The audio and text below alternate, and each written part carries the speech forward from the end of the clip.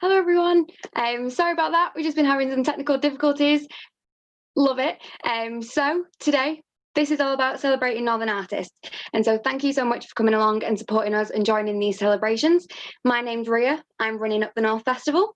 And today we've got lots of different things going on for you. So we've got plays, we've got live music, we've got poetry, and we're going to be starting the session with our monologues. So we've got 4 different artists going to be performing monologues for you today. We're going to be starting off with Layla Kirk performing The Line Between the Border by Amy Lou Williams. We're then going to be showing Hannah MacDonald performing Limits, written and performed by herself. We've then got Abdul Chunara performing Disconnected by Kathryn Bryans. And lastly, we've got Terry He performing Begotten, written again by himself and performing himself. We are going to be streaming the first 2 monologues by sharing screen, so bear with me. But I really hope you enjoy them.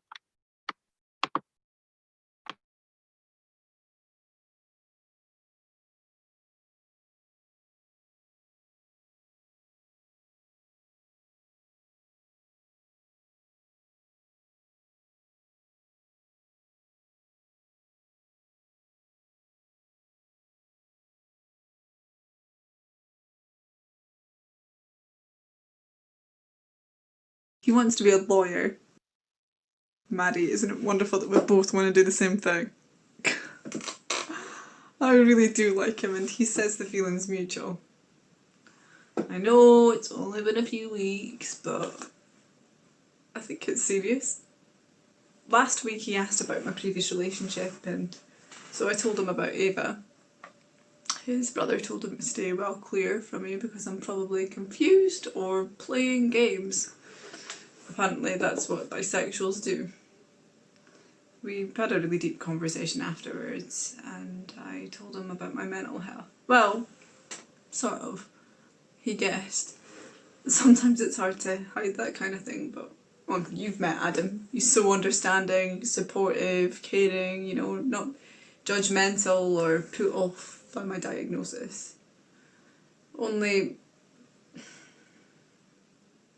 he told his father, and I didn't mind because, well, you know me, I'm open and comfortable with talking about it, and many people know anyway, and I don't think it's something that I should have to hide, right? Anyway, so he invited me over for dinner last night, and I'm kind of embarrassed to tell you if I'm honest. I don't know why, because you're my best friend, but I just felt so embarrassed. Once I arrived, his parents told me to my face that I wasn't good enough for him. At the table, in front of me. His parents told him that he needs to seriously think about us and to maybe just keep me as a friend. His father apparently did some sort of research into the bipolar disorder and read that people with bipolar are attention seekers who are manipulative and that are trouble. He said that one of Adam's close friends' father was a clinical psychologist and that his son had bipolar and that they're all the same. Like, I didn't say anything at first because I didn't want to come across rude or inconsiderate, but eventually I did say I don't have bipolar. I've actually got borderline personality disorder, and they're very different yet difficult to fully understand illnesses. That was probably the first time throughout the whole meal that I had actually spoke, and that my voice got heard. Only it didn't actually help the situation at all, but in fact it just made it worse. A 2-second search into Google of BPD and what does it say? Promiscuous and prone to toxic relationships. After dinner it was made very clear to me that I wasn't allowed anywhere out of sight of his family, in case I, with his father's exact words, purposely get myself pregnant to stop Adam from going to university. At this point I was dying to go to the toilet, but I was too scared to ask. And luckily, well, maybe not so luckily, they didn't want me to stay for too long, so they kindly offered me a lift home. So I desperately agreed, thinking, oh, I might have a chance to impress them or redeem myself. But they didn't speak to me for the whole journey home, and if they did, it was really just to make side comments. So finally, when I finally got we reached my street, I thought, oh gosh, I'm so relieved. And, you know, even before I could say thank you for the lift, I heard the father say under his breath, council house in Wigan, and she thinks she's going to law school.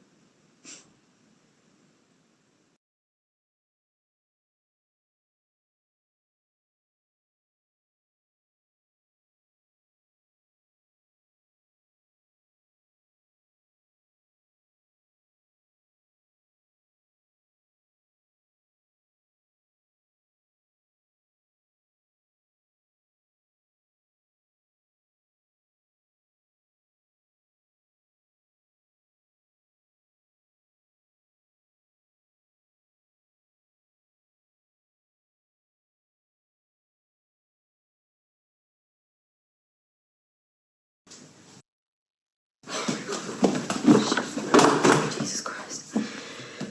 Right.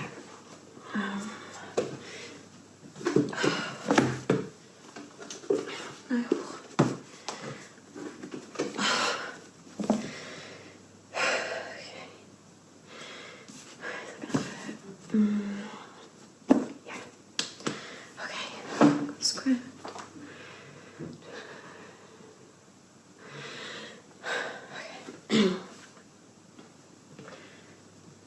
Hi, Joe. Yeah, I'm good, yeah. Are you? No, I know, yeah. Sorry?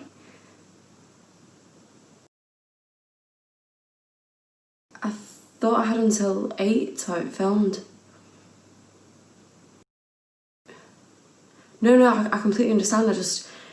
I know I'm about to do it right now. No, look, I really want this. Is there any way that,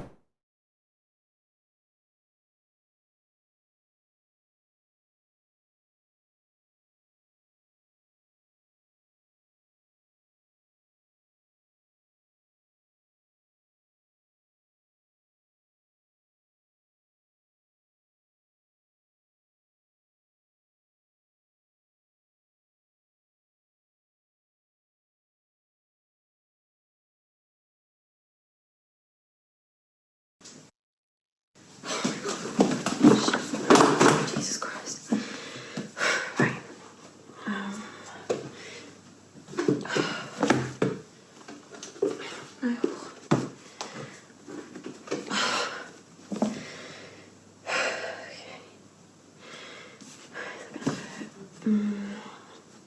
Yeah. Okay. Script.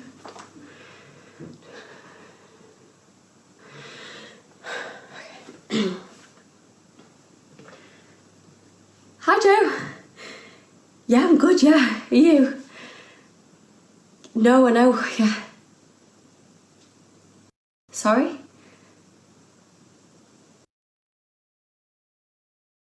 I thought I had until 8 to have it filmed. No, I completely understand. I know I'm about to do it right now.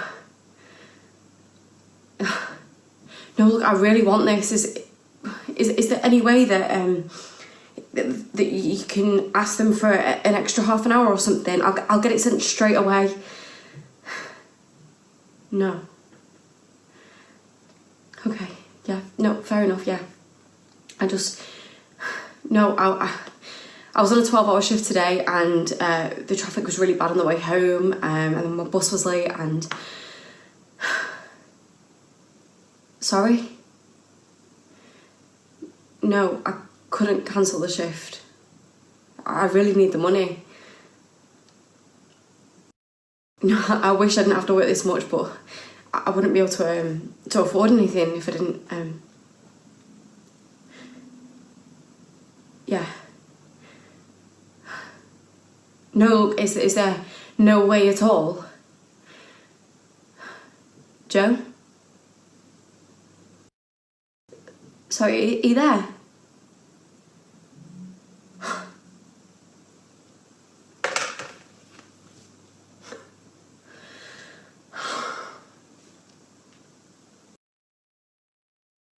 I'm fucking sick of this.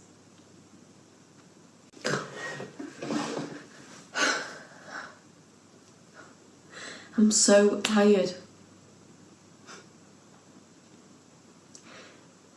They say you have to have a positive attitude. Don't complain on social media or you'll get a bad rep and nobody will want to work with you. They say be punctual or you're cancelled. But what if your bus is late or you're stuck in traffic? They say be available for all of your auditions, or you obviously don't want it enough. But what if you found out about the audition the night before or a few hours before? Am I expected to put my job on the line, the job that pays my bills, for a job that I might not even get? They want the industry to be more diverse, so I've been told. But what about class, you know? Where does money come into it?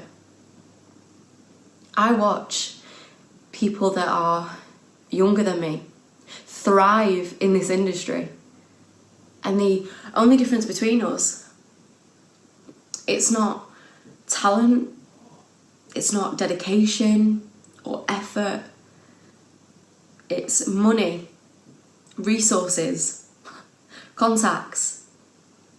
It's being able to pay for drama school out your parents' pockets. It's your dad's friend's cousin being Andrew Lloyd Webber.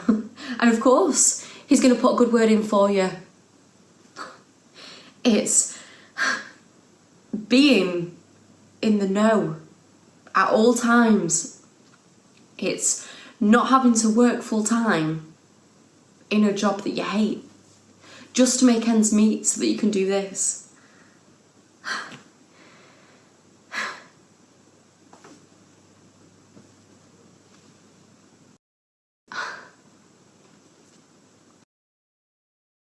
This is so shit.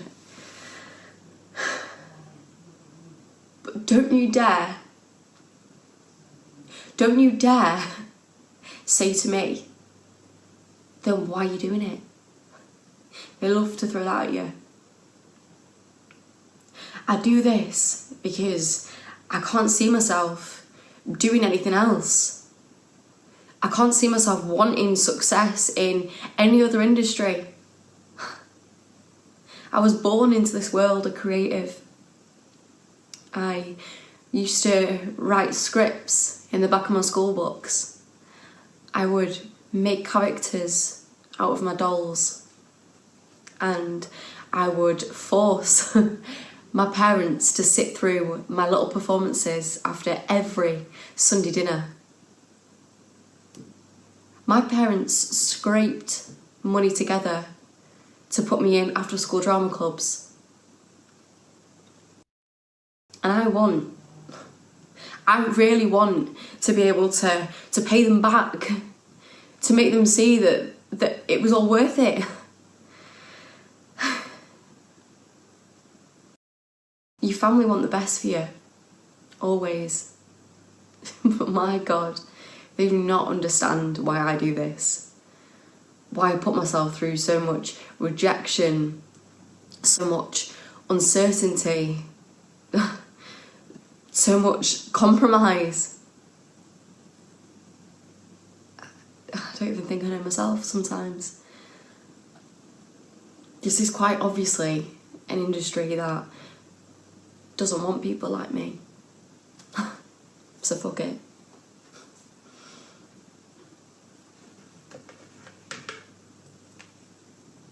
Hi Joe, is everything okay?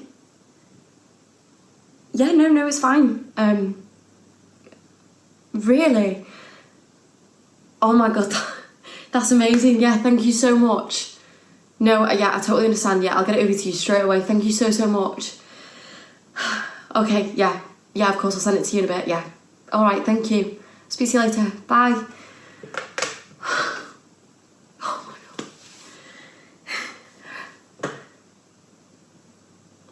me like that. Of course I'm going to do it.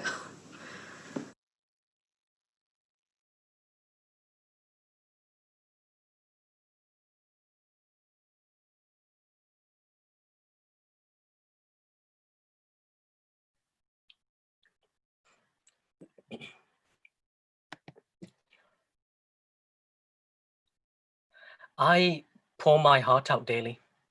I know I should take a break, delete my socials. I don't feel very social, and yet I am here constantly resharing grief posts from the many, many grief accounts I have followed this year. How many did I follow before my dad died? 0. Absolutely none. And now I've lost count. I've followed so many, obsessively seeking them out, endless searching and devouring their content, hoping to make sense of the senseless. It's my virtual collection. I don't tell my girlfriend about them. It's unhealthy. I wallow. I don't know whether that's because I am desperate to feel connection, for someone to echo my thoughts that I don't even know I have, to justify why I feel so sad.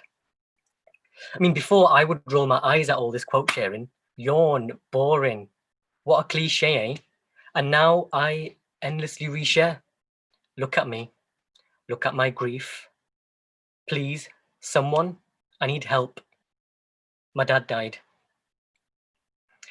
The memories come back to me all the time of how he died. It's been a year. He never comes back. I am tired. I look forward to sleeping so that he'll visit me in my dreams. One of the Facebook grief groups that I follow, people post their stories. How has your loved one visited you since they've gone? A butterfly? A robin? Daffodil? In your dreams? Dreams are a big one, you know. Dreams are a big one. I snuggle into bed, all tucked up safe, hot water bottle, even though it's June. I am bloody sweating, but it's comforting to me. My girlfriend hates it because she gets all hot. She still has all 4 of her grandparents. I'm not sure how that correlates as to why she hates my hot water bottle, but in my fucked up grief state, it makes perfect sense. So I drift off. It doesn't take me long to get to bed these days, and in no time at all, I am awake. It's morning. The light shines through the curtains that are someone else's. They were here when we moved in. They don't fit the window, but the light shines and it hits my skin. It's warm. And I didn't dream of my dad. He didn't come visit me. And night after night, he never comes back. And so I keep searching for someone to justify my thoughts, when in reality, I know I'm searching for my dad, crying in the night for him to come home. And he never does.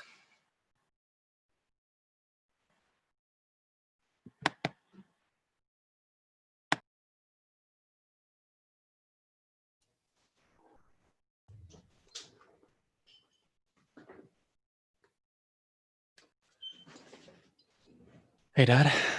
Been a while, hasn't it? I brought your favorite. A manly drink, am I right? He just sits there, expressionless.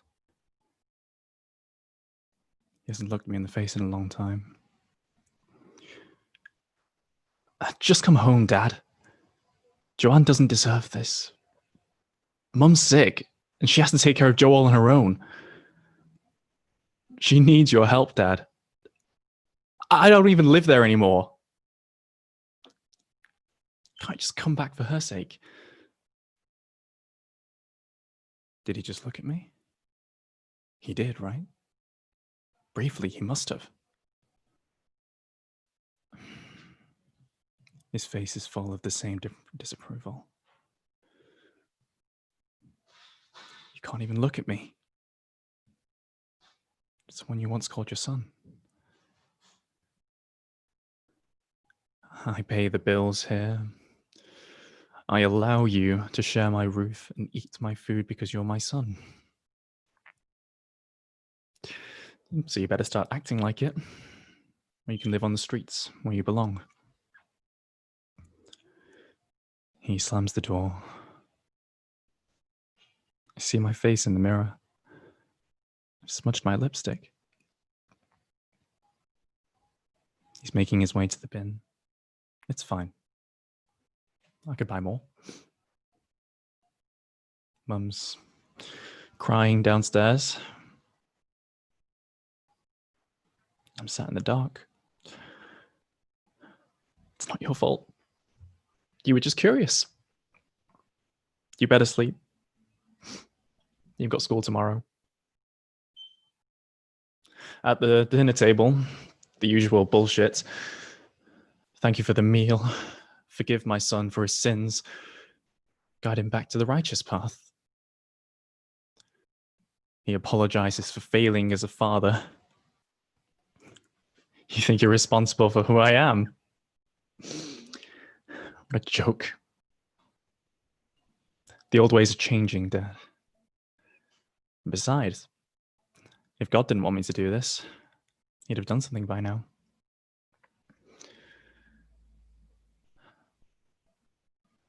I was on the train. My brother called me and told me I had to come back to town immediately.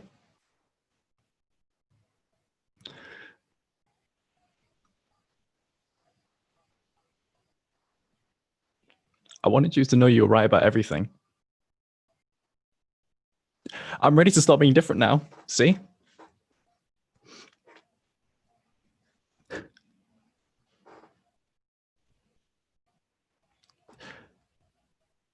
Sorry I'll never get to meet you, grandson. He'll look just like you. I wish you could say something, Dad. He'll be everything you hoped for. You wouldn't find lipstick or dresses in his room. He'll be a better son than I was. I wish you could open your eyes.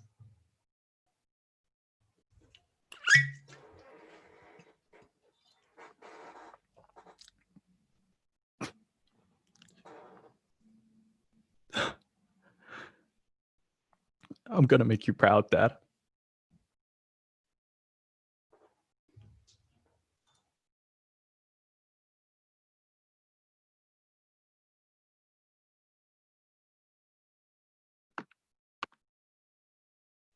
Thank you so much, everyone. If everyone wants to turn their cameras back on, and we'll say a massive well done. Yay! So once again, we had Terry He performing Begotten, which he wrote and performed himself, obviously, and Abdul Chunara performing Disconnected by Kathryn Bryans. We also had Layla Kirk performing The Line Between the Border by Amy Lee Williams, and we also had Hannah MacDonald performing her own monologue, Limits. So thank you so much, everybody. That was amazing. Well done. And thank you. Amazing. So hope you all enjoyed that. Next up, we've got some Northern Voices session. So I'm going to let everybody in now. Amazing. So we've got some poetry going on now. So we've got Eleanor May Blackburn, we've got Anisha Minocha, we've got Alison Zrada, and then we've got myself and Charlotte Tilley performing some Shakespeare. So I hope you all enjoyed that. I will let them introduce themselves in a second. But we're going to be starting the session off with Eleanor May Blackburn with some spoken word poetry. So I really do hope you enjoy it, and let's get started.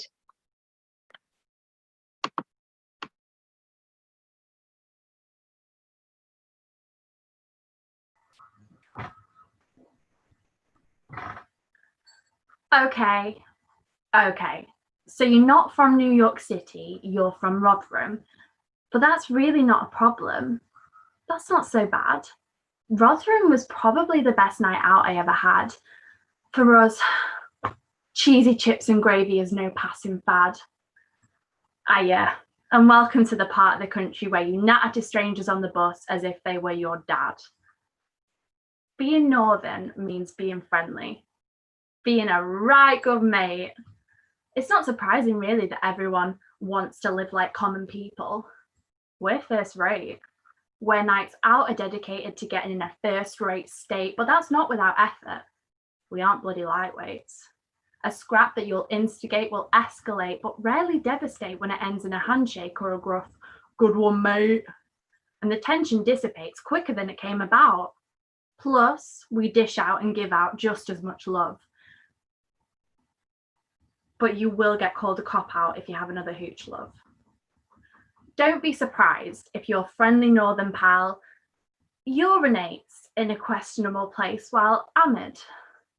This just demonstrates and illustrates their dominance and place in the family of primates. Northerners love a pine more than I would dare to say. I mean, I could easily talk to you about my love of a bear for more than a day, and that's okay. Also, the price in the north probably explains why we get so carried away. Here's 3 tips to do things the northern way. Number 1, when I say to you, "Hey up," or "Now then," I'm actually asking, "How goes the day?"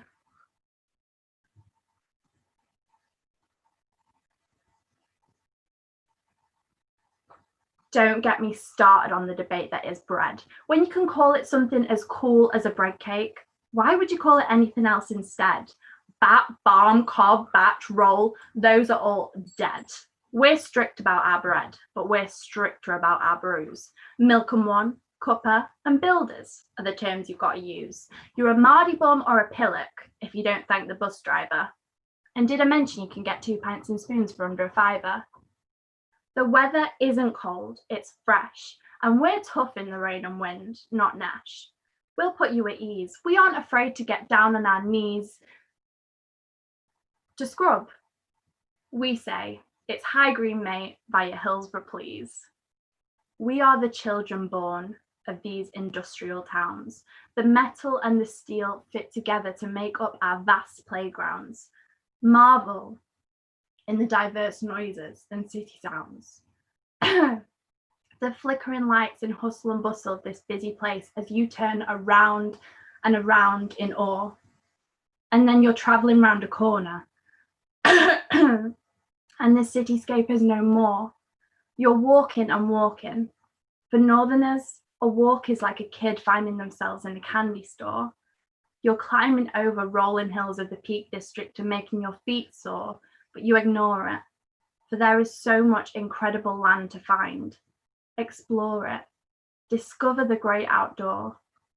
The north is somewhere you're sure to fall for, stand for, and cause an uproar inside you. It's not just somewhere to make do, pass through. It's somewhere to run to, pursue, aspire to, and you do. Whether it's right good or right good, Liam Gallagher or Alex Turner, Pulp or the Stone Roses. If you're northern, you'll be at the pub until it closes. Being too amazing is the problem Northern heritage poses. And then you'll get all cocky and write a shitty spoken word piece that doesn't rhyme. Eating fish and chips by the beach is our favourite pastime. At meal times or any time really. We drench everything in hendos freely. Yep, us northerners are right greedy. Greg's runs through my veins and I'm proud. I'm just all cooped up in my little northern cloud. You can hear our accent coming from miles around when we're in a crowd. Well, yeah, we're a bit loud, but we're northern and proud.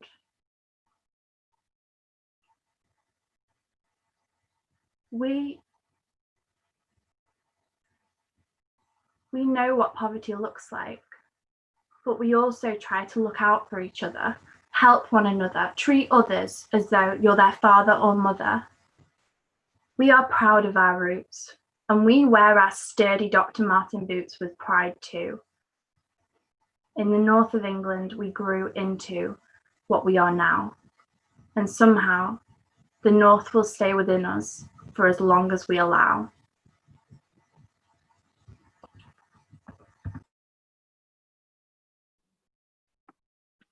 Thank you so much, Ellie. Now we have Alison Zrada.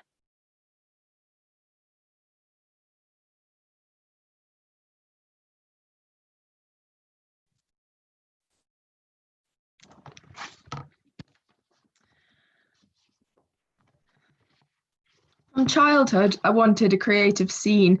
I wrote, acted, sang, or I tried to, but stuck in a grey post-industrial town. It was all about London, the jewel in the crown, where everything happened, where the art scene was great, with streets paved with gold. I was 8. The North had culture, but olden days, right? I knew of the Beatles, they didn't excite. I once saw a version of Hairspray I hated and a panto that even last century was dated. There wasn't much that I thought had any worth. Oh, fie on the cultureless void of my birth. I had cousins in London and they were refined. They saw Shakespeare and danced and had funded train lines with culture that filled up a dozen museums and theatres that really impressed you to see, and that's where it all happened. Oh, I was persuaded. I just moved to London and then I'd have made it. But then I spent 4 years in Reading, no less, and speaking quite plainly, it didn't impress. Like, yeah, public transport that worked was exciting, but inside my brain there was thunder and lightning that shouted, I actually quite miss it up north. It's not quite as culturally dead as I thought. There's a reason the much-fated poets of old didn't write about London. The north is the gold. The people, the landscapes, the towns that beguile, the accents that change 7 times in a mile. I love it. I'm loath to admit I once didn't. The north does have culture, it's just a bit hidden. Thank you.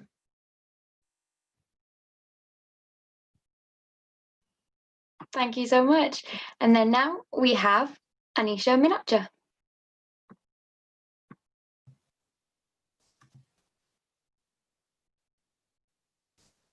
On Sunday, wilted blue, in some broken way, sit tired, dried eyes which stay up till 4, waking, a dawning hope of becoming something more. On Tuesday, the same she lay, with lullabies of slumbered ideas to alarm clocks yawning, cocooned beneath a damp canvassed awning. Harsh upon rain-soaked glass, Friday's mardy moon left light when it dipped too soon, the outside just too bright. At 9, or somewhere around that time, teeth are brushed thorough and thrice, followed swift by breakfast, injected ink of paperweight pages and suited shards of downcast timetabled edges. At the desk, everything had been said. Originality erodes in its tomb, cold, dusty, dead. With a half heart, poised pen apart, gripped between failed words and sanity, at home feeling so far from reality. Weeks marked by times crumbled apart, melting into the cold fever of distorted calendars. Watch as they fall like a house of cards, but think of the beauty in it all. Static, enviable, yet achromatic, screens are watched, ethereal illumination, frozen, shelves clean, pristine, suspended from another world. Wait, darkness looms a soulless slate. Like Friday, unmoved in shadowed clouds, suffocating skin that feels no wind. Restless eyes, half closed on keats on this unmade bed of blank sheets. Leaves waltz in the showered breeze, open window, untouched air. Oh, to not drown in dust, sinking, heavy as raindrops, to float in streets where nature walks free. Thank you. Thank you so much, Anisha. Now we've got myself and Charlotte Tilley doing some Shakespeare.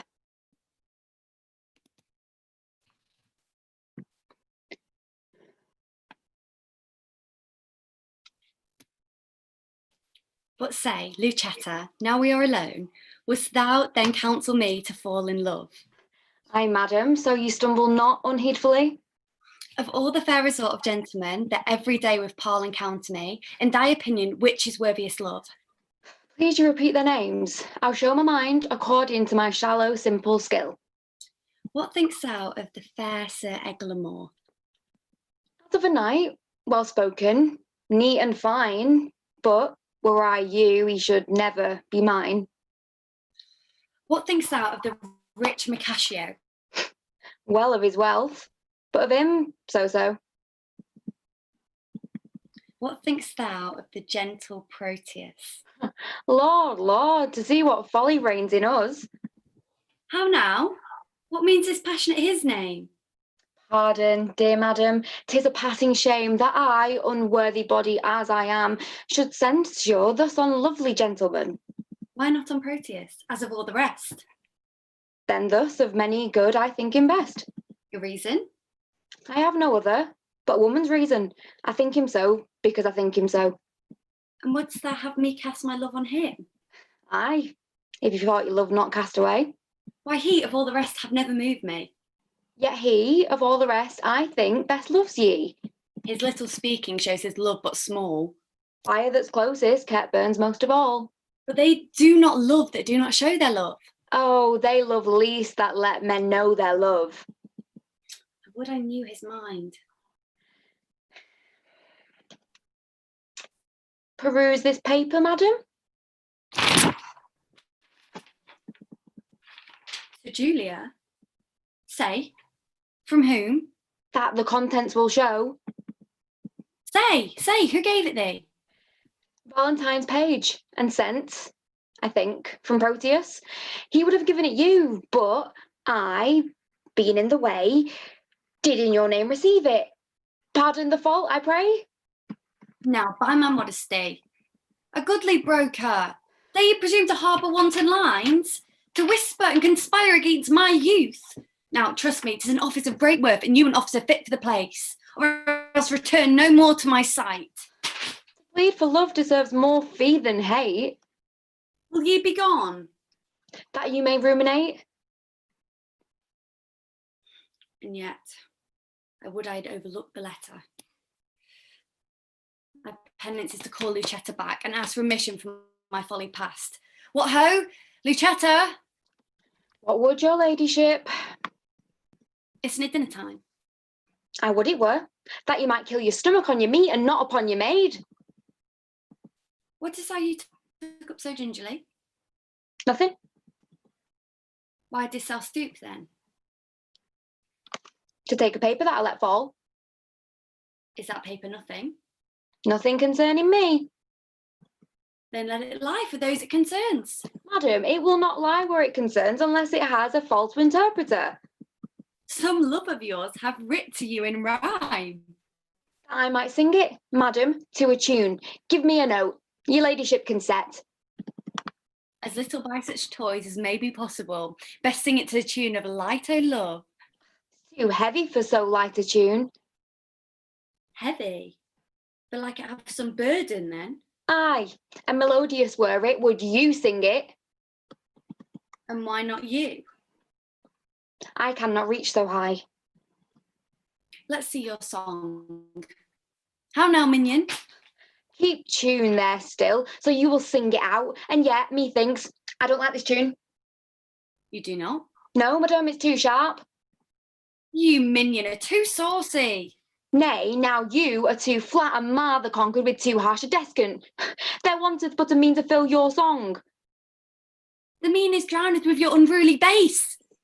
Indeed, I bid the bass for Proteus. This babble shall not henceforth trouble me.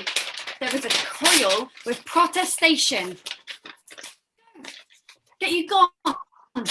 Let the papers lie. You'd be fingering them to anger me. She makes it strange, but she would be best pleased to be so angered with another letter. Nay, would I were so angered with the same. Oh, hateful hands to tear such loving words. Injurious wasps to feed on such sweet honey, and kill the bees that yield it with your stings. I'll kiss each several paper for amends. Look, here is writ kind Julia, unkind Julia, as in revenge of thy ingratitude, I throw thy name against the bruising stones, trampling contemptuously in thy disdain. But twice or thrice was Proteus written down. Be calm, good wind, blow not a word away. Lo, here in one line is his name twice writ. Poor, forlorn Proteus, passionate Proteus, to the sweet Julia. But I'll tear that away. And yet, I will not.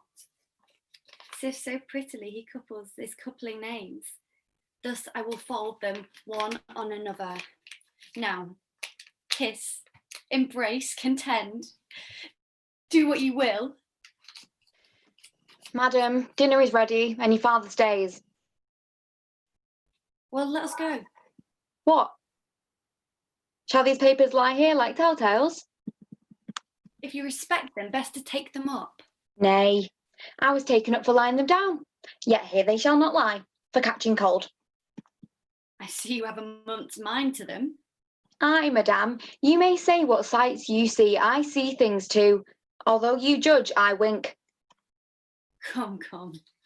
Wilt thou please go?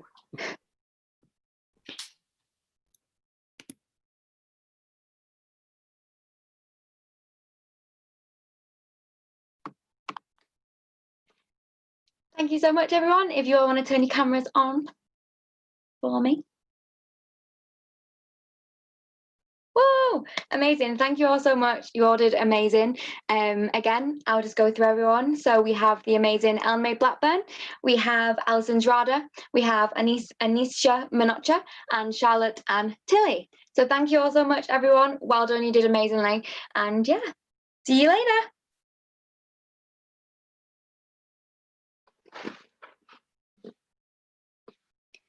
So I hope you all enjoyed all of that. Fingers crossed, it was amazing. So next up, we have an interview with. So an interview with is inspired by those people that have supported me along my way in my journey. So we have Steph Green, who is the creative producer for young people at the Lowry and has done lots of amazing projects to help young people develop and emerge. But before we get into that session, I'm just going to quickly remind us all what we've got on for the rest of today. So after this session with Steph Green, which is going to be up until 1 o'clock, we've got a little bit of a 20-minute break, just so you can all get some drinks, go to the toilet, all that jazz. And then at 1:20, we're going to come back and we've got the amazing Kimberly Holden from MMY. Then after that, we are joined by Morgan-Upsall, who is founder and acting coach with Both Feet. We're going to do an interview with from 2 o'clock to 2:30. After that session, we've got the amazing Molly and Zach joining us. They're going to be doing a performance from Both Feet live called Love and Information. And then after that, we've got Nikki Davey and Steph doing an improvised, unscripted performance, which is going to be amazing. And so keep your eyes out for that one. After that, we're going to have Ted Tooley with Dan Schofield doing some live music. So they're going to be playing original songs, they're going to do some covers, and they've got half an hour of amazing live music. So stay tuned for that one as well. Then we've got some new writing. So we've got a new writing scratch session starting at 3:30. So that's going to be absolutely amazing. We've got Ida Regan and Laurie Nicholson performing Ida's debut play, Croak. We've got myself and Talia doing FishBowl by Ben Worth. We've then got Rob Hardie and Keiran. They're going to be doing The Party for the People. And then after that, we've got Liam Watson doing Really Fucking Open Mic, written by himself, performing it for himself. And then we've got a screening of 20s. So 20s is by Charlotte Tilley, who you just saw, and they've got an amazing cast for that, who you will see later on. After that, we've got some short films. So we're going to have a short film screening, which is amazing. We've got Give the People What They Want by Jess Parsons, Root by Kelly Colbert, and then we've also got We Still Believe in Love by Tess Farley. After the short films, we've then got a bit of a break. And so we're going to be having a big old break just to give everyone time to have a bit of rest and things like that. And then we're going to come back at 6:45 for some live music, which is going to be insane. So we've got Charlotte, we've got Gregory, we've got Harriet, and they're going to be doing some original songs. They're also going to be doing some well-known covers and classics from musical theatre. And so stay tuned for that. And then after that, we've got my play. So we're doing He Begotten, written by me, and we've got an amazing cast for that. So that's going to be at 7:30 in the evening. So a big old day, big long time. We've got loads of performances happening, but for now, we've got an interview with. So I don't think Steph's here yet. No, she's not. We ended that session a little bit early, so it's fine. So it's just going to be me. So whilst we've got 5 minutes, I'm going to leave you to enjoy a little bit of a video.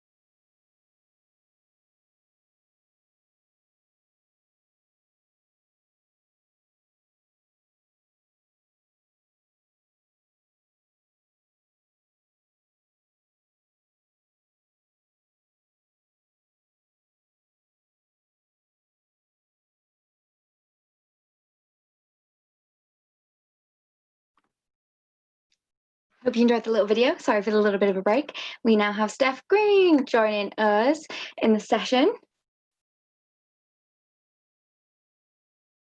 Hello. Hello. How you doing? Yeah, really good, thanks. How are you? I'm not too bad, not too bad. I'll give a little bit of an introduction of who you were, but obviously you'll probably do that better than me. So do you want to give a quick little who you are, what you do for us? Yeah, absolutely. So my name's Steph. I am a creative learning producer is the title that I've adorned myself, because I feel like some of the work that I'm doing now is kind of in the artistic realm, but also in the learning realm. So I didn't make up the idea of creative learning, but that's kind of what I'm going for. Whereas my official job title is kind of stage directions producer, which I guess is a project we might talk a little bit about. But out of context, that doesn't mean anything. So I'm a creative learning producer, which means I do lots of work with young people from primary school all the way up to kind of 25. And just kind of help them be part of this amazing world and this industry, which we need now more than ever. I think the work that I want to do and I want to achieve, get people lined up to stay in the industry and keep the industry alive. Yeah, definitely. And that's like, yeah, definitely. That's amazing. And that's basically kind of how we met and how we like know each other. So I did the Lowry kind of like young company stuff when I was like 16. So I started doing the Lowry Connections Festival, and then you became the youth arts manager and made it all amazing. And then we changed over and we did the Bright Futures. And then from there, you then introduced me to loads of different people, like Helen Monks and things like that. And then she introduced me to loads of other people. And then now we're here. I feel a bit selfish saying that I'm proud of you, because it's absolutely your achievement. But I think the transition I've seen from you as like, I want to be a young actor, to now being, artist, producer, like you, I think you understand through like making all these connections how you're never just an actor, or like you're never just one thing. And yeah, definitely. And I feel like that was something, especially during the young company stuff and doing stuff with the Lowry, you definitely kind of pushed me towards that and kind of like suggested different routes to go down, which I think is so important for young artists, because a lot of the time, especially in academia, it's kind of like, oh, you're going to be a teacher in this, or you're going to be a doctor doing this. And obviously there's nothing wrong with those professions. They're amazing and there's no better or worse than each other. But I think it's so different with the creative industry, because you're never just going to be an actor, or you're never just going to be a writer. You might have long periods of time where you're just doing all that stuff, but in such a vast like industry, it's never something you're just going to be doing. I think it's important that you have specialisms within what it is, but in this industry, being a jack of all trades isn't a dirty word. I think when I was growing up and you get careers advice from people, they sort of tell you, well, you've got to kind of settle down. You can't be a jack of all trades and master of none. And that phrase really rang in my head for so many years when I was growing up, because I was a bit like, oh, why not? And I think this industry is a really good example. Everything you've just said, it's okay to kind of dip your toe. I think, like I say, it's important to specialise at some point in terms of like where your love is and where your values lie. I think that's super important, but it doesn't mean you can't do more than just one thing. Yeah, definitely. Amazing. So obviously you definitely inspired me to become the artist that I am. And that's the kind of work you do as a young person's producer, learning producer. So when I was just before I was doing these jobs in a building in the Lowry, I was a freelancer, and when you're a freelancer, you sort of have to invent your own job title, because otherwise you're just Steph Green freelancer. And like I say, because I did choose my specialism in terms of doing young people's theatre and community theatre. I sort of created this really long job title for myself, which is young people's and community theatre practitioner, because I thought theatre practitioner was a bit too generic, and I didn't just do theatre practice. I did specifically theatre practice for young people and for community members, i.e. people who maybe have never done theatre before. So I think that's what's evolving, is that from that freelance point where you're like, I'm just going to decide what I am and what I do. Where I am now, you're still kind of moulding what the job actually looks like. Yeah, that's amazing.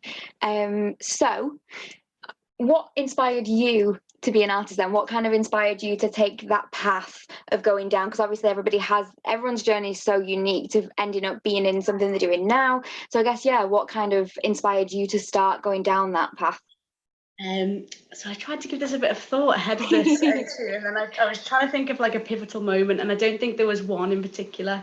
Like I went to youth theatre when I was younger, yeah, and I had a terrible time in school. Like I was like just really badly treated by other students at school. Like I loved school for the learning, and I loved doing what I was doing at school, but I just socially didn't have an amazing time at school. And alongside that, I was going to my Saturday drama club, and it was at my Saturday drama club, you know, everyone says you find your people. So like that was huge for me, you know, having that community and understanding how powerful theatre is in that sense. So I then started doing drama academically a little bit later. My school didn't offer it for a while. And then I did drama at university. And then whilst I was at university, it wasn't on my course, but I became the president of one of the societies. And as part of one of those roles, it was to run a weekly improv session. So that's when I first started like running workshops properly. Like I think I'd sort of dipped my toe in the idea that I might be a good teacher or I might be a good nurturer as a human. So when I started running these workshops, that's really started to give me a sense of, oh, I really like this off the cuff vibe and this kind of just give it a go and have a bit of fun. And I learned so many games, just improv games specifically. So there's that bit. And then my first job out of university, I went to go and work in the same school that I went to, the high school. Really faced my fears going back to wow, school. yeah. And I was a sixth form mentor. So that was like UCAS applications and career guidance, and like just, you know, when you're 16 to 18 in sixth form, that is the time everyone's like, what am I doing? Do I want to be a carpenter or an astronaut? And it was part of my job to kind of guide people through that thing. So I guess that experience in terms of working with young people and really loving it and actually finding out I was quite good at it, and that sense of running workshops sort of combined to get to where we are now, I suppose. Yeah.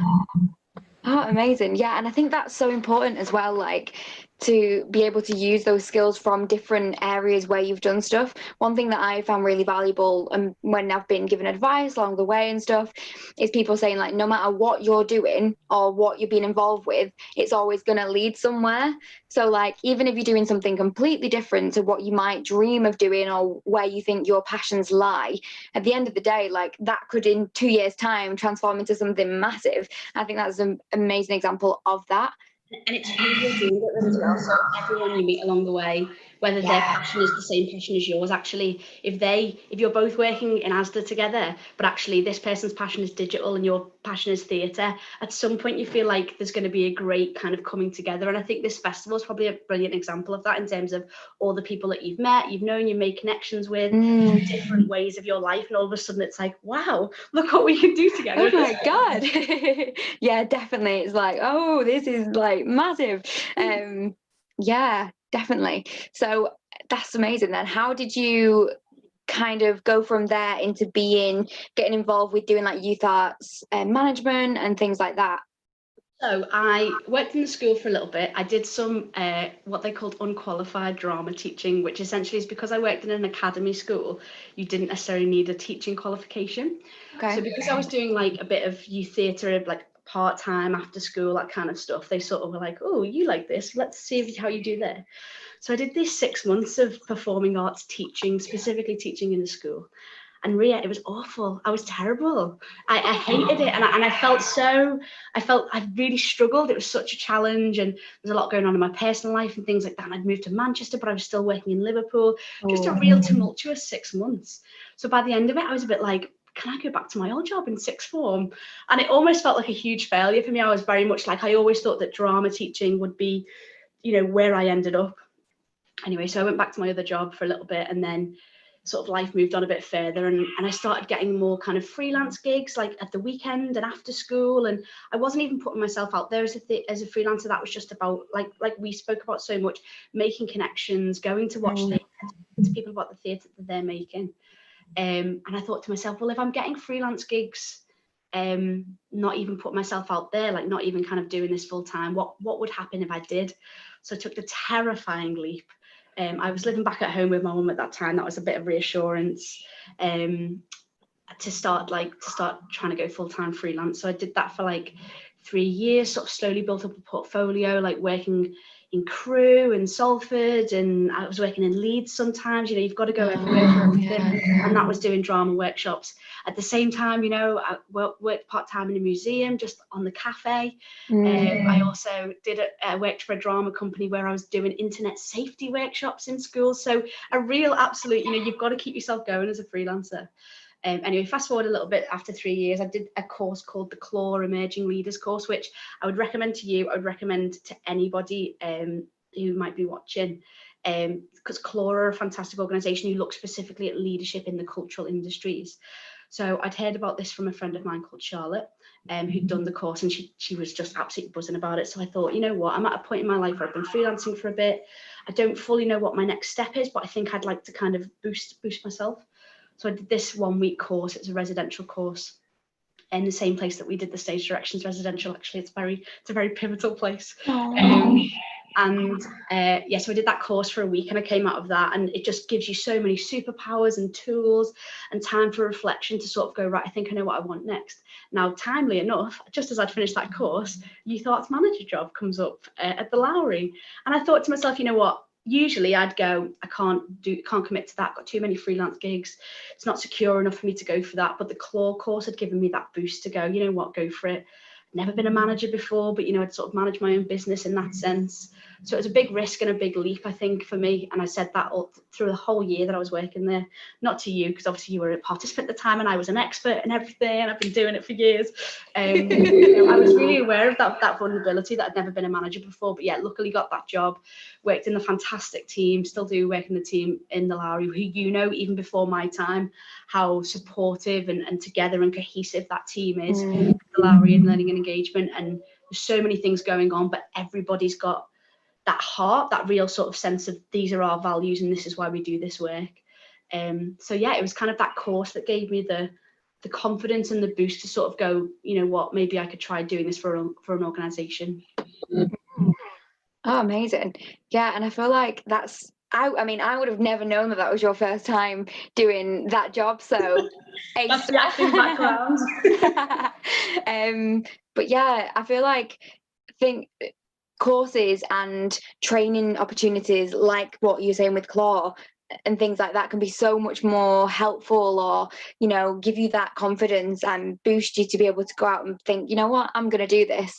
And like you mentioned with the stage directions residential, I definitely think that was the same for me when we had all that training.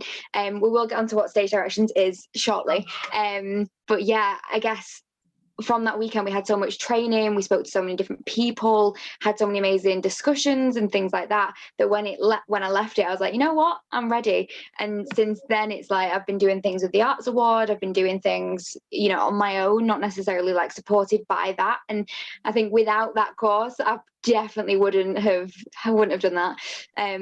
So yeah, I agree that doing things like that is definitely so valuable for you. Sometimes it can be hard to like take that time and invest in yourself and sort of go, you know what, I'm going to pay for this training course, or I'm going to try and take time off to do this bit of training. And I think now is the right time, if you can afford to like take the time in terms of the quarantine and all the situation at the moment. I think a lot of professionals are actually realizing how valuable doing that professional development is, especially if you're a freelancer, because I'm lucky enough now to work for an organisation, but when I was a freelancer, no one's there going, you should be doing some more reading, or you should be actually developing your skills in this now, or you should be doing extra safeguarding training. So it's so important that you don't just assume that you have the knowledge when you're freelancing, because no one's there pushing you. So yeah, it's like self-motivation to be able to go, like, I just hit a point where I was playing the same drama games again and again and again, and I made a commitment to myself that I bought like a few books from Nick Cairns just to be like, right, I'm going to learn some new games and I'm going to get out of my comfort zone and try some new games. And I think that's dead important. Yeah, definitely. And like you said, you've got no one there really next to you being like, do this, do that, or maybe you should try that. And so it is all down to you to think like, okay, where do I want to go? And that's also a really brilliant thing about this industry, I think, like, because you don't have somebody next to you being like, you need to follow this structure. It's kind of like, okay, I'm going to go and do what I want to do, and I'm going to get these skills, and I'm going to do this. but it is so important to push yourself out of that comfort zone to keep things fresh, keep things moving. Definitely. Yeah, amazing.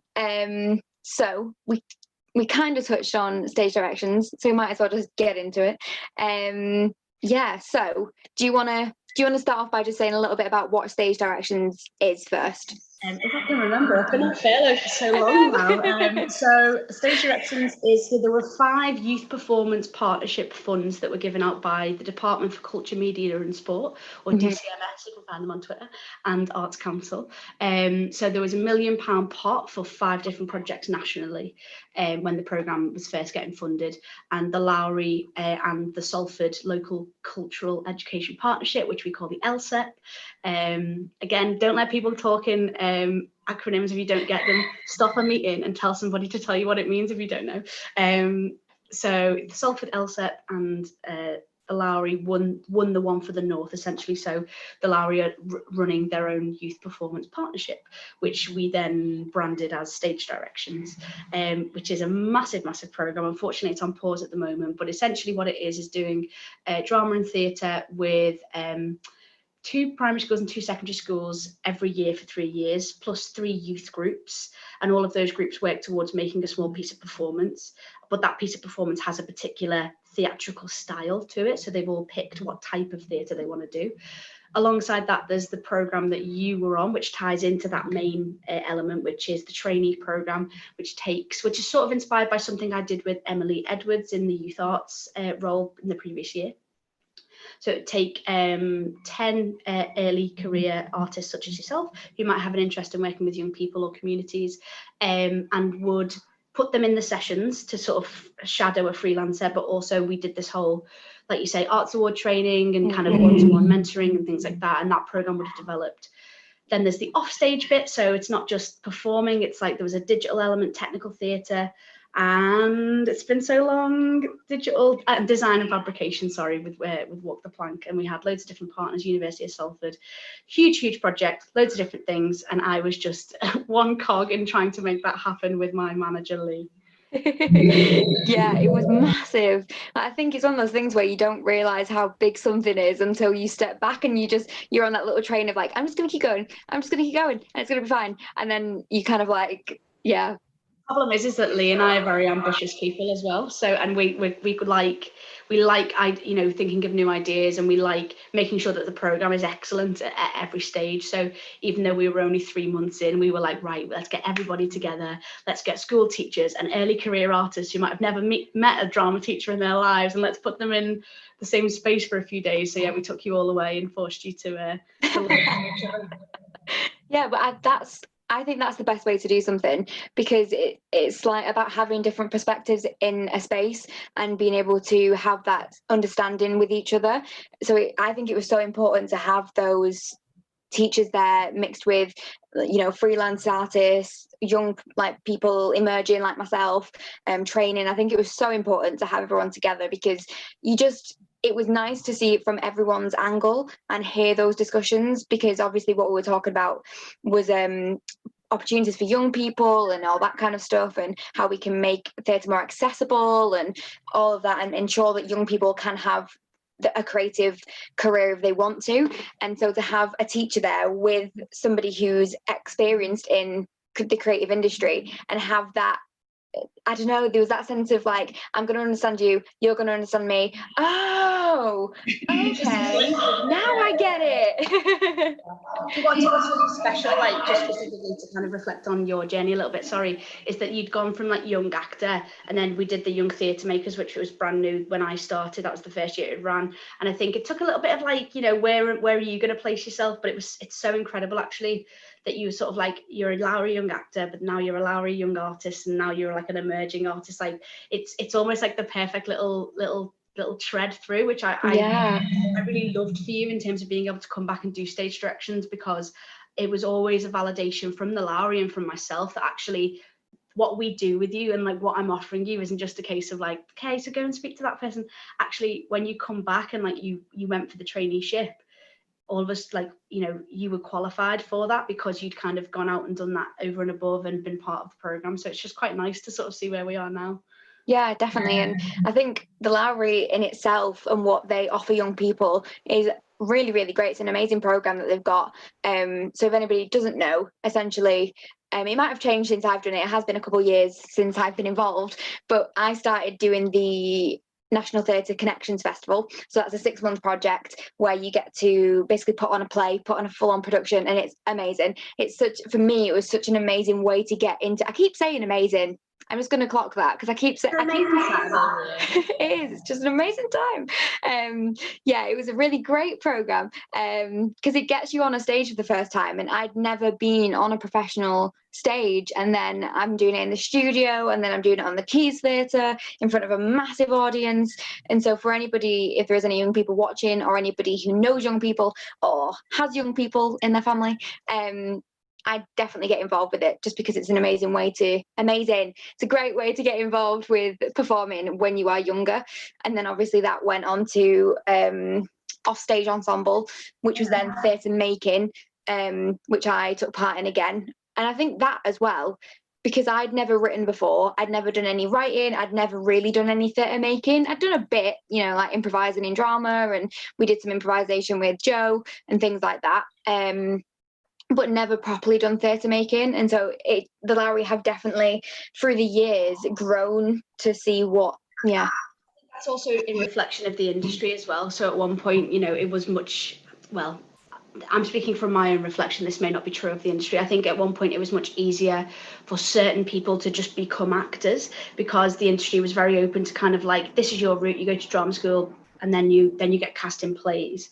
But I do believe, and I think the Lowry's training, the youth arts program reflects that certainly, is because acting is a great way in, and doing those sessions and being on stage is a fantastic way into the industry. But then with young theatre makers, we're trying to be more reflective in the sense that, like now, we don't just want to send actors out into the industry, and even if you want to pursue acting, that's brilliant, but in young theatre makers, like you say, you have a chance to understand how a show is produced, and you got to have really valuable conversations with artists who are working in the industry at the moment, not just actors, people who prefer to call themselves artists, connecting up with our fantastic artist development program and trying to just draw links with all these things, because actually the industry, like you say, is made up of people coming together and sharing experiences. And so what the Lowry was allowed me to do for you in that sense is I'm able then to connect with people like Helen, who has worked on the LNE program through Lung, but also part of the Lowry's associate artists, and what the organisations like the Lowry do, and especially my department, it just means that we can kind of pull on these threads that you get when you work in a big organisation, a well-connected organisation, and we make sure that talent and that advice and that connection gets to you, on the level of you're in our young acting company. I think it's important to us, not just important to you, that we can connect those dots, because otherwise what's the point of having incredibly talented theatre makers walking through the building if we can't give that access also to you guys as well? Yeah, definitely. And I think there is quite a gap, I find, sometimes between being that young person and trying to develop your career into turning it professional and to start working and to start earning money and to start really developing, so it goes from being that hobby to actually something that you're passionate about and want to do. And that's what the Lowry definitely helped me with, because I find it is so hard to go from youth theatre to then somehow being like, no, now I want you to take me seriously. And not to say that no one takes people seriously in youth theatre and like that, definitely do. But it's definitely seen as a hobby, I find, when you're younger. And then when it's like, now I want to do it properly, it's then like, and then it starts to get a bit foggy. And it's like, do I go to drama school? Do I do this? Do I do that? So I think what Lowry are doing.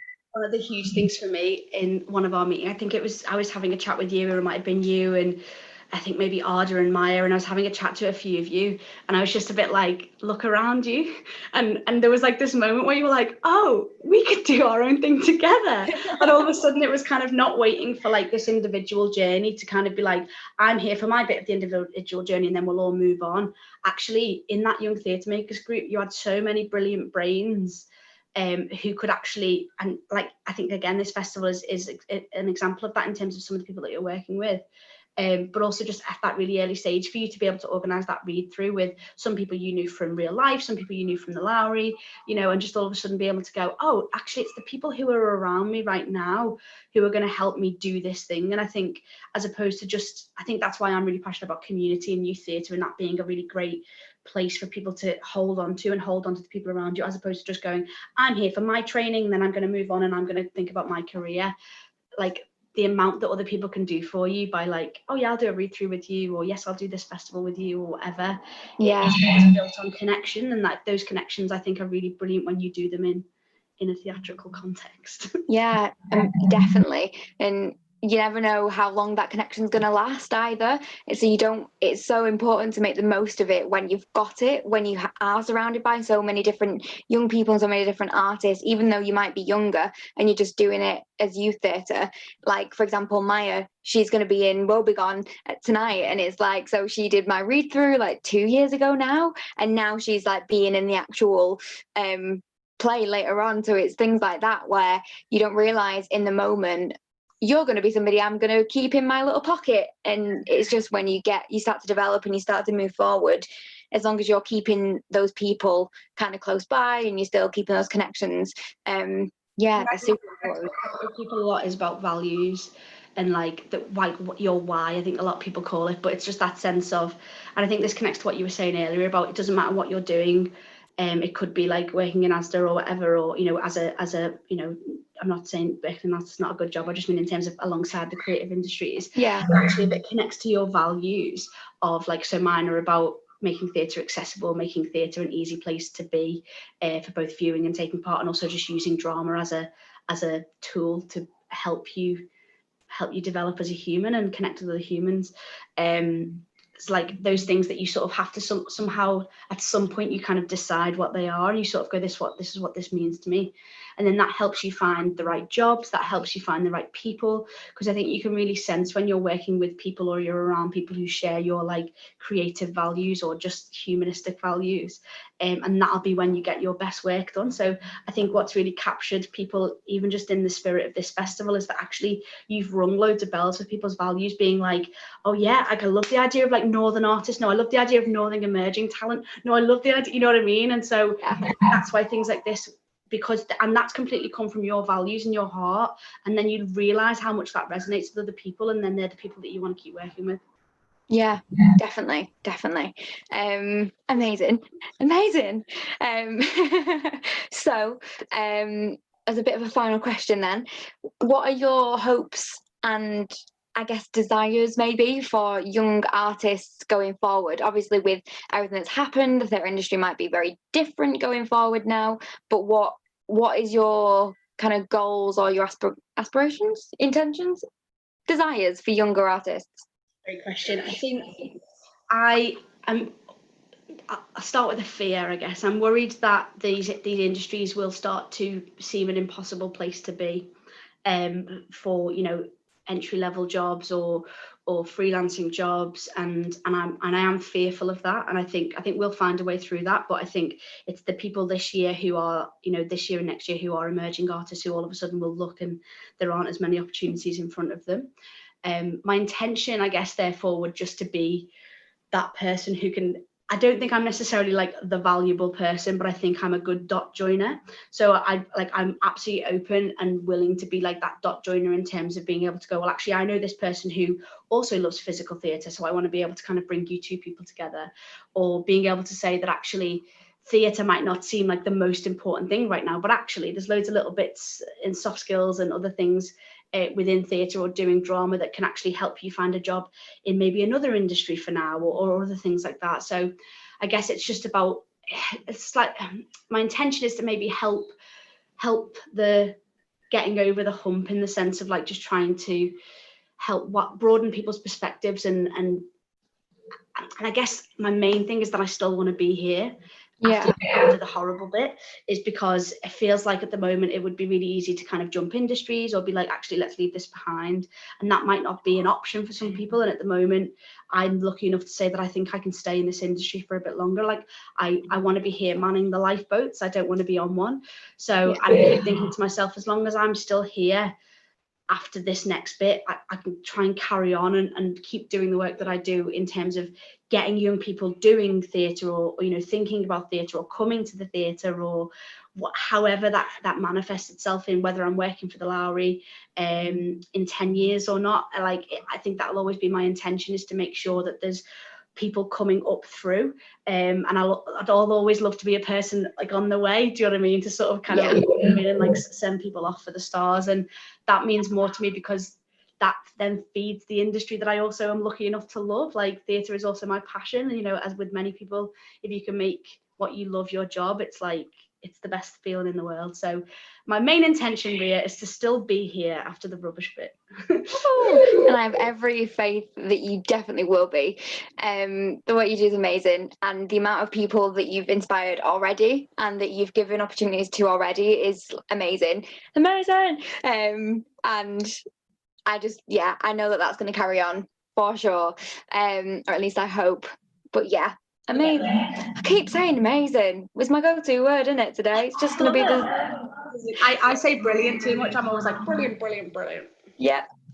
There's just that one word that your mouth likes to say. But thank you so much for coming on today and having a bit of a chat. I hope you've enjoyed yourself. Yeah, it's been really nice. Amazing. Plug yourself. Where can people find you if they want to? So I talk about work mostly on my Twitter, so you can find me at drama_doctor, which is a handle that I did when I was 18. I don't have a PhD. I'm not a medical doctor, but I like to think that, you know, I make the world better through theatre. So you can find me at drama_doctor. Brilliant. There you go. I use your word. Thank you. We'll just change now for the rest of the day. You'll start saying brilliant and then switch it back. Then I'll go back.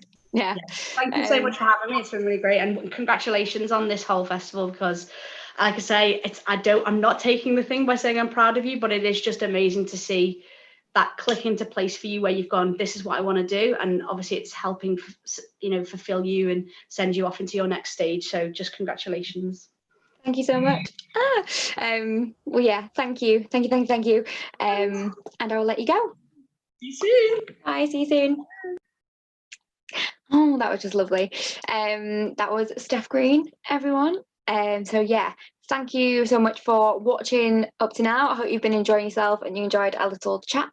We are now going to have a 20-minute break, so come back at 1:20 and you will be joined with the amazing Kimberly Holden from MMY, and we're just going to have more of a chat just like that, but about all things musical theatre, musical directing and stuff like that. So if that's your thing, stay tuned and enjoy this 20-minute break.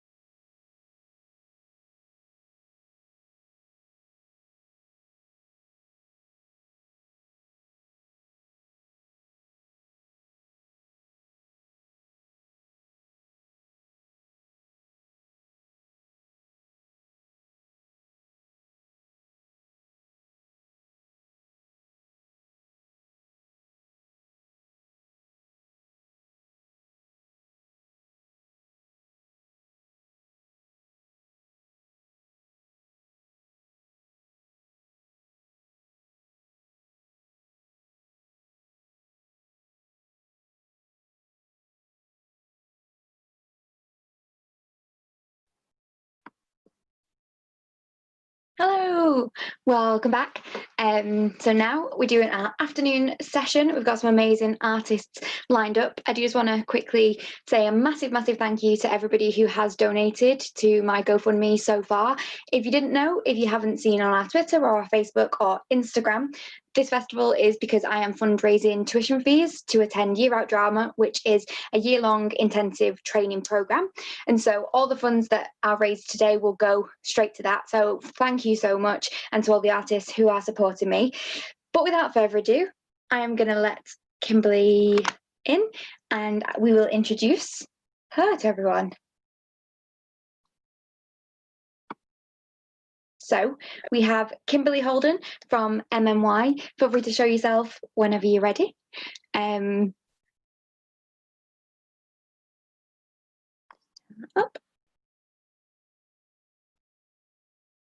Well, whilst we're waiting, I'll just tell you a little bit about MMY and Kimberly. So Kimberly is the music director of here we go, of MMY, and the founder. Hello, how are you doing? I'm fine, thanks. Sorry, I know it says Dave Holden on there. I'm on Dave's laptop. It's all right. It's fine. Yeah, how are you? How have you been recently? Yeah, stressed, I think, really, because we had to get Medusa online last night. Ooh. It was the deadline that we'd set ourselves. So it's been quite a hectic few weeks trying to get everything edited and ready for the premiere last night. Yeah, definitely. And how did it go? It was really good. Yeah, we're really proud of it. The children did some amazing work on it. It was so difficult to whole thing. So we've had to edit the whole show, all the calls, all the videos, and it's been just a mammoth task. Thankfully, all got finished and we put it out last night on YouTube, so that's great. Amazing. So we'll get into a bit more about Medusa in a little bit, but for now, do you just want to give people a quick who you are, what you kind of do, what MMY is all about as well? Okay, so I'm Kimberly Holden, and I'm the musical director for Manchester Musical Youth, the company that my husband and myself set up in 2014. We'd worked as a creative team with Dan Jarvis and Ellie Whitfield in the couple of years previous to that. But then in 2014, we took the plunge and set up our own company. And as I say, the rest is history. We started with a group of 10 to 19-year-olds. But it became quite popular, so we kind of creamed off the lower end and set up an 8 to 13-year-old group called MMY Apprentices. And that all went really well. And a lot of the older ones that had left us were like, well, there's enough for us now. So we then set up MMY Grads, which obviously you are a member of, and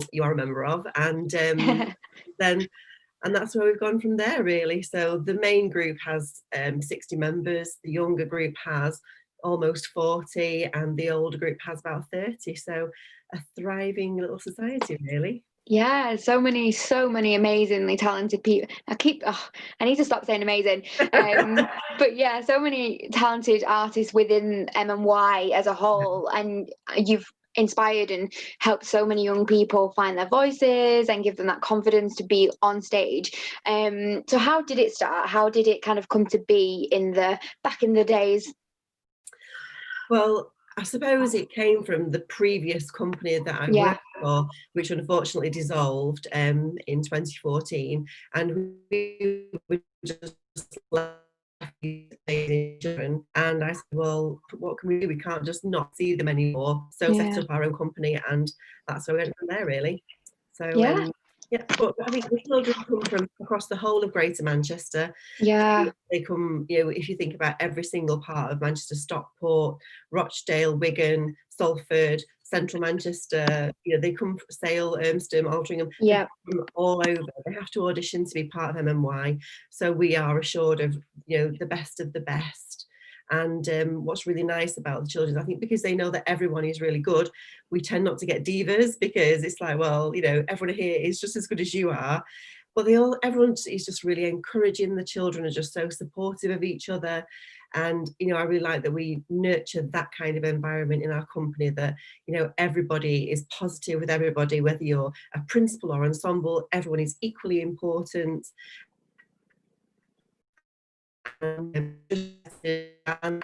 And perform our socks, really.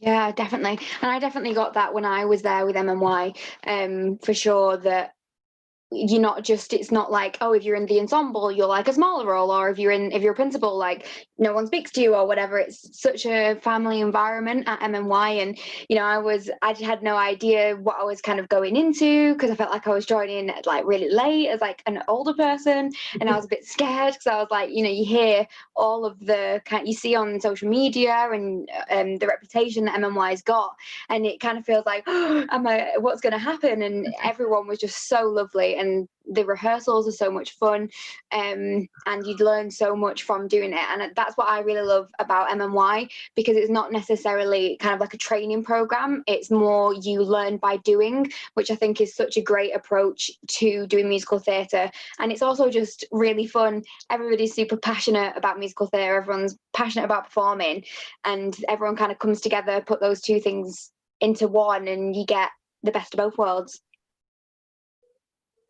Yeah, lovely. So what inspired you to want to inspire artists? Like, where did you kind of start? What was that history like with that?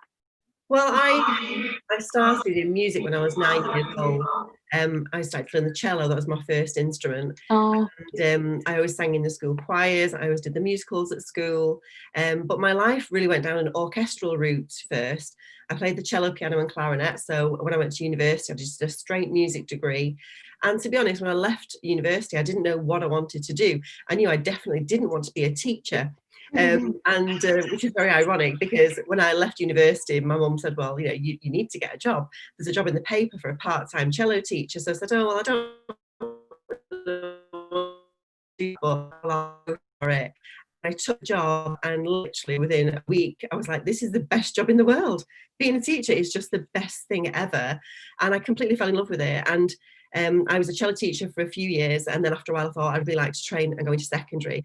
So I then did a PGCE and became a secondary school teacher, which I absolutely loved. And I was the head of music. I was a head of year for many, many years. And, you know, just being in that environment and just seeing children thrive and learn and develop it's just the best job in the world. Like your previous guest was saying, if you do something you enjoy, then it's not really a job, is it? No, exactly. And as part of my job, I did a lot of musicals. The school musical became my remit. And I suppose I just fell in love with doing things like that. But then the first proper musical that I did on my own was Les Miserables back in 2012. And I'll never forget my very first band call when I had my baton, my brand new baton. Oh. I was like, wow, this magic stick made that wonderful noise. And it's just the best thing ever. I just love being a musical director. It's great fun.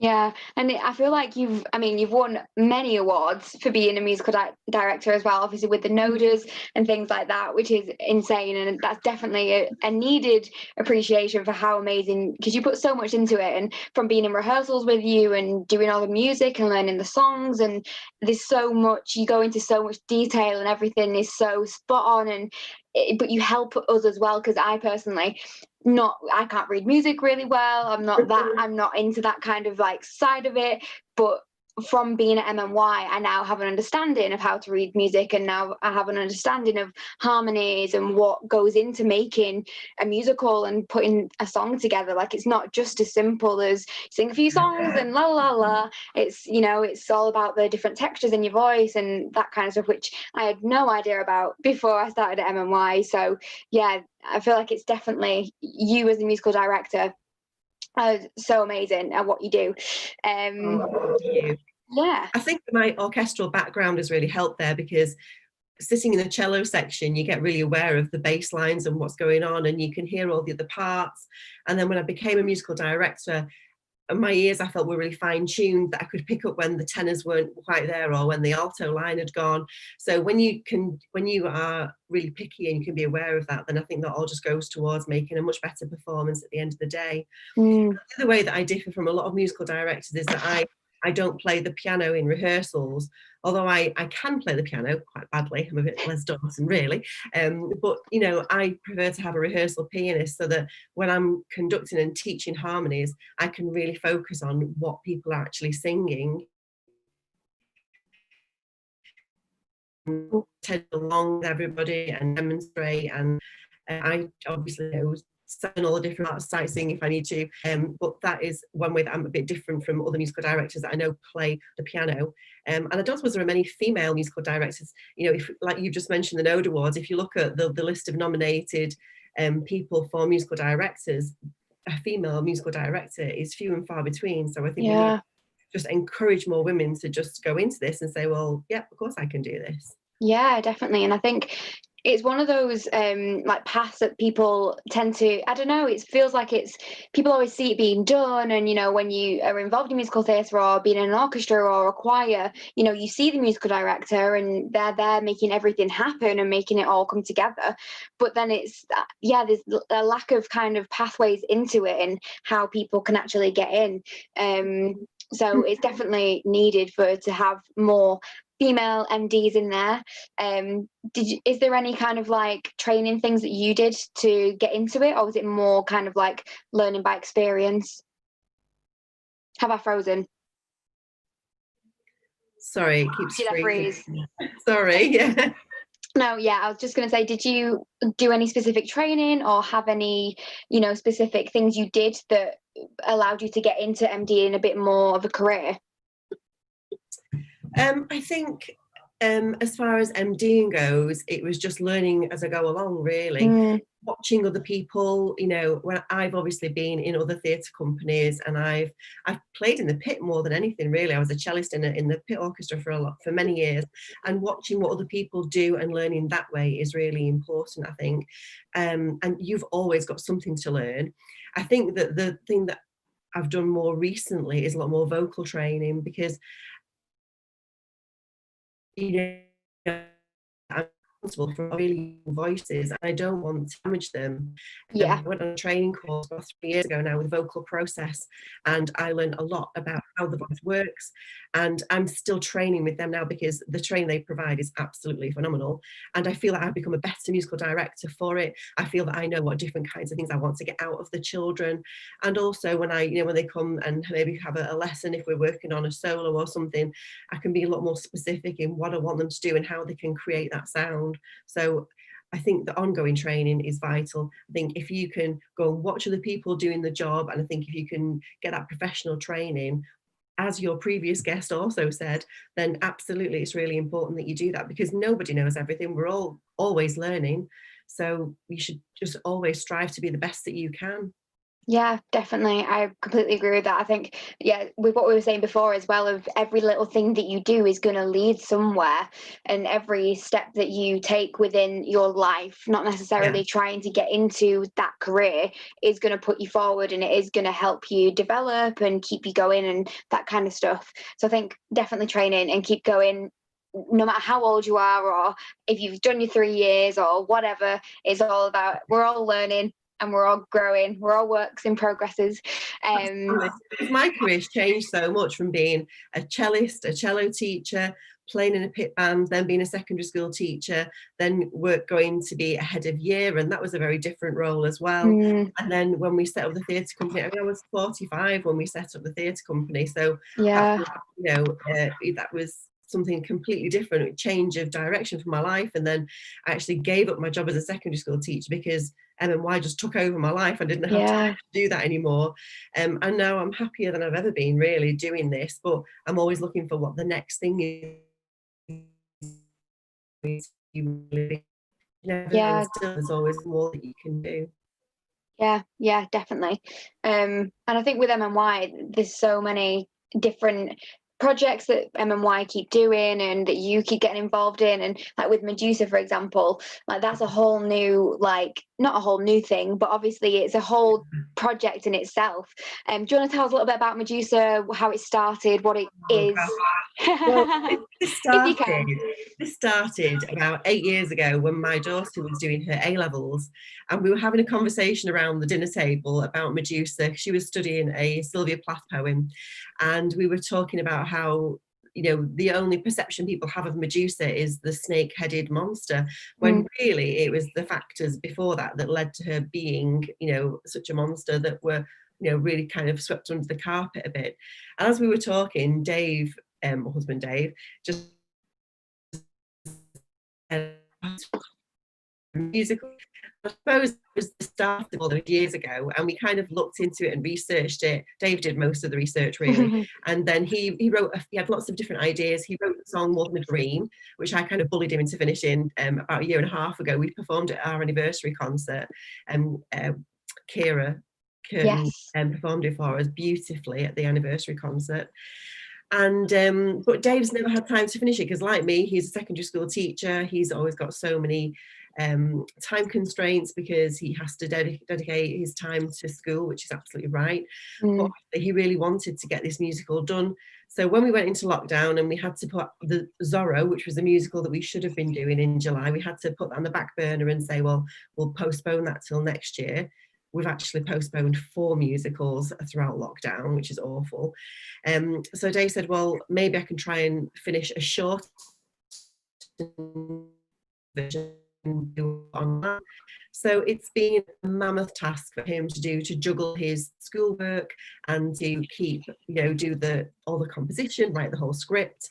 I've just been there to kind of go, yep, that works. No, that doesn't. We can maybe tweak this.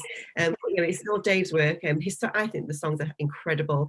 We've had Zoom sessions every Friday night with our cast all the way through lockdown. Wow. We've missed them so much, and we know they've missed us.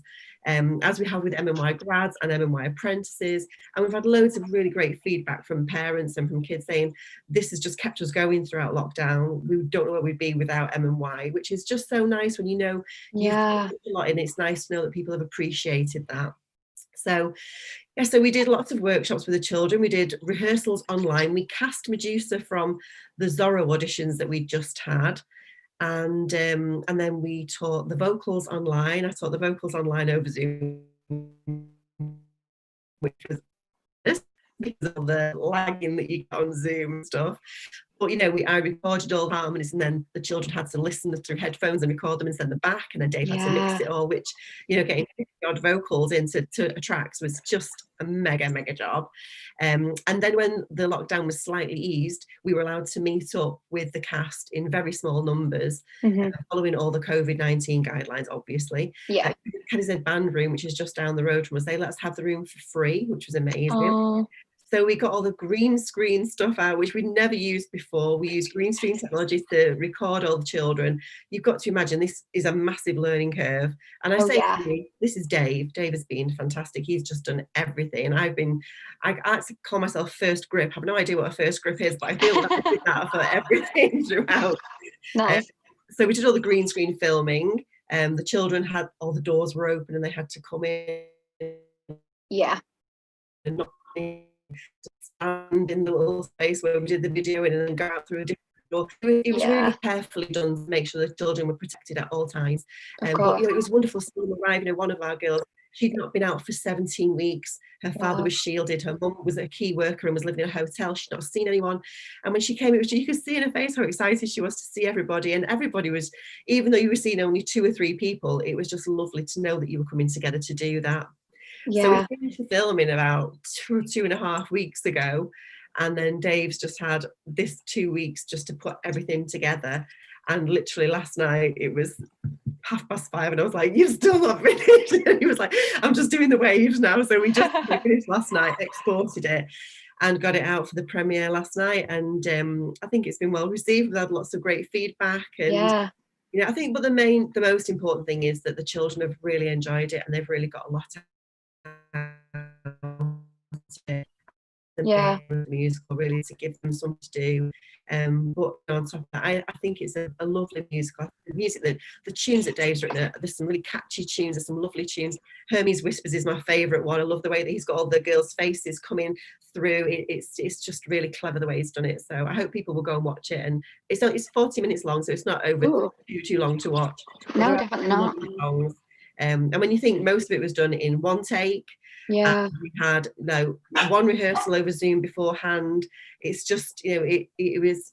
There are obviously things that we would redo, we would do again, but when you think of the circumstances that we had to do it in, I think we've done really well. So. Yeah, definitely. And it's like you said, it's such a big learning curve, and everything we've this was so unexpected, and out of nowhere we just kind of got the thing we love the most taken away from us, and everyone felt so lost for such a long time because of it, and no one knew what was going to happen. Obviously the government didn't really do a great job of addressing it at first.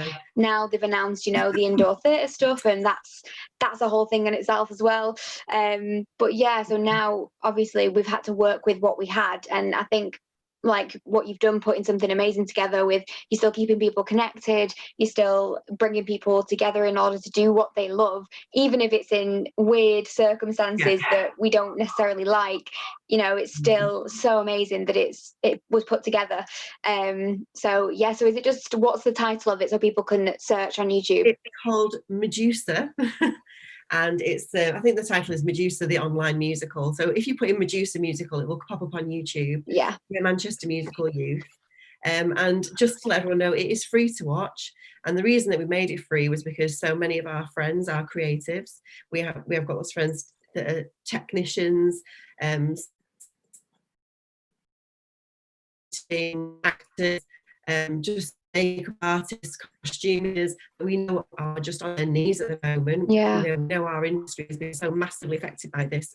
So we have made it free, but what we have done is we've attached a GoFundMe page to it, so that people that can and will donate, they can donate to the GoFundMe page, and all the money from that is going to Z Arts Art Centre, where we rehearse, where we do all our shows, because they have been just so supportive for us all the way through lockdown. That is the home of MMY. It's where we've been. I've been working there for the last 8 years, and it's just an incredible place.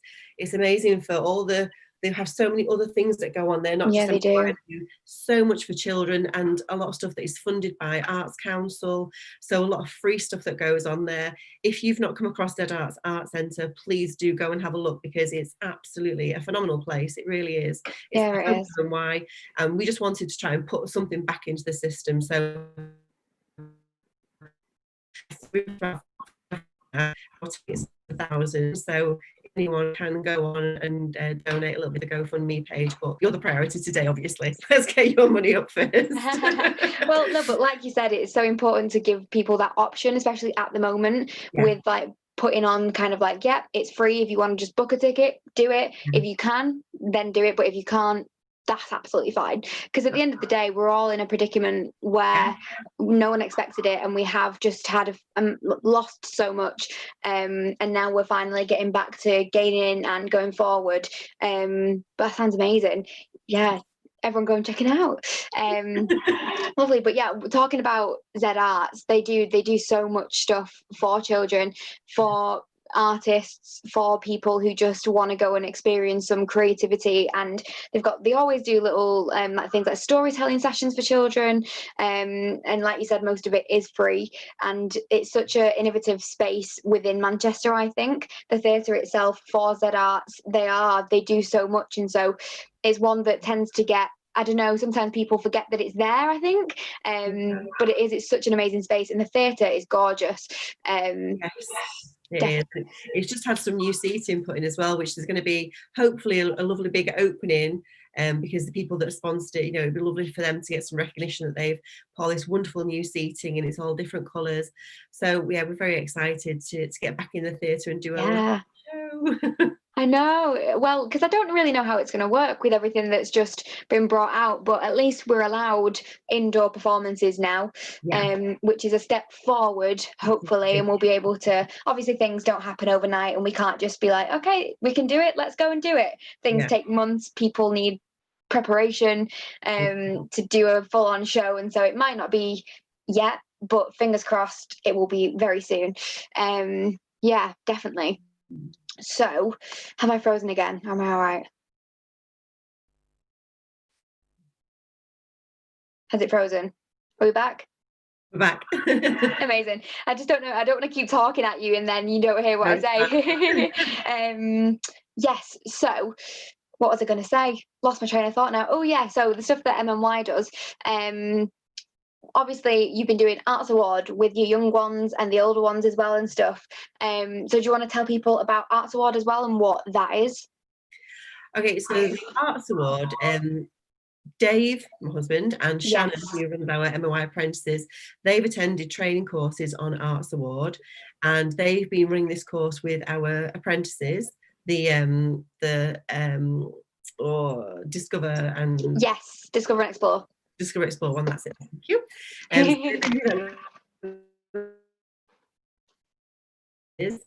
And then the Bronze Award, we've been doing that main cast, and then you have been doing the Gold Award with some of our older ones as well, which is accredited by UCAS as well, so that's great. It's just been something to try and do with people over Zoom, because obviously it's been difficult to sing across Zoom, but you can do things like, we've been researching artists, we've been looking at backgrounds, different things. The children have had little projects themselves to do, they've been reviewing things online. So it's been good to get them interested, and they've created some fantastic little projects, especially the really little ones. They've really thrown themselves into it, and they've created some great little booklets and things that we've been looking at. So, but the next step, obviously, we need to do live. So we are really hoping that we can get back into the theatre and do some live stuff with them. Yeah, definitely. And I think that's why I really love Arts Award, because it stretches across so many, a massive age range that even when you are that young, it's still an amazing introduction. Amazing. It's a brilliant introduction to a creative industry and being able to access like art and looking into art forms and stuff like that. And then obviously I've been doing the Gold Award, which is, for me, that's like a step into an actual professional career, which is so exciting. And if people don't know, like you said, it is an accredited thing and it's like a qualification, so you do get UCAS points out of it. And yeah, I think Arts Award, and it's amazing that you're offering it to the people at MMY, because it does just open up possibilities to them. That's what with Steph Green before, with stage directions, we all got trained in Arts Awards, so we all became Arts Awards advisors, trainees, because it really sat alongside the message of stage directions of, inspiring young artists and making theatre accessible. And that's what Arts Award really does, I think, especially at such a young age. You're not just like going to be a teacher or whatever else. It's like, oh, you could be a poet, or you could be an actor, or you could be a writer. And yeah, there's so many different ways that it opens up for people, which is amazing. Yeah. So I don't know if I've frozen again. Yeah, amazing. So one question I do want to ask you is about the next artists, the next generation of artists. So what do you hope for, I guess, the young people you've got now? What do you hope for going forward from, and why? Like, what kind of stuff are you looking forward to, or that you're hoping that will inspire artists at a young age? Well, I think the next thing that we've got to look forward to are the shows that we've postponed from this year. So we've got Zorro going on in February. Then we've got Bugsy Malone going on in March with our Little Apprentices. Then we've hopefully got Adam's Family with our graduates in June. I think, the very beginning of June. Then we'll have another MMY show, hope, because what happens with we can actually do are in February or not. And then we've got Singing in the Rain going on in August with our a mixture of people from main cast and apprentices. So we've got lots of that going on. Next year we'll have the next round of Mountview auditions, because Mountview do give us 6 auditions each year, 6 free auditions. They come up to Manchester and they have a scouting programme with us. So we'll be looking at the 6 people that we'll put forward for that for next year. We've got a lot of children that have left us this year to go off to colleges down in London, to drama colleges. Got lots of people that went last year on foundation courses that have converted to full degree courses now. So there's lots of exciting things for the future, really, for these children. We just need to get back in a theatre, really. I think that's the main thing, and just have more face-to-face. I know that when we start back in September, we will be doing small bubbles of 50 singing. Obviously that will all continue online, which is a stretch me because I'm not really a technical person. But I've got a new program that I'm going to be trying and help with myself with this. So I'll have all the backing tracks, then I'll record all the vocals over it and send them out to the children, and maybe have some just sectional rehearsals and see how that goes. But we are hoping to get back into a space so we can at least do some dancing and some acting with the children and just get them together again. I think for the children's mental health, they need to see each other again. They need to have that, closeness, even though they are going to be 1 metre or 2 metres apart. They just need to be in a room with each other now and see each other.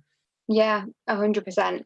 I think that's what everyone's going to be really focusing on when everything gets, well, nothing's going to go back to normal, which isn't necessarily a bad thing. We've got so many good things that are going to come out of what's happened, I think.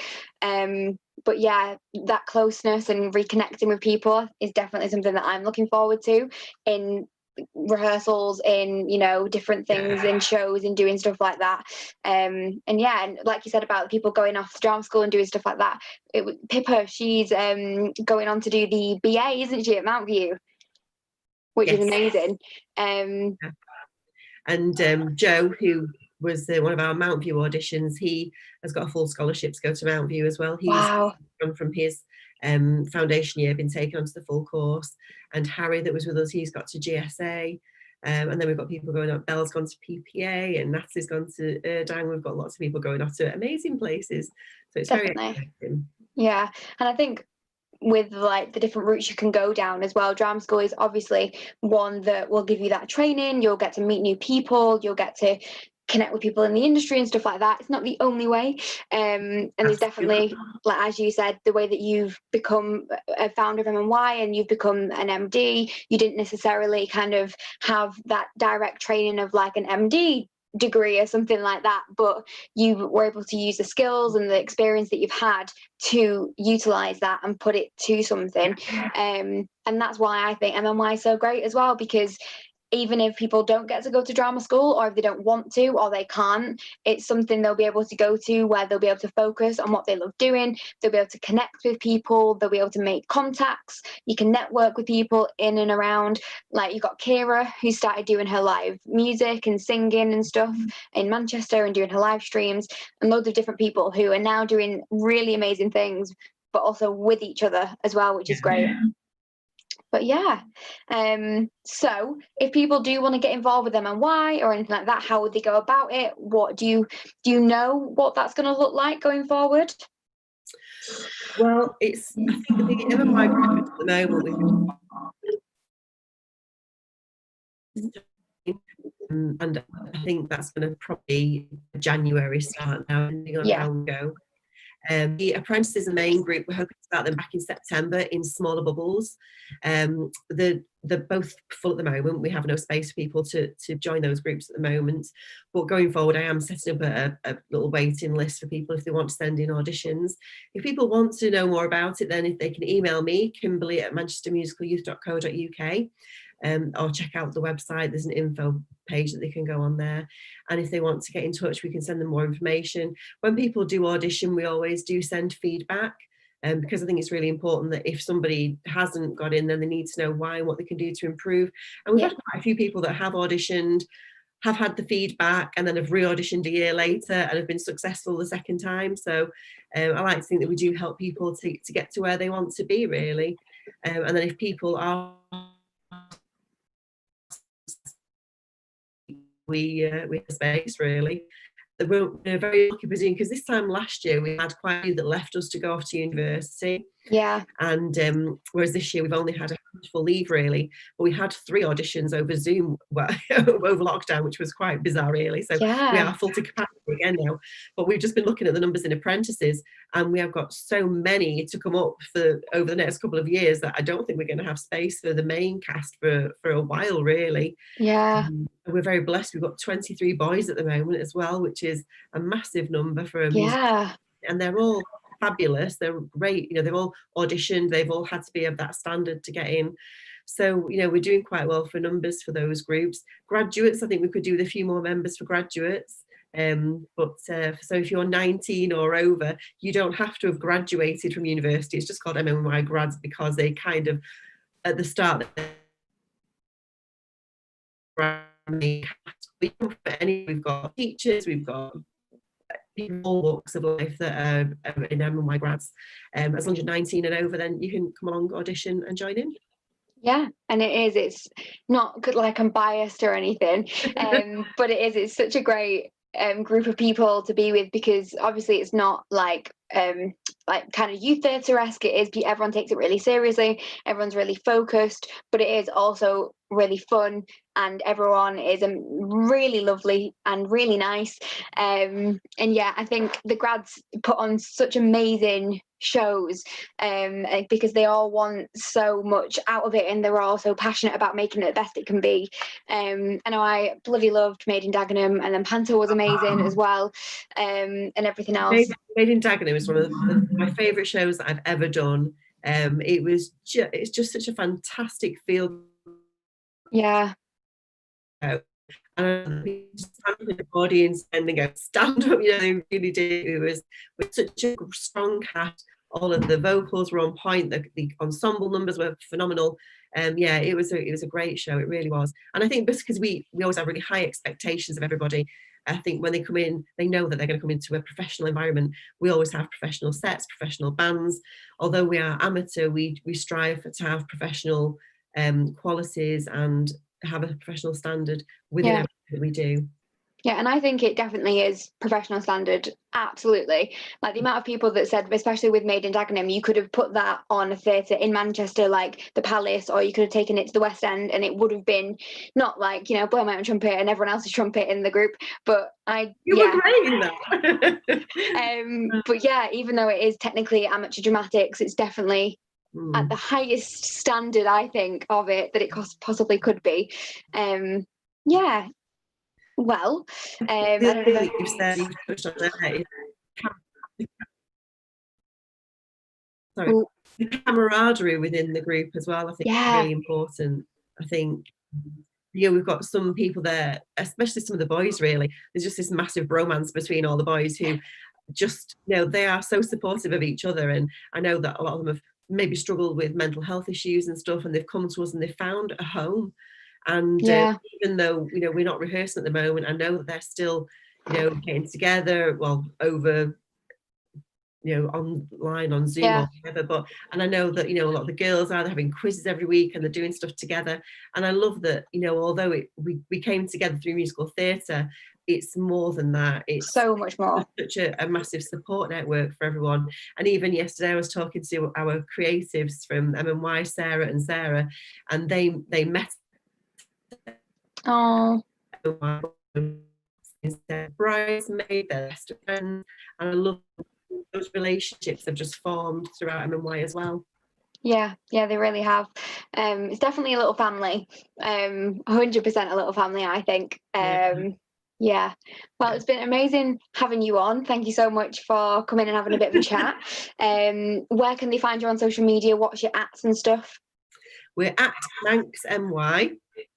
And we are on Facebook as well, Manchester Musical Youth. Yeah, amazing. Everyone go and check out those. Check out Medusa as well. I know I am. And yeah, thank you so much for coming on, and I'll let you get back on with the rest of your day. Thank you very much. Take care, Rhia. Bye. Bye.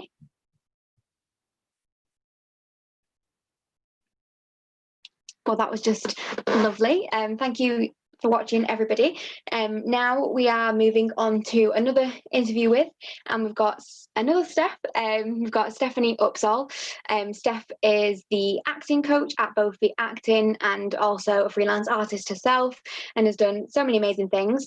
And so I'm going to let her in, and Steph can introduce herself as well.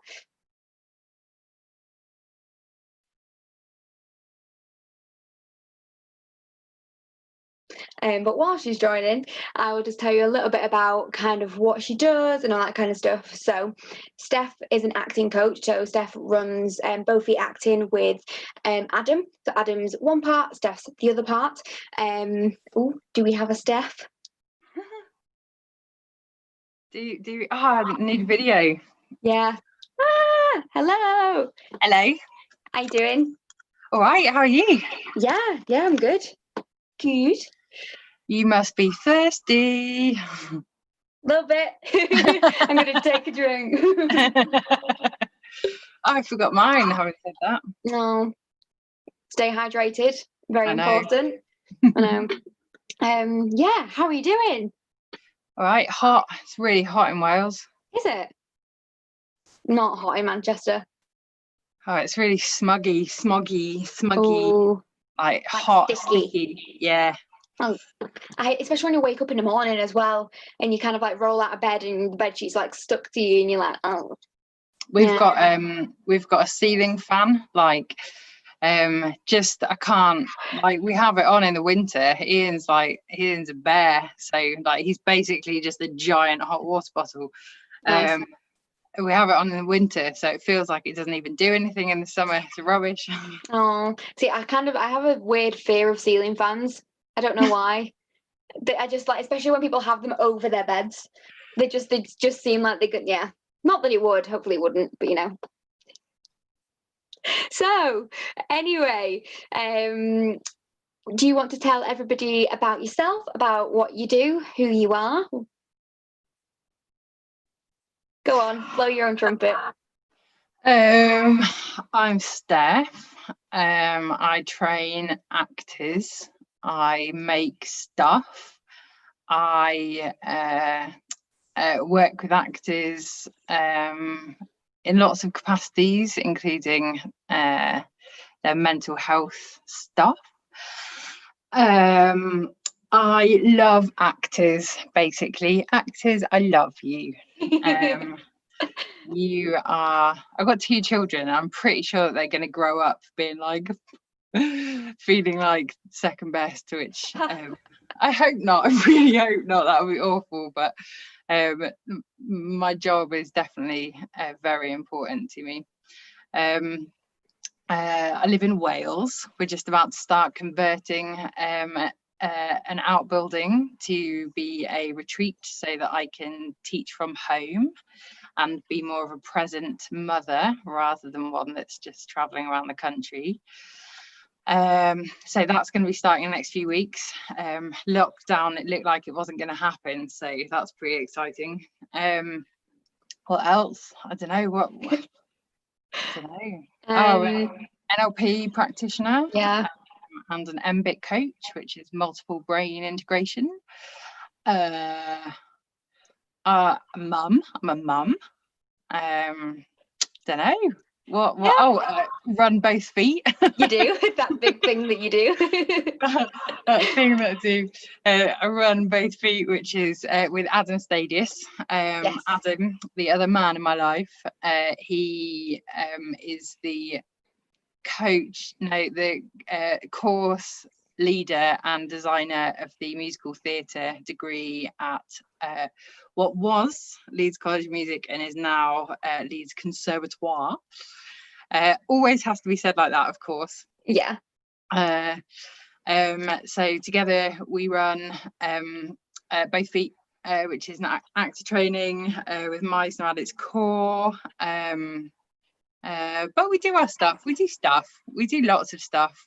We go, hey actors, what do you need? And they say, oh, we need this thing. And we go, cool, let's make it happen. That's what we do. Yeah, pretty much. Pretty much. Yeah. Amazing. Yeah, I feel like both feet, you can't really put both feet into a thing, can you? Obviously it's training for actors. But it's not just kind of Meisner based training in terms of it being like the Meisner technique. There's so much more to it, so much more. It's really annoying doing the website. Like I started to rejig the website a couple of days ago because it just doesn't, like, every time I look at our blurb, it's like that's just not what we are. We're more than that. We're there's something else. But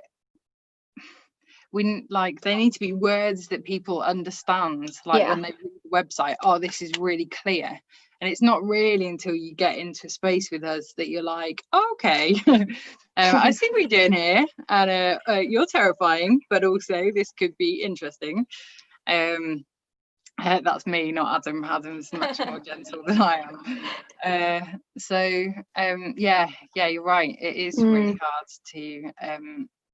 to really say what both feet is. We train actors to be open and honest and to discover who they are as people. And Adam says it all the time, oh God, I'm totally going to misquote him. He doesn't say this probably. But the better human you are, the more open human you are, the more flexible human you are, the better, more open and more flexible actor you are. So we're not just working with, you know, technique. It's cool, who are you, where are you today, where are you going, what's your journey like, you know, what do we need to work on today, and then we work on that today. Yeah, which is quite scary at first. Definitely quite scary at first. I remember when I first started doing training with you and with both feet and going to the classes and stuff, it's when you're getting to know yourself, it's a bit weird, it's a bit scary. Yeah, but you're different to most, you know. You were like 18. When's your birthday? 27th of September, in a month. Yeah, so you just turned 18 Yeah. when you came in 2018. Is that right? Yeah. Like, I remember you coming in and just being like all 18, and like over the last 2 years I've just watched you just change into, you know, what you are now, which is a total lovely person. Mm-hmm. I swear I don't know if I'm allowed to swear. Yeah, fuck it, why not? Sorry.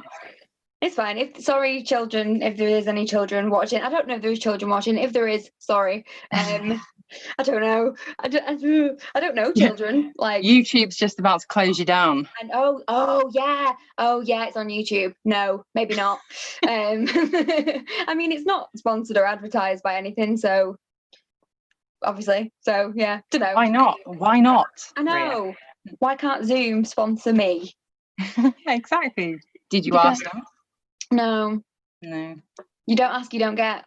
Exactly. I wrote to Judy Dent. Well, I wrote to about 100 people once when I was taking this show up to Edinburgh. I had a mixed ability cast, as in a couple of people in wheelchairs, and I start mixed ability cast. So the cost of taking a show up to Edinburgh were phenomenal.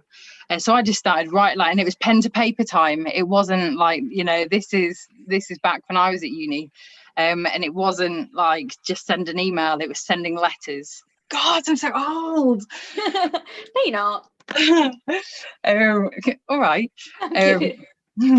And like sent loads of letters, and one of which I got back from Judy Dench, just going, wow, this is amazing. Here's just go with £1,000 or £2,000 towards it, with it, you know. I obviously photographed the check because that had her autograph on it. Well, yeah.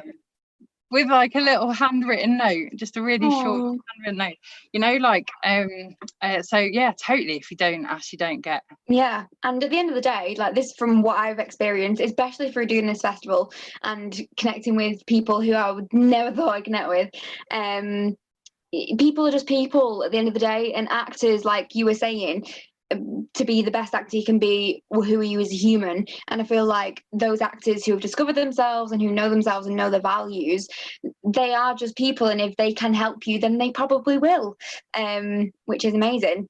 And they just need to know that you're there and you need help, you know. Yeah. Like, they can't be sitting there going, well, who needs help today? Like, nobody does that, do they? No. Like, let's put my cap on of social warrior justice and let's get on the internet and find people. Who needs help today? Yeah. Yeah, be bold. You know, be bold as a person, and then take it through into your acting, which you're also a person doing. I need to really stop making out that actors aren't humans. But I think there is like a what's the word? Like a glamorized sheen, do you know what I mean, over what an actor is and how actors should be treated, or all that stuff. And at the end of the day, we are just people doing things that we like to do, just like a teacher would teach. They might not like it, maybe people love it, don't know. I keep bashing teachers today. I've done it like twice. No teacher bashing. Teachers are great. If we didn't have teachers, we wouldn't be here doing what we're doing. Shovel, sorry. I'll leave you to it. I'll just go and get my drink. Yeah, just carry on. No, yeah, humans are humans and actors are humans. basically. They are. You are. I know. Yeah, well, I was having an interesting conversation with on the interview that I did with Ghostlight Social the other day, about, you know, people being like, oh, you know, after a show, like, wow, how do you learn all those lines? It's like, well, it's my job. You know, like, and they brought up, you know, that a lot of people see actors just trying to make some money out of their hobby, and it's like, okay, actually, I've spent a lot of money training, and a lot of time, and a lot of love, and a lot of heartbreak, and a lot of determination and strength and bravery to become an actor. Like, I'm not just like woken up one day going, oh, I know, you know, usually it's very, very deep rooted, and it's and probably most actors would say not a choice, you know. No. Like, it's just something. And like, I get a lot of emails and a lot of people saying like, oh, I think I want to be an actor, and I'm like, okay, well, you think? Because only do this, like, if you're going to do it properly, all in, and only if you have no choice but to do this, because it's hard. Yeah, and that's why I hate the question, you know, when people say like, why are you an actor, or kind of like, why do you act, and that kind of stuff. And especially when you go to like drama school auditions and they're like, so why acting? And it's just like, I never know what to say, and it's like some stuff that's just like, I don't know if I mean this, because yeah, so what's the truth, Rhia? What's the truth? I'm interviewing you now. No, you're not allowed. It's my time. What is the truth? Like, my truth is that I couldn't possibly be in any other industry. I've been, like, you know, on my days, the amount of jobs that I've done over the years, and I feel like a part of me dies when I'm not doing this. Like, obviously running both feet, I do a lot of admin, and admin's pretty hardcore, and chasing people for money I hate deeply, but I do all of that so that I can do what I do love, like, deeply. So I don't have a choice. I don't, you know. My husband, when I got pregnant with when I got pregnant with Fox, I wasn't supposed to. Ian was working as a kitchen manager, and it wasn't the plan that he gave that up to be a full-time dad and me work. That wasn't the plan. But it got to crunch time, and I was like, I can't. I literally cannot. So he gave up his job, which brought in a lot more money than what I earn. Because we were both, he was like, well, you're going to be miserable if you don't do this, and so you need to do that so that you're a decent wife and a decent mum, you know. And he was at a point where he was like, actually, I'm willing to stop doing what I'm doing. Like, there's no choice there. Like, no. I had to. So I'd imagine, you know, what you're putting yourself through at the moment is born out of need, a deep need, rather than like, oh, I know, I just really stressed myself out for ages about money and getting into this, you know, traveling around the country and doing auditions and stuff just for fun. Yeah, just a hobby. I love it. Not a hobby. No, it's not a hobby, and that doesn't mean that it's not fun and that it's not amazing, and because that's why it's like, it is hard, and it is hard work, and my God, you get so much rejection and heartbreak, and sometimes you sat there just thinking, why, but it's because what you get out of it. And I don't think there's a lot of things like that where you can do this and feel what you feel, because it's all just the feels and stuff. And it's Chris Christopherson quote. It was actually I used it at Mum's funeral, because she always said it, the going up is worth the coming down. Yeah. You know? Yeah. It is like, it, like, you know, crushingly so, the downs, you know, like you said, like, why am I doing this? Like, every time I've run an event over the years, or done a show, or like, you know, and you burn yourself out to the point of making yourself really ill, and then not anymore balance. But you like, and then, and so you're right down there, and then it gets to performance time or the event time or whatever, and then you go, oh, that's why, like, totally worth it just for this 1 hour, or this like, these 3 hours or whatever. It's like for months of pain, and it's worth it. Shocking. Our poor family members. I know. Like, are you sure you don't want to get a more stable career? No. I know. But I love this so much. Yeah. But I mean, on that topic, like you said, there's months on end where you might not have anything, or that it's, you know, it takes you that long to get into something, and then once you're in, you're still waiting for however long, maybe, unless you're lucky, to get jobs and whatever else. And that can be hard, and especially, so you need to learn to enjoy the process. Yeah. Like, I get emails from people, they're like, oh, Steph, you know, I've got this job and I'm in rehearsals and it's really hard. And I'm just like, oh my God, how long have you been waiting to get this job? Like, or how hard have you worked to get this job? Yeah.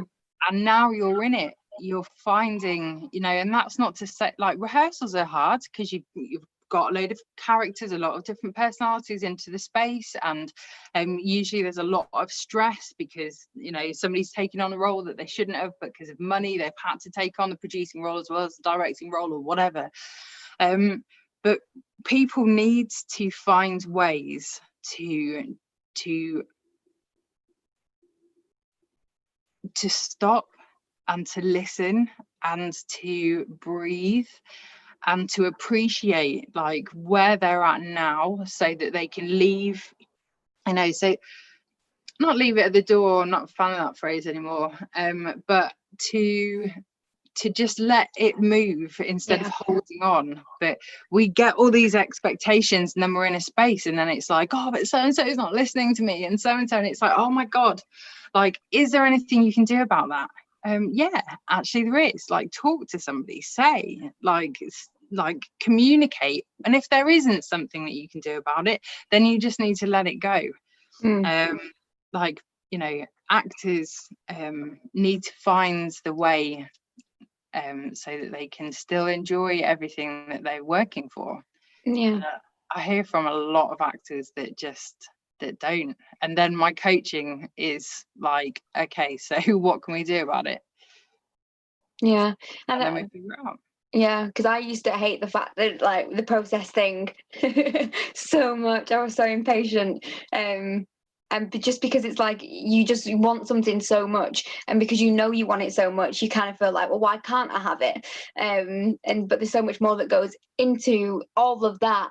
But the process is what makes you get things, and what makes you and the actor that you want to be and you're gonna be. Like, you know, I didn't necessarily enjoy working 40 hours a week as a supervisor in a store that, you know, didn't really give me much back in return for that. But at the end of the day, I learned so many skills from doing it. I learned so much from being in that role, so much about my boundaries and personal stuff. And it's like, it's not always about the acting and about getting that job to necessarily further you on.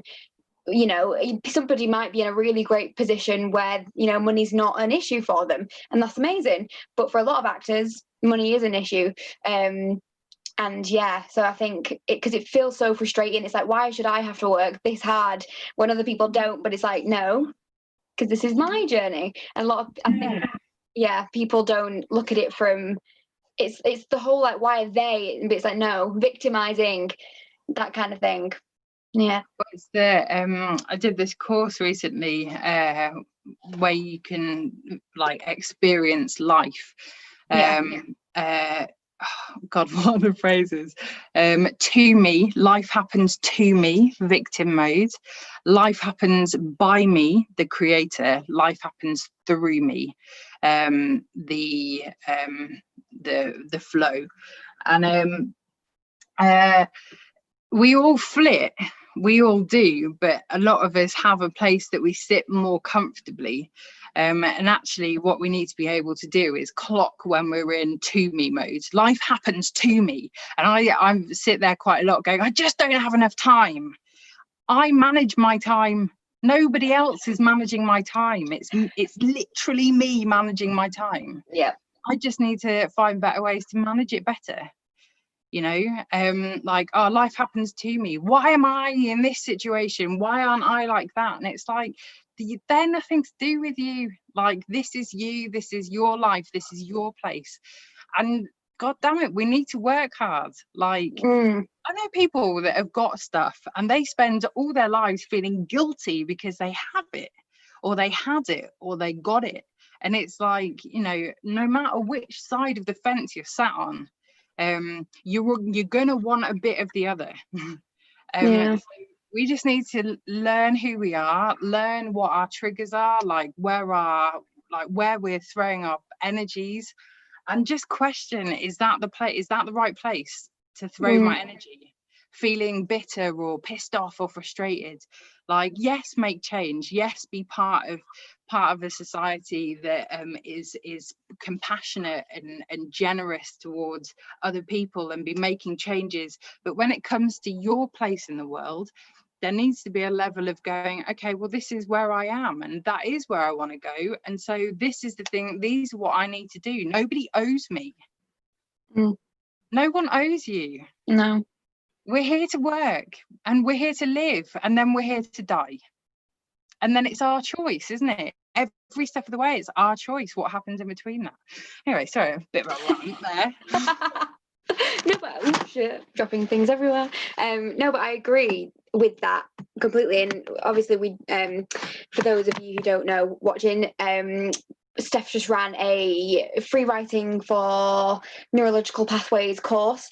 Is that what it's called? That sounded fancy. Yes, where essentially it's all about choices and learning about yourself and stuff like that. And that course for me, you know, everybody has a choice. We all have choices, and how we in terms of things like letting people affect us or not letting people affect us. And I don't think people realise that they have a choice. Like, I didn't. And through that course, over the past 12 weeks, it's just been like such a big kind of like eye-opener. Like, you know, when you do Meisner and you start to observe more, when you stop being in your head and you get out of your head and it's all about what's in front of you, that kind of took it that extra level. And it's like, now I know what's inside of you. Yeah. And yeah. But talking of that course, you're running it again. I am. But it's only for actors that I'm working with already. Because that like, you know, if you imagine if you didn't have the language that I use already, like, actually the course would have turned into me going through language. So essentially during that course I use the same language as I do with not my actors. They're not mine. You are not mine. With the actors that I work with, it's the same language that I use, just one's in one context and one's in a slightly different. But I'm constantly like, you know, if you're in a rehearsal room, or, you know, so everything that I do intertwines, because there is no differentiation between being an actor and a human, as we've already discussed. But with actors come often a lot of anxieties, a lot of busy thoughts, which tends to get in the way of their acting. And the 12-week program basically is just looking at all those thoughts and stuff that get in your way as a human, you know, like, so I really want to do this, but why aren't I doing it? Oh, because I'm scared. Okay, so what is that? It's not about looking back, and that's really what therapy is about. I'm not a therapist, I'm a coach. So it's about me now, like where am I now? Aha, okay, am I listening to all of where I am now, or am I just going what I think I should be saying? And we listen deeply to where we are now, and then we have a look at where we want to go, and how we want to change, and what gets in our way, and to start changing the things that get in our way. But we are a work in progress, are we not, Rhia? Yes, we are. Excellent. Yeah, 100%. And I think there's such a rush. I don't think there's such a rush to be a finished product, and to be that end goal, and to be that thing that we want to be. There's such a rush for it constantly. I know I massively used to, and still do sometimes, kind of be like, I just want to get there. Once I'm there, I'll be happy. Once I'm there, or like, once I weigh this much, I'll be able to do this. Once I dye my hair this colour, I'll be able to do this. And it's like, why not now? We're all work in progresses. Even when you're like 80 odd, people, you never stop learning. You don't become a different person because of your age, you know? Yeah. You know, it's what we've said, like, it's I've got a mug somewhere. Life is about creating yourself, not finding yourself. And the amount of times I've spoken to people and they're like, oh, I've been really lost, but I found myself now, or I'm trying to find myself. And it's like, Steph, are you there? It's like, we're not doing that. Like, every day we're building who we are now. Like, you know, I'm not the same now as I was 20 minutes ago when I joined this Zoom meeting, you know. I'm just not the same, because I've spent time with you and we've talked about stuff, and, you know, I'm a bit hotter and a bit sweatier and a bit more thirsty. If my husband is watching, I'd love a drink. No. You know, through the door. Yeah. No, well, he's got 2 children downstairs, so probably not. But yeah, when we're constantly, I just spat everywhere. I mean, I didn't notice. No. Could have definitely got away with it. That's how thirsty I am. Oh yeah, just flashing a drink around. Cheers. We're just, you know, like, life is really hard, you know, and really hard stuff and crap stuff happens all the time. Some that we're expecting, some that we've created ourselves, some that we don't deserve. And it's about doing the best we can now. Like, not like, you know, when I've dyed my hair or when I've lost this weight, then I'll be a better person or whatever. It's like, well, you know, all we've got is what we've got now, so let's use what we've got now. People, I know. love humans. I love humans. Anyway, what else? What else? Well, it's nearly thanks, husband. It worked. He's watching, good lad. No, now we can enjoy water together. Woo, have a drink. And then whilst you drink, I will, because we're nearly at past, which means we have some people joining us. Right. Yeah. So obviously we've talked about both feet and all that kind of stuff. So do you want to talk about Molly and Zach before we let them in? Shall I let them in and then? Yeah, let them in. No. We can wait. Yeah, leave them. Okay. Leave them. So Molly and Zach, they're pretty new to me, actually. Molly worked with Adam a little bit a couple of years ago, and then she did, when I was in Newcastle just before lockdown, she jumped in on my class, and then she's done some online stuff. And Zach is quite early on in his journey with us. They've both been doing the online stuff, so the scene that they're going to be doing, I love the scene that they're going to be doing, it's so much fun. was part of a course where we were looking at working online, and the difference of working online. So though Molly outrageously is in a different space today than she was when we prepped it, so we've had a quick whiz round this morning to see if we can match the spaces up. But really the last few months for me has just been like so much discovery and because I'm a director, like just having loads of fun with actors, like how to enjoy this medium, how can we make this work? When I look into the camera, like what does that make you, the audience? Or when I'm looking at the person that I'm speaking to on the screen, like is there a way that we can make our worlds come together, like our rooms look the same so that it's almost like we're in the same room? Like if I'm just looking over here and having the conversation with my eye lines like over there, like how does that change as the viewer? And how can I as an actor still be able to listen and respond to my scene partner even though I can't touch them and sometimes even see them? So much fun, we've had so much fun.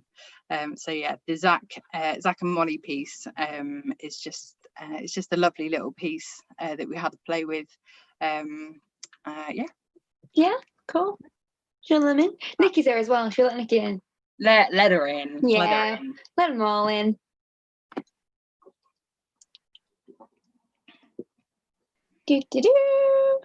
Amazing. I don't know if people just want to get started, or do you want to have a chat first? No, let's get started, and then we'll have a chat afterwards. Does everyone know that mine and Nikki's is unscripted? Yes. And if they don't, they do now. Yeah, they do. Cool. So do you want to just roll into? Yeah. You're in charge, my lady. I know, but I just want to make everyone feel comfortable and the best they can be. Nice. So what we'll do is we'll just roll in one after the other. Great. Yeah. Cool. Okay. Amazing. So I'm going to shut up and introducing Molly Guetzi and Zach back here.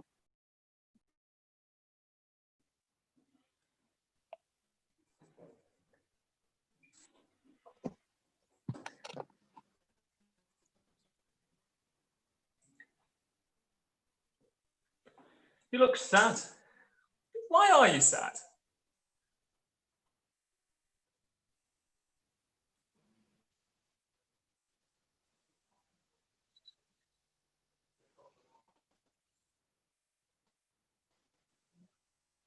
No.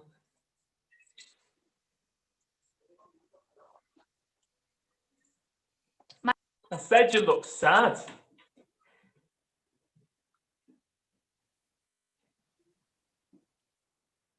Why are you sad? My hamster.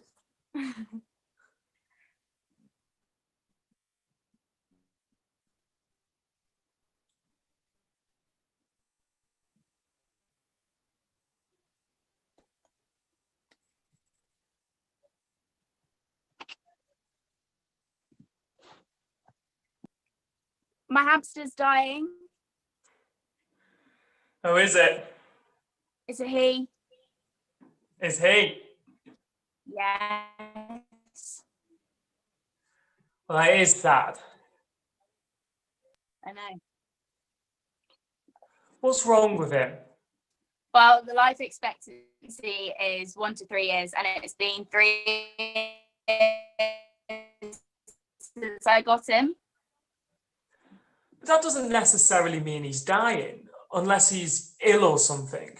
I don't think he's ill. Well, then that would be like saying that all old people are dying just because they're close to the human life expectancy. But they are. My grandma's old, and she's not dying. If you say so. Mind you, I really should call her more. Exactly, that's how I feel. That you should. Because there's just like so much stuff my hamster's never experienced. I've been thinking, you know, he's been a pretty good pet, and he's lived a pretty sheltered life. And I just think it would make him so happy to experience some of these things before he dies. Like what things? Well, he's never been to Alton Towers. That's because he's a hamster. Yeah, but that shouldn't be a barrier to access. Places like Alton Towers are all about accessibility these days. They wouldn't dare go to the press or... Because all he's never known is this one tiny hamster wheel, and he loves it. So imagine how he'd feel on like a proper Ferris wheel. And I was thinking maybe karaoke. Right, because... He doesn't sing, obviously, but then not everyone that goes into the booth sings, you know. Some people hog the mic the whole night, and then others are just happy to hang back and let them do the singing. But then... And he's definitely going skydiving. Skydiving? Absolutely. Do you want to give him life experiences or just speed up his death? I know him, he'll love it. You're going to give him a heart attack.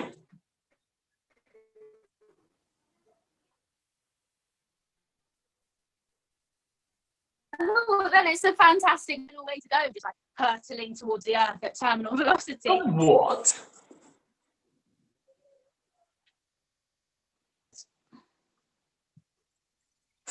It's booked.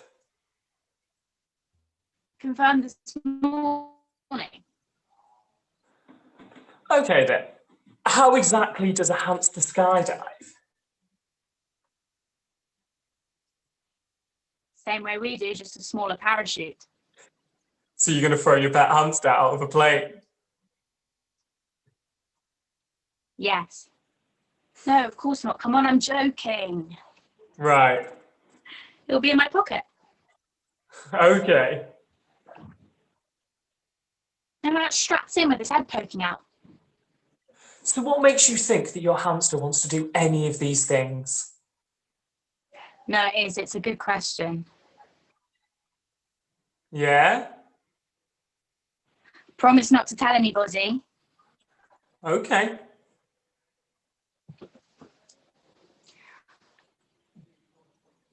I read his diary.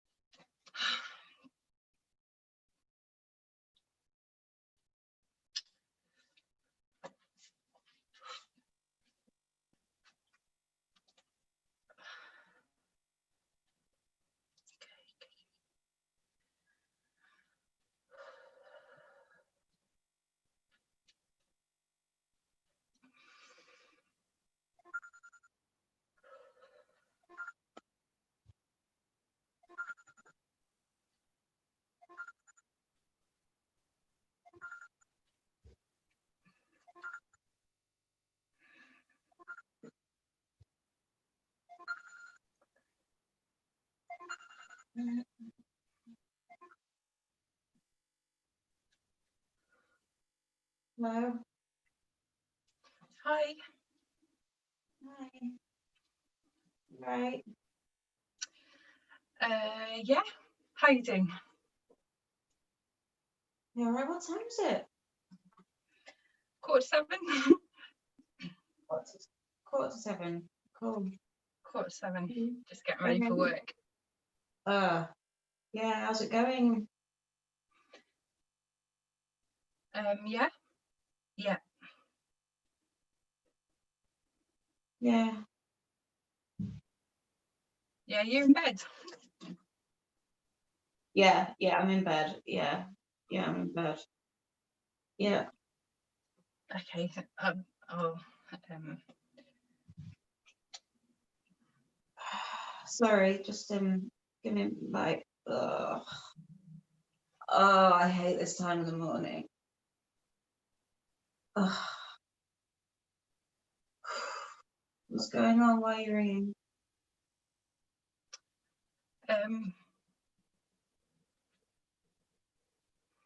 Yeah, I just really needed to talk to you. Okay.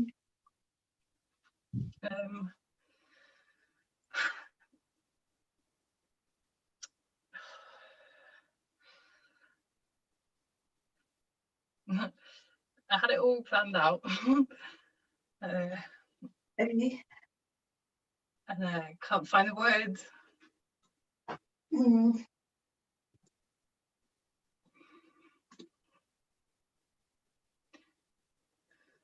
What's going on?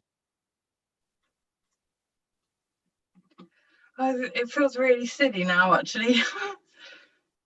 All right. Okay.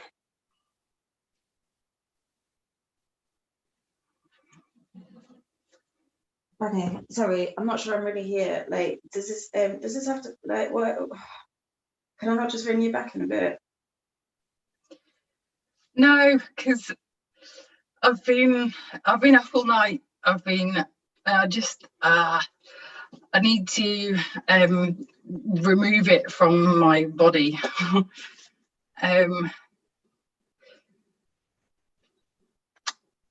Sorry, I've got this. I'm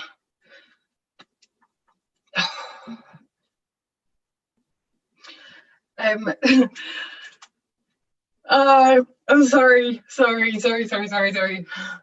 No, it's cool. Just like, okay, so take a deep breath.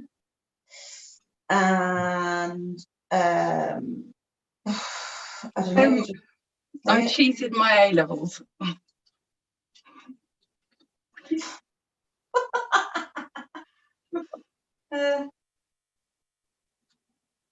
What the fuck? Is it the 1st of April? What's going on? No.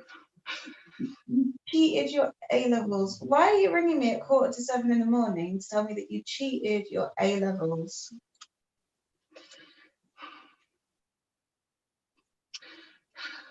Because I don't know who I am. I don't know who I am anymore. And I've been in a really dark place recently. And and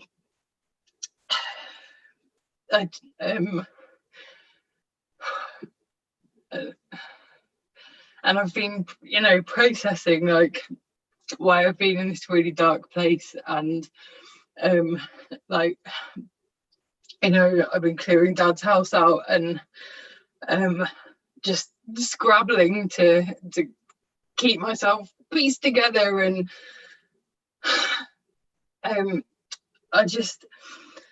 I've been down in Brighton for a while, and anyway, I'm just really tired of lying. Okay, you're tired of lying about your A-levels, yeah? Is that what this is? I don't. You really don't need to be so flippant about it. Sorry, I'm not being. Well, no, I am. I don't understand. I mean, I didn't do my A-levels, so yeah, I don't care. Yeah, I know, but I cheated, I lied and I cheated. And then that got me into university, and I lied some more. And I'm not even a fucking teacher. I'm a teaching assistant because I didn't qualify. And I haven't been to work in 4 months. And okay. I've been really needed to unpick stuff, Okay. Okay. Right. Okay. Okay. What do you what do you need from me? Do you need because like I say, I don't care. You know, you've done all right, haven't you? And I just like you've got a job and you've got some stuff and you I don't know, like you're happy enough, are you not? I don't like I'm not. You're I'm not. You know. Okay. I can't breathe. I can't. Whenever I breathe in too deep, it just feels like my insides are burning with lava. Okay. I just don't want to be. I don't want to be this lie anymore. This undeserving thing that I am anymore. I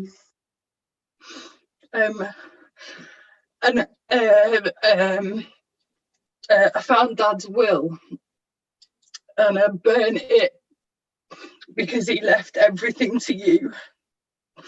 So I burnt it, and I don't know if that means that like maybe there's another copy somewhere or something, but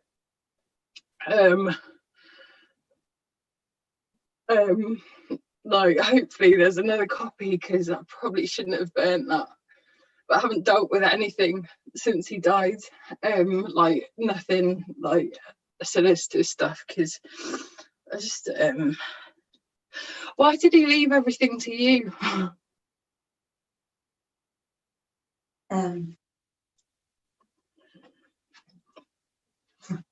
Why did you burn it? Why do you think? That's a really awful thing to do. That's I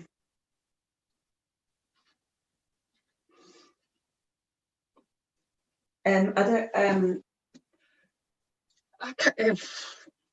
I mean, the fact that you're even no, so you're not ringing to tell me about your A-levels, and like you basically want me to forgive you for burning a will. That's what you want, yeah? Yeah. I don't know, Bill. I don't know what was in it. I'm not going to know now, right? I mean, I don't know I don't even know who the solicitor is. Where is, and if this, you've been dealing with all of this. I don't even know where to start with it. So my name was in that will. Yeah, he left everything, the house that I'm living in, everything to you.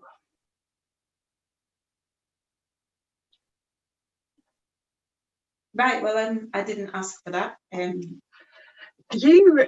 You're actually being shitty, aren't you? Like, can you not just for 1 second just put yourself in my shoes?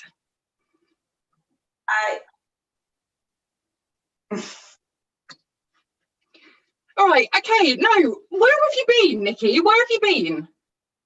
What do you mean, where have I been? Yeah, where have you been? What do you mean, where I've been? 7 years. I've been looking after him. I've been living in our family home and looking after him. I gave up everything. I've lost my husband because I've been looking after Dad. And where were you? Such a martyr. It's unbelievable. Fuck you. Fuck you. Really? Hello? You really just hung up on me.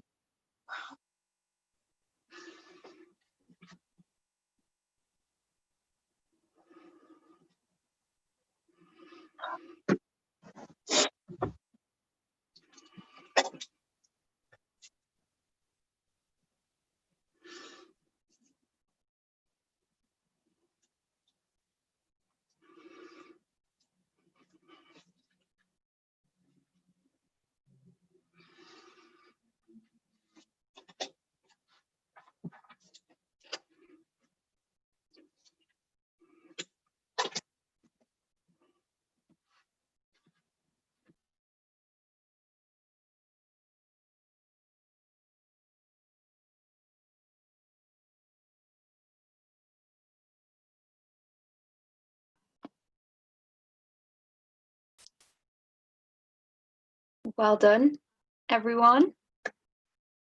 If you didn't know, that was an improvised, unscripted performance from Stephanie and Nikki. If everybody wants to come and show themselves. Hello. Well done, everyone. That was, all of your performances were amazing. Thank you so much. Yeah, we've got 10 minutes. So, shall we have a chat? What do you want to know? What do you want to chat about? Well, I guess we've got everybody here, so why not make the most of it? I guess, what do people, how are people finding everything at the minute with doing this? Like, what has this has allowed you to do, if you get what I mean? Slash, just, yeah.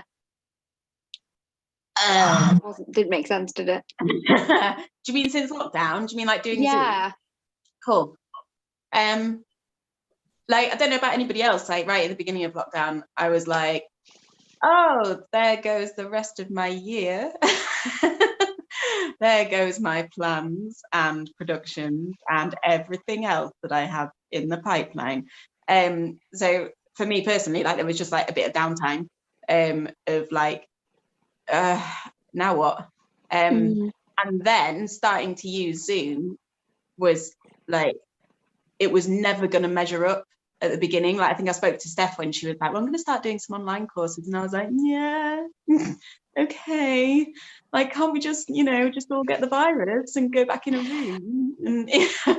And then we started doing more. And how long have we been in lockdown? What is it? Well, lockdown, it's like 4 months, 5 months, 5 months, 5 months. Wow. So like doing more and more stuff on Zoom, you kind of get used to it. And now it's going to be weird being back in the rehearsal room, and like it'll be awesome. But also you do get used to it, and actually it gives you quite a lot of scope to be really creative as well, which is nice. It's a completely new medium to start doing stuff creatively. So for me, like that's been really liberating over time. It definitely wasn't at the start. It was like, what is this? This isn't a rehearsal room. Where are all the people? And then you adapt, don't you? We're very adaptable, really. So, yeah. Anyone else? Now I'm just talking into the abyss. Quite a lot of the actors that I've talked to have said about like when we've done performances back and stuff, like in a way it's easier because everybody just turns off their cameras and they disappear.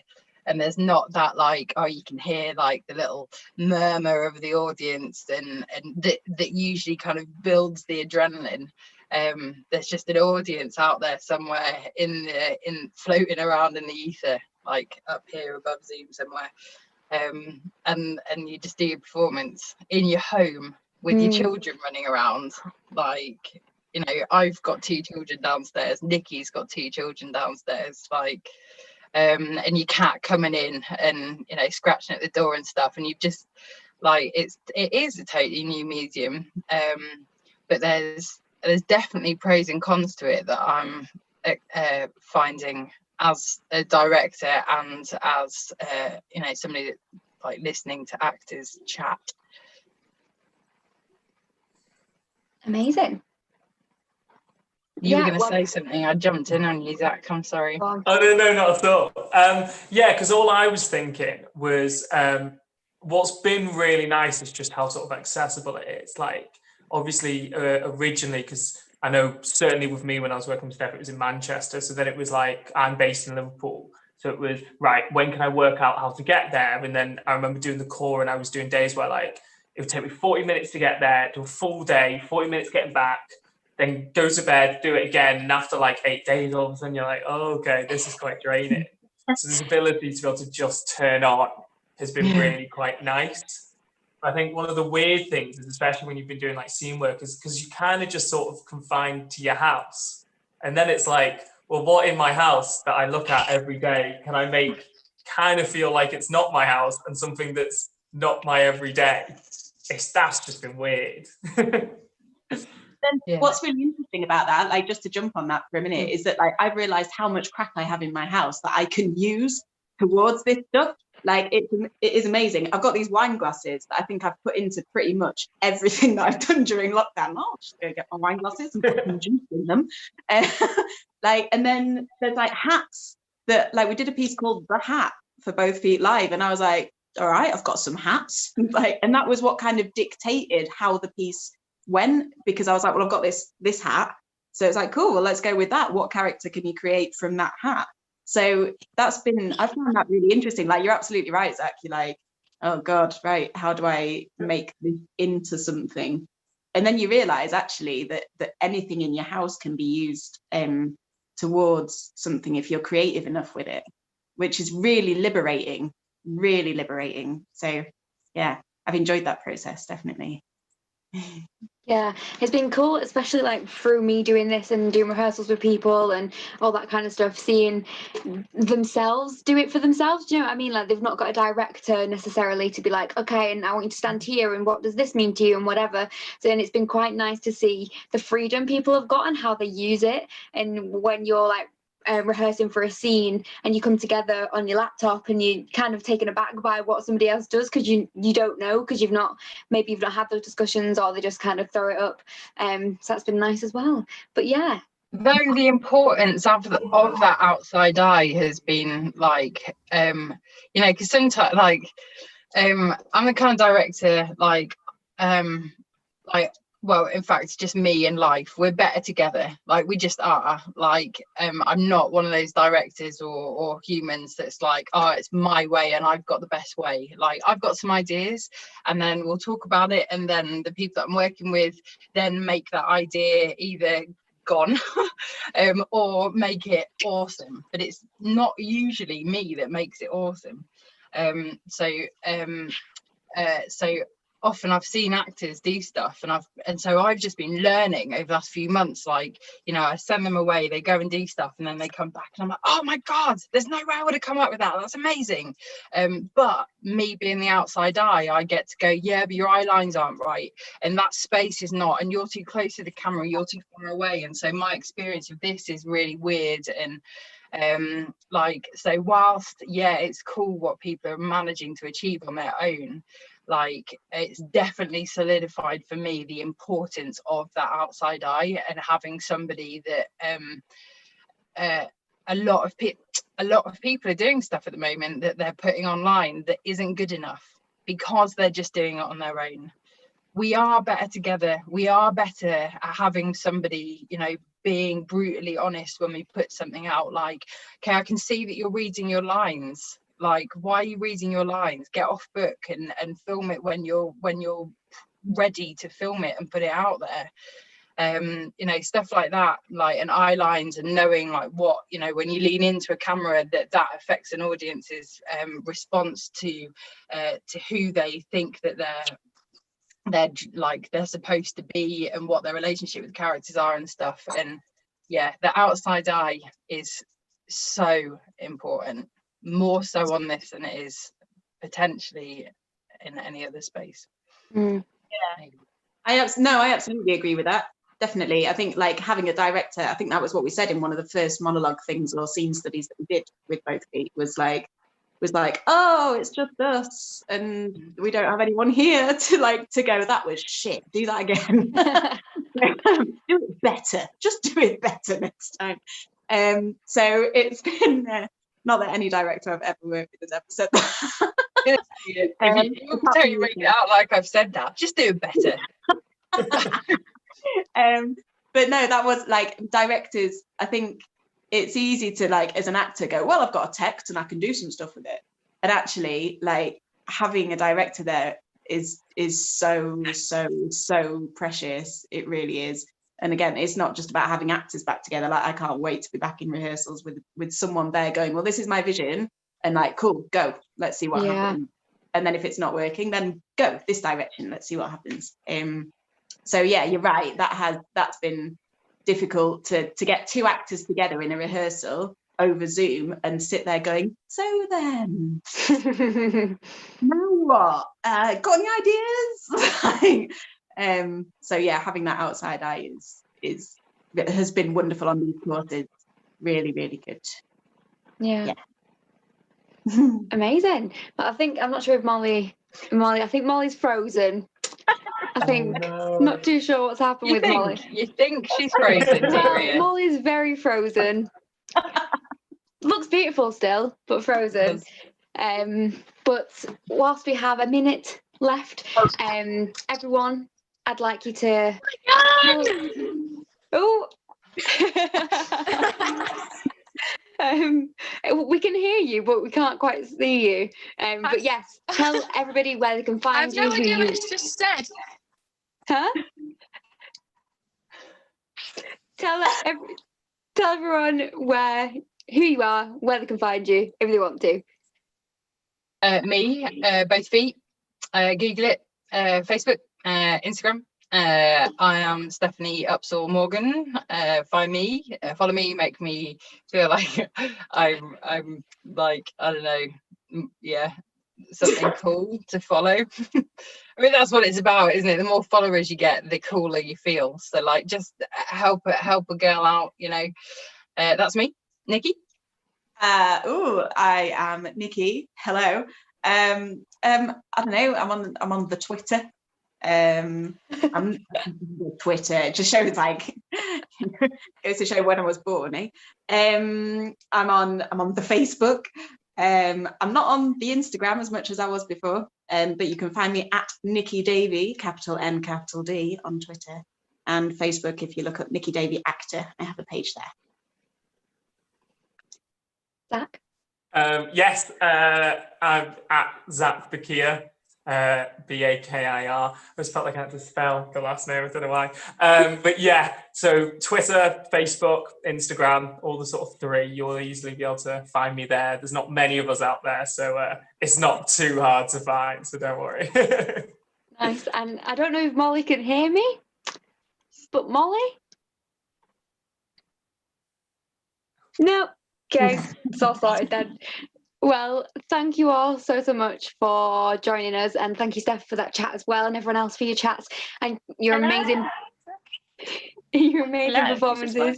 I will all let you go and enjoy the rest of your day. I might have to get rid of Molly myself, sorry. But yeah, thank you all so much. Check them out, everyone, and yeah. Brilliant. Bye. Thank you so much. Bye, beautiful. Bye. Good luck with the rest of the day. Thank you.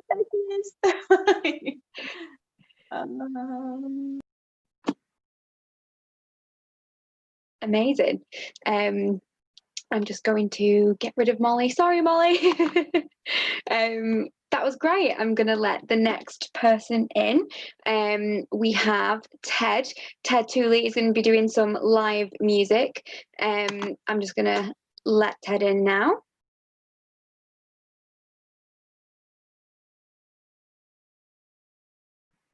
Do we have a Ted?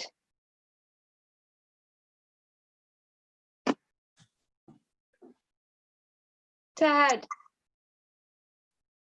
Hello. How are you? I'm good. How are you? Oh, not bad, thank you. I'm just closing a door. Do it. Go for it. Hey, yeah, can hear you fine. Cool. Yeah. So tell us who you are and what you're doing. My name is Ted. As I've said, I am just going to second year at drama school at Roseberyford, doing active musicianship. Very good friends with your boyfriend Liam, have been for many. And yeah, I sing and play guitar in a band called Bing Images, although I think we're subject to changing the name. Working title. Yeah, we'll see with that. But yeah, I'm also joined here by my come into the frame. My good friend Dan, who I play music with, and he's going to join for a song as well at some point. We'll see. Amazing. But yeah. Cool. I feel like I've tagged the wrong Dan on Twitter. You've been tagged on Twitter? Whoa. I feel like I've not tagged the right Dan, so I do apologise. I just thought then I was like, that doesn't look like the person I tagged. So whoever I tagged, they got a bit of free promo from me. Oh well, but I will update that for you so people know who you are. But I will leave you to it. I'm going to disappear whilst you do your thing. I will be here just in case you need anything. But yeah, have fun. Thanks, guys. All right. This first one is. What should we do first, Dan? I don't know. You're playing. Yeah, very good point. This is one we do with Bing Images. It's a request from a good old. Let's change that camera angle so I see the piano a bit more interesting, isn't it? That's better. This is a request from good old Liam Watson, and this is called Birds of a Feather.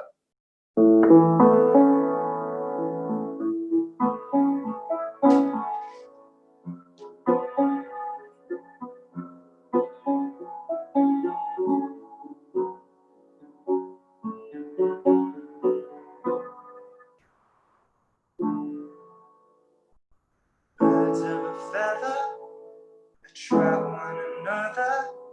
It's strange how I never put two and two together until now. But I don't want to be someone different. So trying to find that soul, a smoldering gun inside. Don't you know I'm ready to blow the charges against me while they grow and they grow in time. I'll change. I'll change. I'll change. Looks quite nice, but lust is much cheaper. Screws me up, then throw me away. Birds of a feather attract one another. It's strange how we never put two and two together until now. But I don't want to be someone different, so trying to find that soul, the smoldering gun inside. Don't you know I'm ready to blow the charges against me while they grow and they grow in time. I'll change. I'll change. I'll change. Looks quite nice, but lust is much cheaper. Scrunch me up, then throw me away.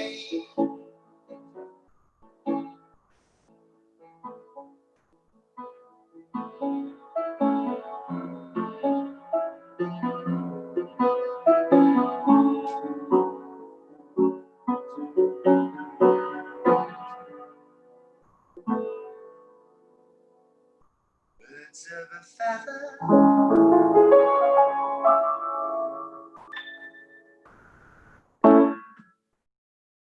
At the end there, it's what we like to call in the business accidental jazz. It's when you play the wrong notes, but it sounds okay anyway. Thank you, Dan. What have we got next? This is a new one that I've written. I'm hoping to do with the boys in the Bing, aka Bing Images. And this one is called, doesn't really have a name, but it's got a name on Instagram, and that's What a Hill to Die. And what a segue. If you'd like to follow me on Instagram, it's Tenosaurus Rex. You can find it anywhere. Okay, let's take it away.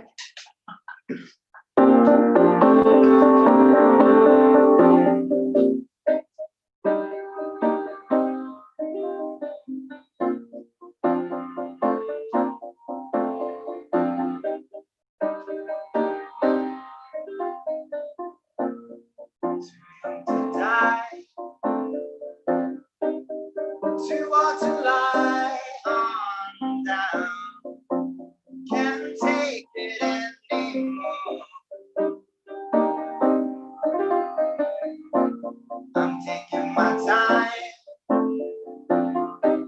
so wasting my time. What good's my time and too easy for?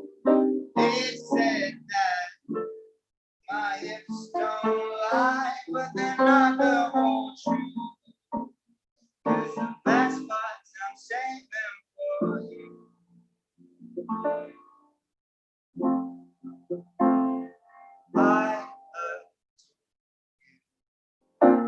So is it a bird or is it a plane? No, it's this spell and again. It's the Polaroid boy. He's looking so fine. Should stay with that boy. He's got a smile that says he's not that much use. It said that my hips don't lie, but they're not the whole truth. 'Cause the best parts I'm saving for you. Who I adore, my fatal flaw. What a hill to die.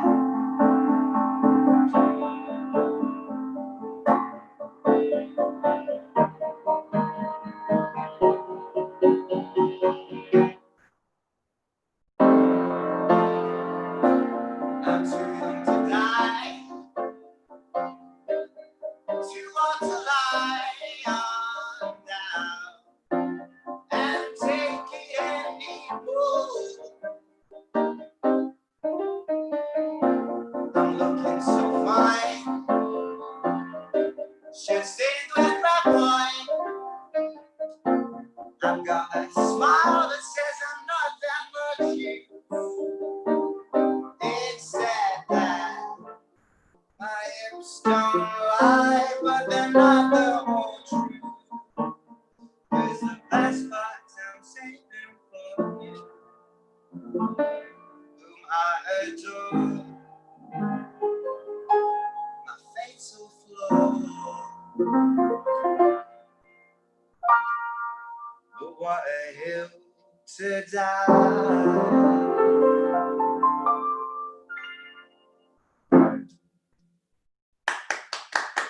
Hey.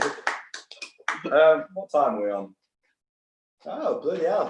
It's 10 past already, which means it's time for a song that's not by me, otherwise known as a cover.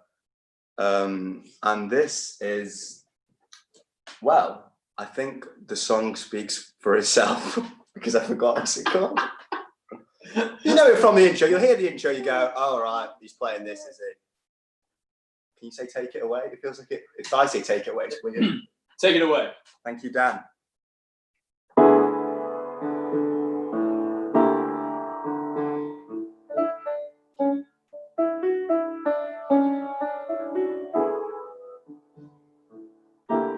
Can't take my eyes off you. Not just too good to be true. Can't take my eyes off of you. What was the name of the song? You've been like heaven to touch. I wanna hold you so much. At long last, love has arrived, and I thank God I'm alive. You're just too good to be true. Can't take my eyes off of you. Pardon the way that I stare. There's nothing else to compare. The sight of you leaves me weak when there are no words left to speak. But if you feel how I feel, please let me know that it's real. You're just too good to be true. Can't take my eyes off you.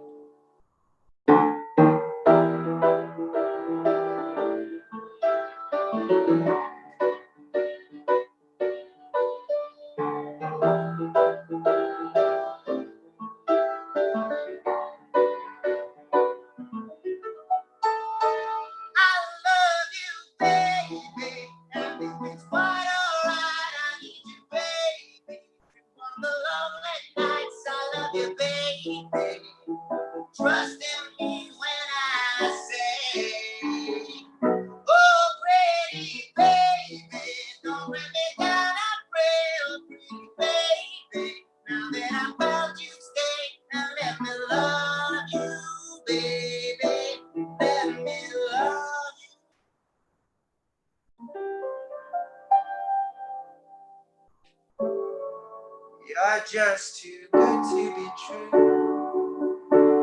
I can't take my eyes off of you.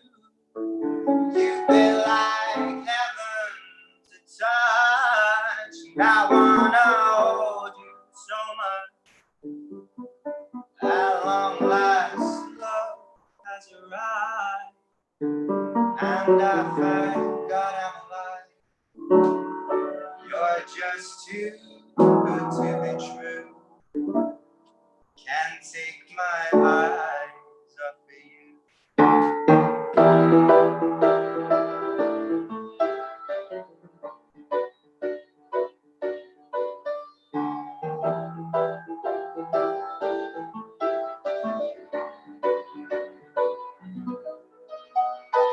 I love you, baby, and if it's quite alright, I need you, baby.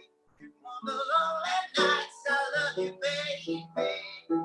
Trust in me when I say, oh, pretty baby, don't bring me down, I pray, oh, pretty baby.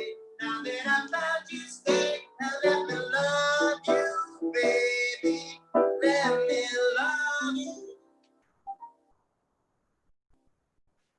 You're just too good to be true.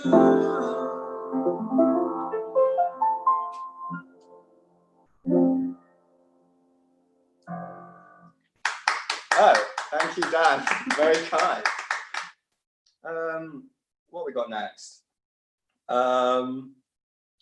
I know, we'll do, before Dan comes and joins me for a little ditty from the day, back in the day. This is a song that we do with Bing Images. I've only played it through on piano once or twice. I've not got access to a guitar. So it might sound a little odd, but people seem to enjoy it when we play it live. So hopefully it has a similar effect now. Okie dokie. This is called Call Me Up. And it's about calling people up on the phone, fax, transistor radio, whatever, pager. You got any other things you can call people up on, Dan? No. No, not at all? No. Well, there we go. Let's put that one to bed. Okay. Let's go. Also, if you're interested in music, it's in the key of A, which one of the previous songs was. It's a great key to play on guitar. Anyone starting to play guitar, I implore you to try something in the key of A. You might surprise yourself. Okay.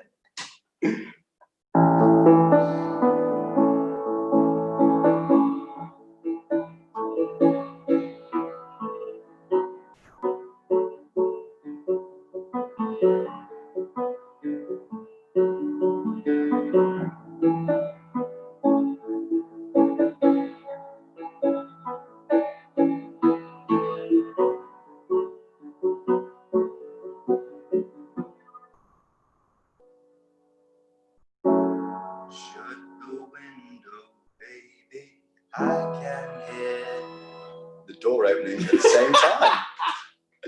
No, what I can hear is the rushing of the cars outside, and I hope this taxi never arrives. I've lost my front door keys and I couldn't find the spare ones, but if I try, I'll wake up on the floor outside.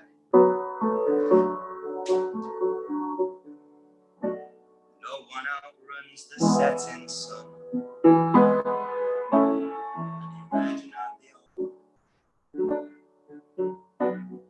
While it doesn't sound like much at all,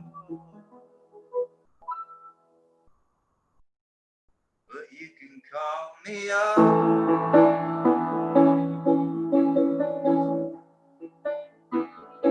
And you can call me up.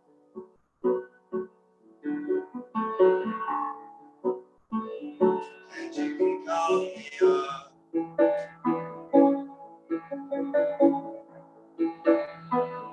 And you can call me up.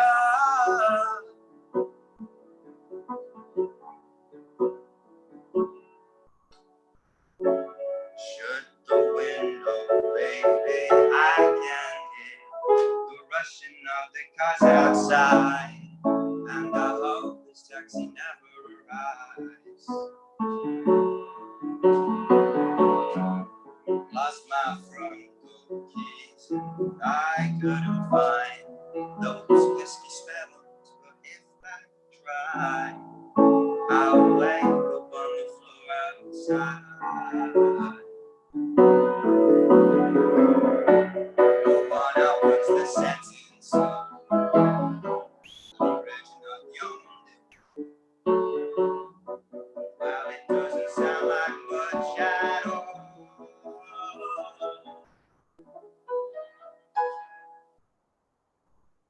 Well, you can call me up.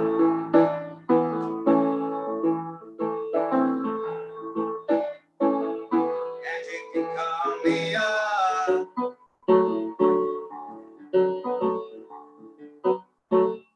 And you can call me up.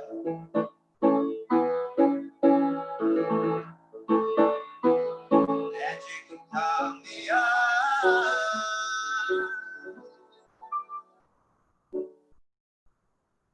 This part usually has harmonies from other people, but we're just going to see where we go. Dan, if you want to jump in a harmony, you know how it goes. Getting old and don't know what to say. Getting old and don't know what to say. Getting old and don't know what to say. Getting old and don't know what to say.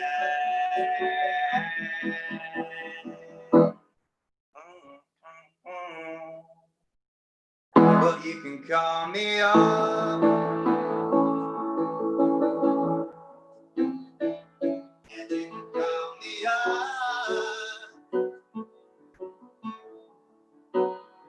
And you can call me up.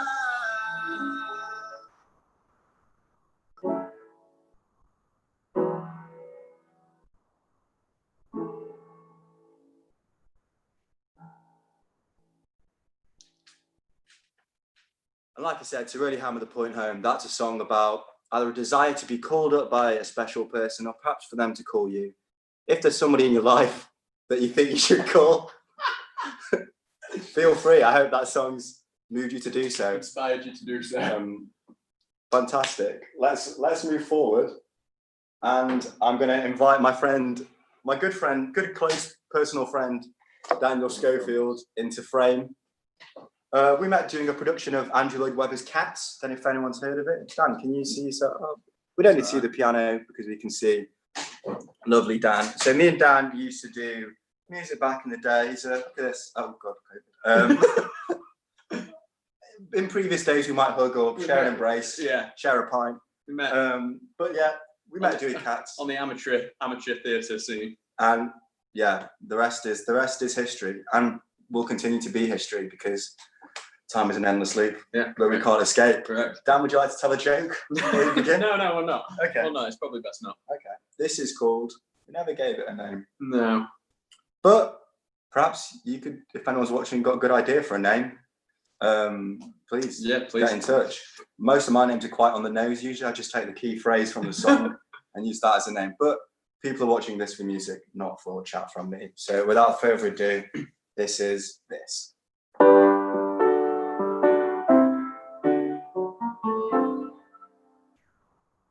Well, I've seen snow and I've seen rain, so I'll make thoughts that have no future last all day. I may not know if things will change. Something in the mystery feels the same. We're lost in understanding. I don't know where you're coming from. Just fool me again and again and again. I don't see where we've gone so wrong. I try scratch your back, you bite my tongue. The fun never ends.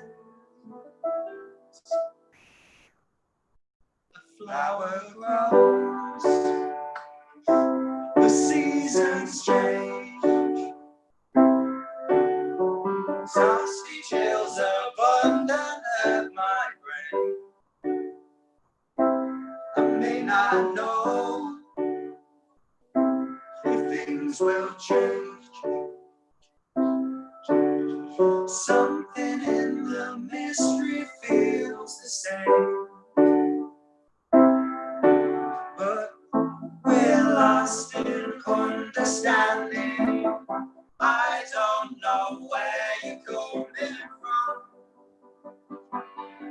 Just fool me again and again and again.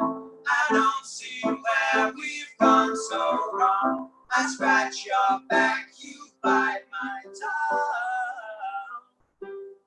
The fun never ends.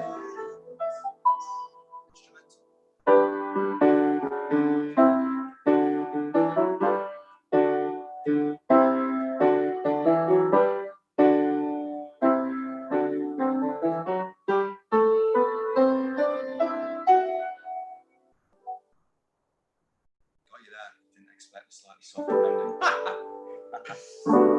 Thank you. And thank you to Dan. Thank you. Thanks a for good having me. friend and a great musician.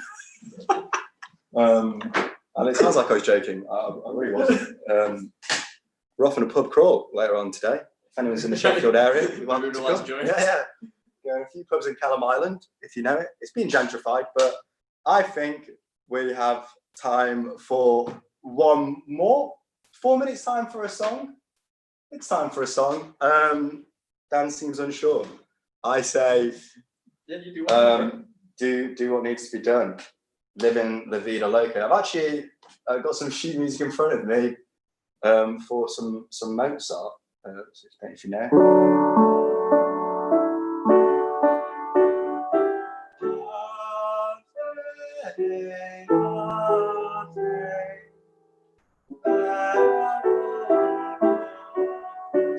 But that would be very odd if I did that. I'm going to have to get this is what I've got in front of me, Dan. Ave Verum Corpus.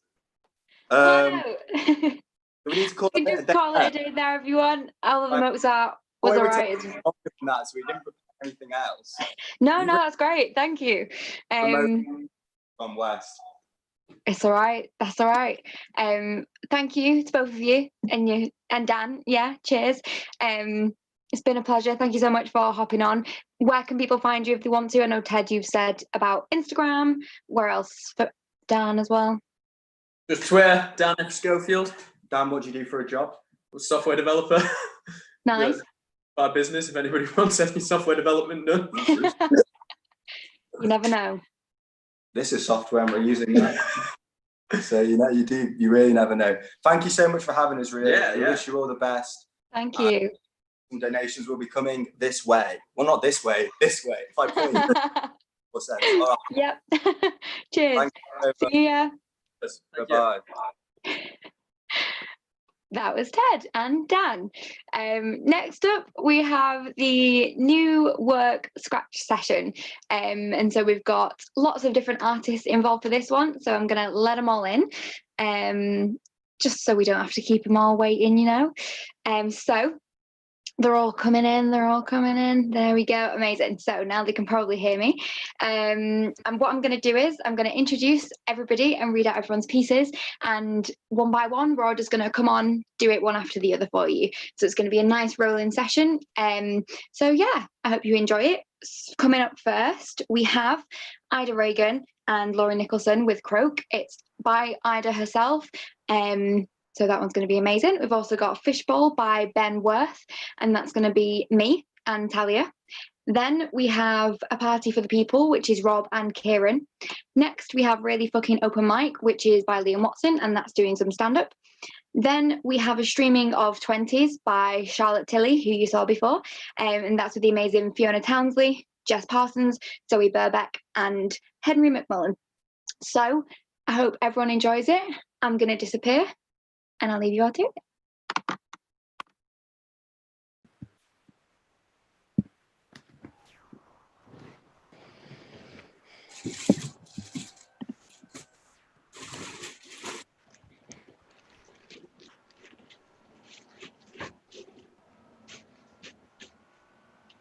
Where are you? What? Are you in your bedroom? Can you come a bit close to the screen? I can hardly hear you. What? I said you're in your bedroom.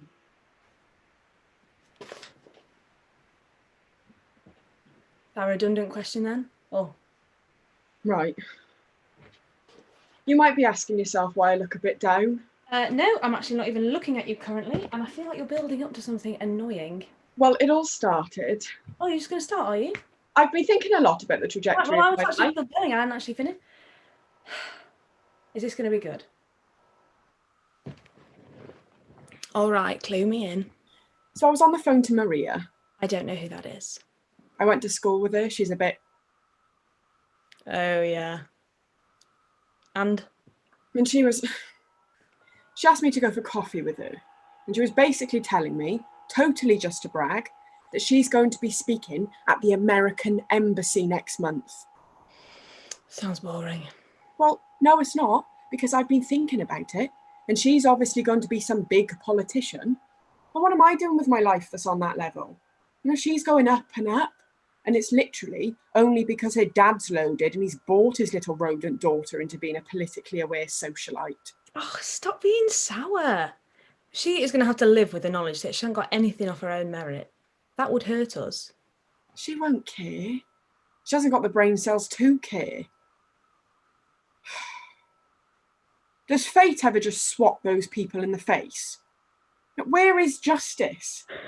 Why do all the talented people scrape together pennies to eat pot noodle, and the shittiest ones swan about in real Gucci that is so tacky it literally looks fake? Okay, right, so springboarding off that, did I ever tell you about Benjamin Netanyahu? Don't think so. Name rings a bell.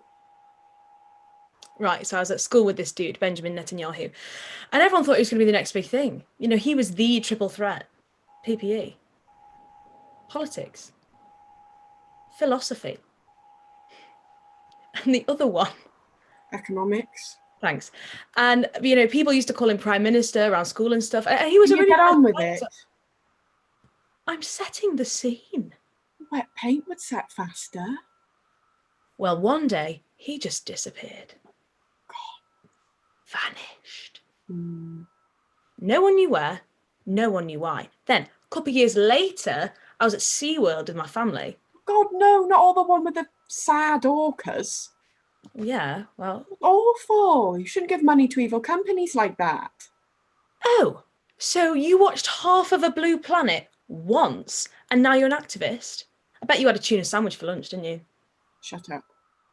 Anyway, I'm at SeaWorld, and I go over to the dolphin bit, and there's this guy there, bottle feeding the baby dolphins, you know, the smallest ones. Oh, that is cute, actually. And the guy steps back, and you'll never guess who it is. It isn't. It is. It's Benjamin bloody Netanyahu. And he works at SeaWorld. So I ran over to him, and I was like, wow, man, it's good to see you. Everyone thought you were going to be a future world leader or something. What are you doing? Working at a big aquarium? And he said, well, I think I'm serving a youthful porpoise. That whole story was just bullshit, wasn't it? Yeah, it was. Why? Why would you do that? Well, I went to an all-girls school where I'd have a classmate called Benjamin. This actually serves you right for not giving a shit about my life. All you did was waste my time. Benjamin Netanyahu is actually the Prime Minister of Israel, so there, I've taught you something. Oh, lighten up, it's just a joke. I don't give two shits about that. What am I going to do about Maria? Well, why do you care so much? It's weighing on me. I have to do something to make myself feel better. Oh my God. You know exactly what you have to do, don't you? Yeah. Yeah, I know. Pull yourself together and get a bottle of I'm going to kill her. What? Sorry, what did you say? Oh, were you not going that way? No! Jesus Christ, we're not going to kill her. Who said anything about we? You always insert yourself in my drama, don't you? You're very needy. Oh my God, if you think... Well, obviously I thought there was something to do with both of us. She's hung up on me. Very mature.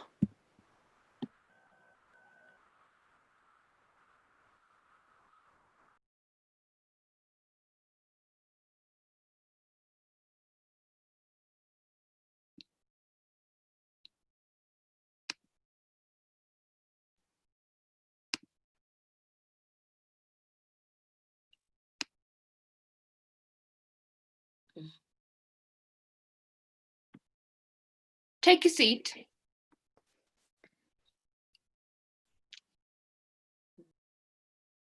Cold. No. Outside. Oh, yes. Yeah, it's a bit. Wasn't a question. Oh, sorry. I thought you were asking me if, but you weren't.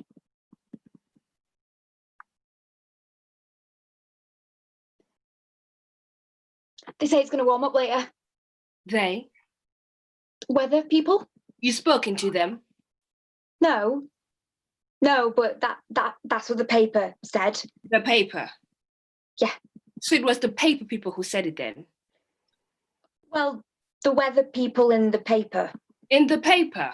Not in the paper. I mean the weather journalist in the paper who writes the weather.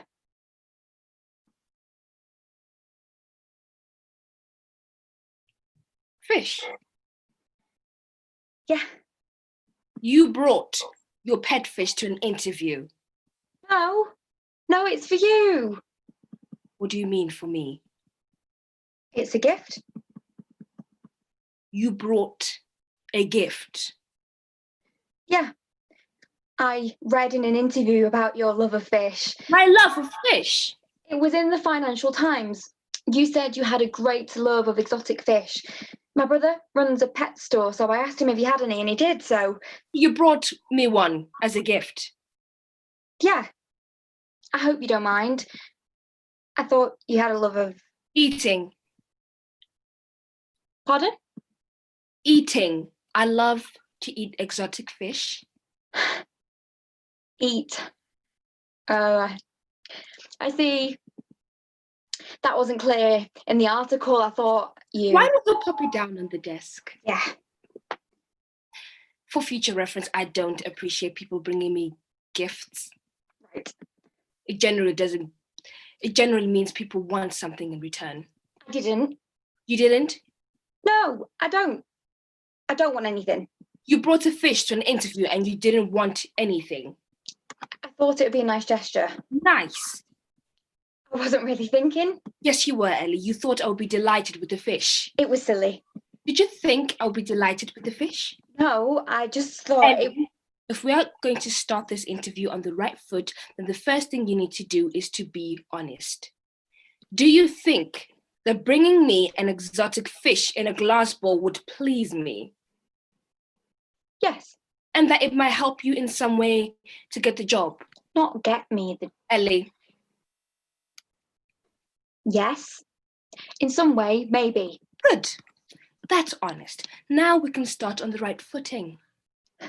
So, we have established that you thought sucking up with gifts would somehow advance your case for a job in one of the top FTSE top 10 companies. Now That's not exactly... Don't interrupt. Sorry. What's in the folder? Ah, yes. I brought some references from... References? Yeah. If I needed you to bring your references, you wouldn't be sitting here. So why don't you put them on the desk next to your fish? Why do you think I asked you to this interview? For a position in your company?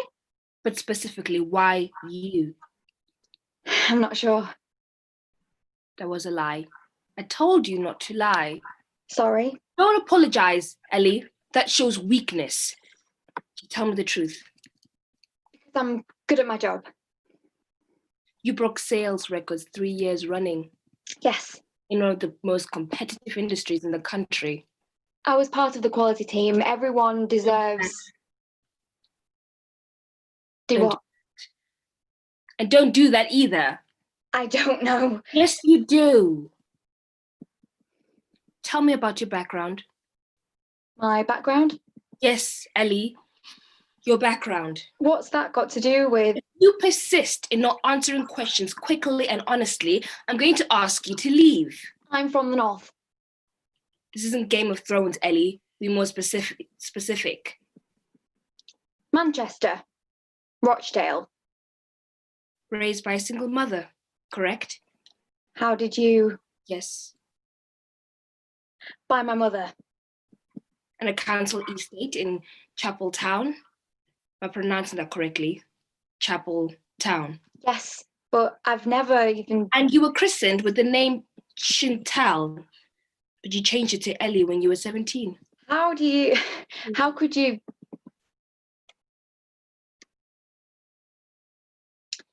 Yes, I changed it. I never liked the name. That's understandable. So how did Chantal from Chapel Town become Ellie McCohan, Saleswoman of the Year? I worked hard. And lost your accent? It was recommended. Lose your accent? Yeah. How do you feel about that? I don't think about it. But your accent was part of who you are. Are you not proud of who you are? Of course. But you're ashamed of your class? No. Then why lose the accent? You have to adapt to your environment. What environment is that? London. The city. Do you feel working class people don't belong in the city? I'm not saying that. It's not about what you're saying, it's about the accent you're saying it with. Do you feel you wouldn't be accepted as a northern working class woman in the city? It's just how things are. And how are they? Well, people don't... I mean, I found people didn't respect me when I first moved down here. The way I talk, people made assumptions. Like? Like I was... Well, like I was less intelligent in some way. Was you less intelligent? No. So why hide your accent? The accent always made me stick out, so... So you are ashamed of where you come from? That isn't... That's it? not what I'm saying. Isn't it? No, I'm not ashamed. Then let me hear it. What? I'd like to hear your original accent. I'm not sure I can. Of course you can. When you go back home, you don't speak like this, do you? No, but... So let me hear it. I honestly don't think I can... Stuart, please bring McCohan's coat. She's leaving now. What? No. Okay, I'll do it. Like this. This is what I sound like, okay? Please don't stop the interview. I really want this job. Please. Cancel that, Stuart. Thank you. Do you know where I'm from? I'm sure you Googled me. You brought a fish based on an interview, so I assume you know where I was born. You grew up in Oxfordshire, in the village of Great Milton, in a family of 5. Your father was a banker and your mother dealt art. You studied business and economics at UCL. Bollocks. What? It's bollocks. I grew up in Woolwich. My father was a brickie and my mum was on the dole. But it says on Wikipedia... I wrote my Wikipedia page. You see, I was very, very good at my job, and I was very, very good at making money. I was good at making money from the moment I learned how to speak. I knew early on in my life that I could achieve great things in business, and just like you, I was told early that my accent would get in the way, that I should change it. So I reinvented myself. I developed an outer shell that could mix it with the Oxbridge male cock measuring culture of the shop floor, but also just be sexy enough to make sure I got myself noticed by the powerful old white men above me who gave out promotions to women they liked and thought they had a chance of screwing. I had to play the game. I had to play the game that working class women are playing in every corner of every industry in this country to get ahead. The game you've been playing, but I want you to be part of stopping that game. It's time to change the rules. Well, I'd be honoured to. So lose the fake voice. It's gone. And stop sucking up. I want you to be Ellie, talented, working class, unapologetic. I can do that.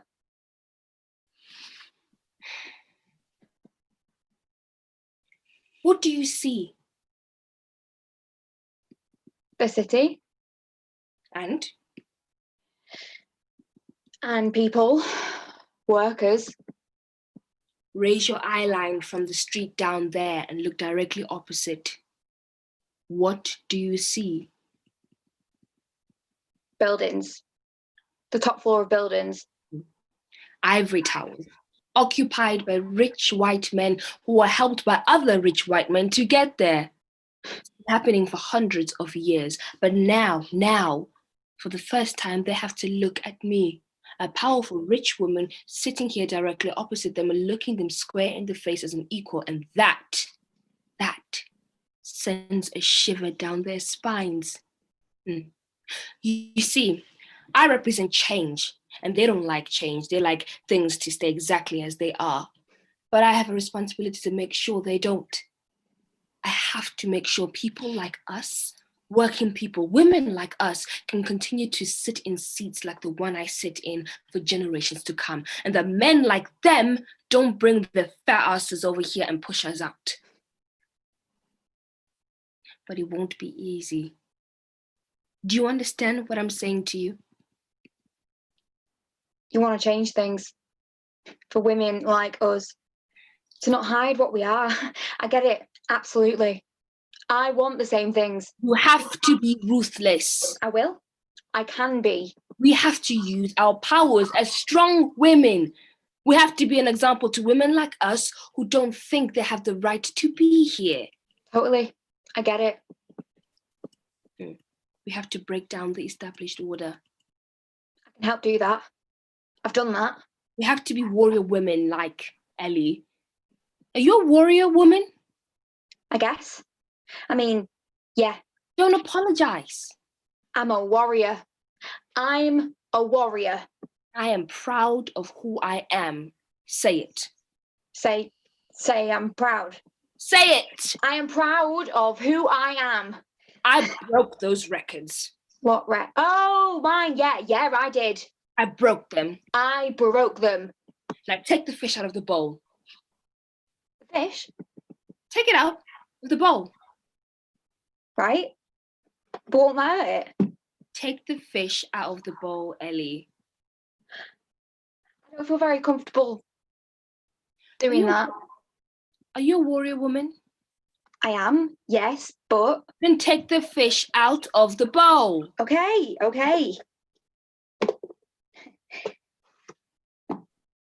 It's a bit slippy. Come here, fishy. Come here. Come on, fishy, come here. Don't apologize.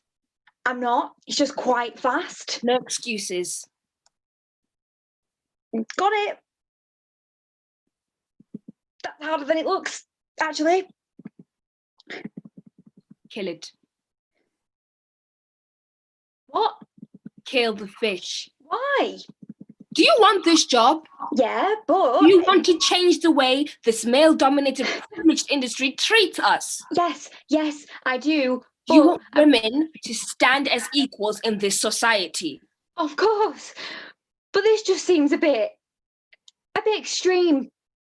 It's just a fish. This fish is a better placket. You can recognize it by its unusual fins. I ate one on a boat on the Mekong Delta whilst working in Vietnam. Tasted like shit and isn't even that rare, which is probably why your brother was happy to give it to you. But the locals on the boat told me it would help my business as it would give me the incredible strength as it is a strong male that has incredible high levels of aggression. It's a fighter that attacks other males if housed in the same tank. It will also kill females if refuse sex. But it's still a fish. It's not going to change anything if I just... It's them, Ellie. They would kill anything that threatens them, anything that dares to enter their tank, their bowl. That's what they have made this industry. A fight, a male-dominated, aggressive industry that is about wiping out your competition, making as much profit as possible, and fuck the consequences that's somebody else's problem to deal with. I'm sick of it. I'm sick of the way it is run. I'm sick of the endless greed, of the financial recklessness, and I'm sick of the way they're helping to destroy the places we come from by strangling our opportunities with the closed shops they've created. It has to change, Ellie. If you want to stop being ashamed of where you come from, it has to change. But you have to be prepared to go all the way to tear down the putrid towers they have built. You need, Ellie. You need to kill the fish. I agree with you. I agree with all you're saying, and it's really inspiring. Actually, it's what I always thought, but can't say. But I can't do what you're asking. I can't. Kill it. I'm a vegetarian. Kill the fish, Ellie. Kill the working class, loathing, woman hating, aggressive, male privileged bastard fish. Kill it. Be a warrior and kill it. Kill it.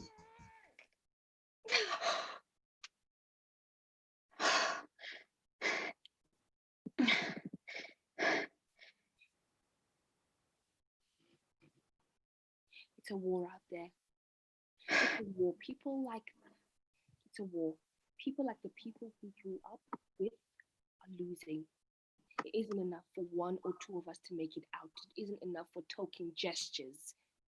We have to level the playing field for people at the bottom from the top down. Otherwise, the likes of us will be back in Victorian workhouses where the working class are nothing but a laughing stock. Food for Channel 4 documentaries and the Daily Mail to hold up to the rest of the country as examples of why we must be kept down, why the order of things must stay the same, why the establishment must remain. You're one of my warriors now, Ellie. Help me use my power here to create change. Okay. Good woman.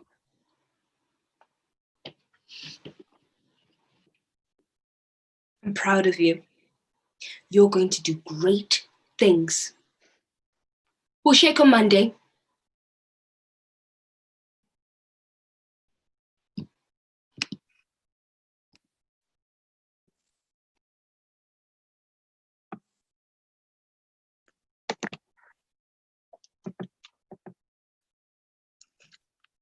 Well, well, well.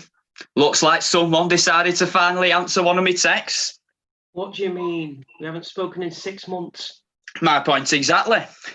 You need to answer your texts more often. Lewis, you never text me. I've been busy. Doing what? Stuff. Right. Well, come on, I got you that pint. Sup up. Oh, cheers. What was it? Cronenberg. Best they have. Yeah, it is and all. To reuniting. To reuniting. How have you been? Ah, shit. Oh, that's not good. Fucking Tories, innit? Yeah, I'm the same as you on that one. We're never going to have another Labour government in our lifetimes. You know that? Bollocks. No? Why then? Because the press are owned by right-wing millionaires. They want to protect their pockets and drag the leaders through the mud. Well, what about Blur then? Fuck him, centrist prick. Wolf in sheep's clothing he is. Still a Labour leader. Still led the country for 10 years. Still a massive twat. True. So, how's the missus then? Laura? No, the Queen of England. Course, Laura, yeah. Course, daft bastard. Yeah, she's good. Yeah, we're good. Oh, good to hear that. How long have you... Coming up to 18 months now. Oh, good on you, lad, good on you. Surprised, to be honest. Why? Well, she's been working all the time, and well, I've just been staying in the flat doing now, just feeling sorry for myself. You're both students. You don't need to work. Student finance will carry you. Yeah, but it's summer, you know. And believe it or not, student finance doesn't actually help you out as much as you think. Where are you getting money from then? Mum. Of course. Love Deborah, me. Don't we know it? Funny you say that about needing a job, though. Why'd you say that? Look, Dan, mate, do you sometimes feel like there's a calling for something greater coming from inside you? Are you stoned again? That is besides the question. Answer it. You do, don't you? Oh, what? With regards to what? The government. Well, I wish I could change it, but Lara said there's no point worrying about it. I'd ignore her. She voted Lib Dem. How did you know? I didn't. She just looked like someone who would. Thanks for assuring me, though. Fuck off. Oi, oi. Let me say me piece. I am. Come on. Spit it out, man. What are your thoughts on setting up a political party and running for government in the next election? What? Well, I should say, I've set it up earlier this week after the elections. You can just set up your own political party just like that? Of course. All you need is 250 quid and to be absolutely off your face to do something so ridiculous. Well, what's the party called then? Drum roll. The Redemption Party. Why? To redeem our country from the absolute shithole it's currently in. No. I mean, why are you doing this? You don't even know the first thing about politics. There's a lot of famous political figures that don't know shit about politics. Oh, yeah, like who? Well, Regan was an actor before he became president. Trump, well, we know how that shit went down, don't we? This is ridiculous. We are two unimpressive working class men from Liverpool. I'm doing a degree in music management at JMU.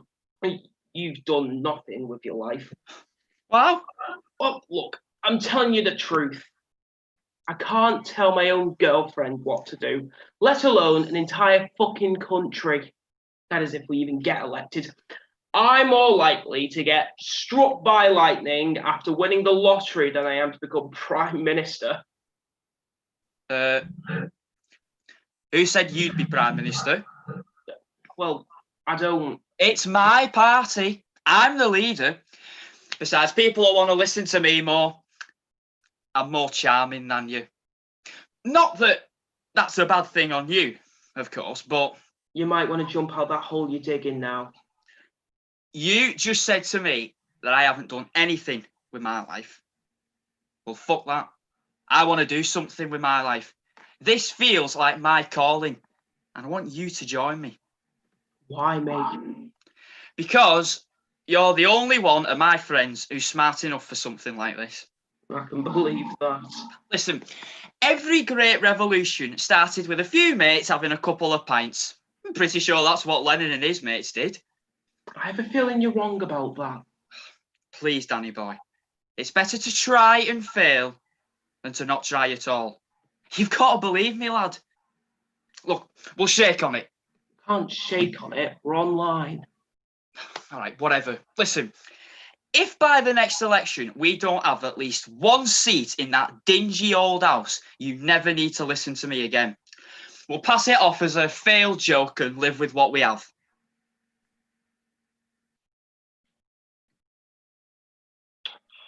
Oh, what the hell? Fine. You won't regret this, mate. You can trust me on that. I couldn't trust you in the House of Commons. Not going to lie to you. I'll give the people what they bloody well want. Hey, I've started drafting up a manifesto this afternoon. I'll show it to you at our first meeting. Oh, wow, Lewis. You've gone all serious. Of course I have. Don't tell me you won't after shaking on it. I'll try my best. But this doesn't come above uni for me. That's more important. You're saying that now? I don't want to burst your bubble, mate. But I think that's what I'll always be saying. We'll see.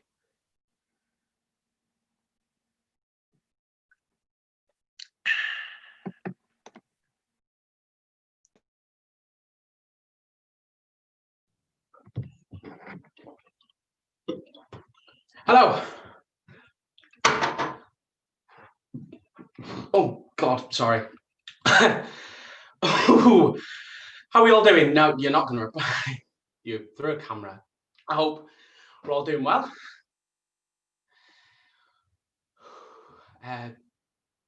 Stand up. I can't promise to make you laugh, but I have always been told that I'm funny. Or was it just that my life's a fucking joke? Sorry. Oh, I actually can't believe I just said that.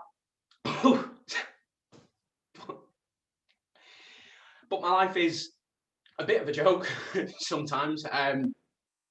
Example. So there's this time, right? I'm in high school and something hilarious happened. So I laughed. I mean, I laughed like hard. I mean, I laughed so hard that I actually snot rocketed right onto the table in maths class. Like this little green, soggy projectile splattered just to the right of my Coca-Cola pencil case.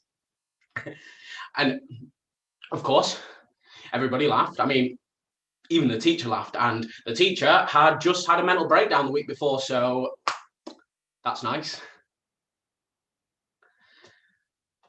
So I guess when people are already laughing at you, may as well throw a few jokes in there. But laughter's great, isn't it? Laughter solves all the world's problems. You laugh and it makes everything just all right. Except when you're in shit. Maybe don't laugh then. Because you get those moments in life, don't you, where something is absolutely fucking hilarious, but you absolutely cannot or should not laugh. It took me a while to get a handle on that. One of my mates once got a football to the face from about 5 yards away from a lad who now plays football for Doncaster. I mean, this guy's right foot was like a fucking missile launcher. So it hits him, and there's this you know that silence, everybody inside's just going, oh shit. Well, maybe not everyone.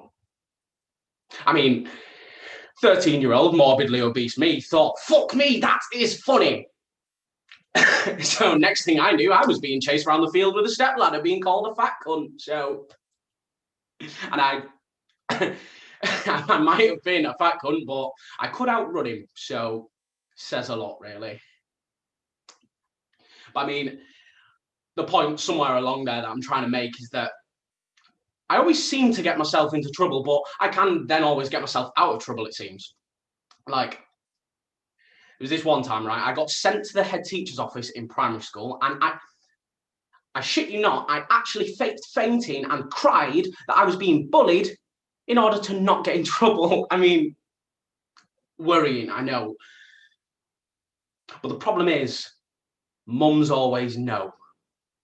I mean, they have that little bullshit detector in the back of their head that's just going, bollocks, bollocks, bollocks. So she came to pick me up, and we're walking out of school, and the tears have mysteriously vanished, and I want to go play football. And she just turns to me like, no, no, no, you're going to drama classes, you little fucking sociopath.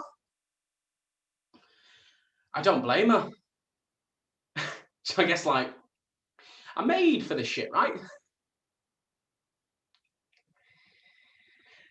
But I guess I was actually being bullied. Maybe less made for it, maybe more like pushed towards it.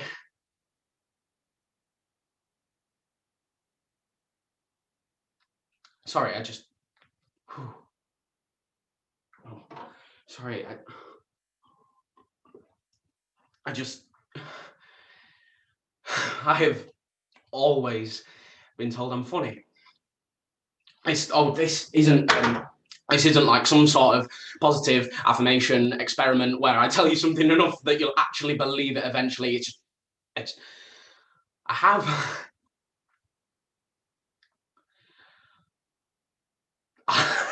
I'm not sure I'm that funny.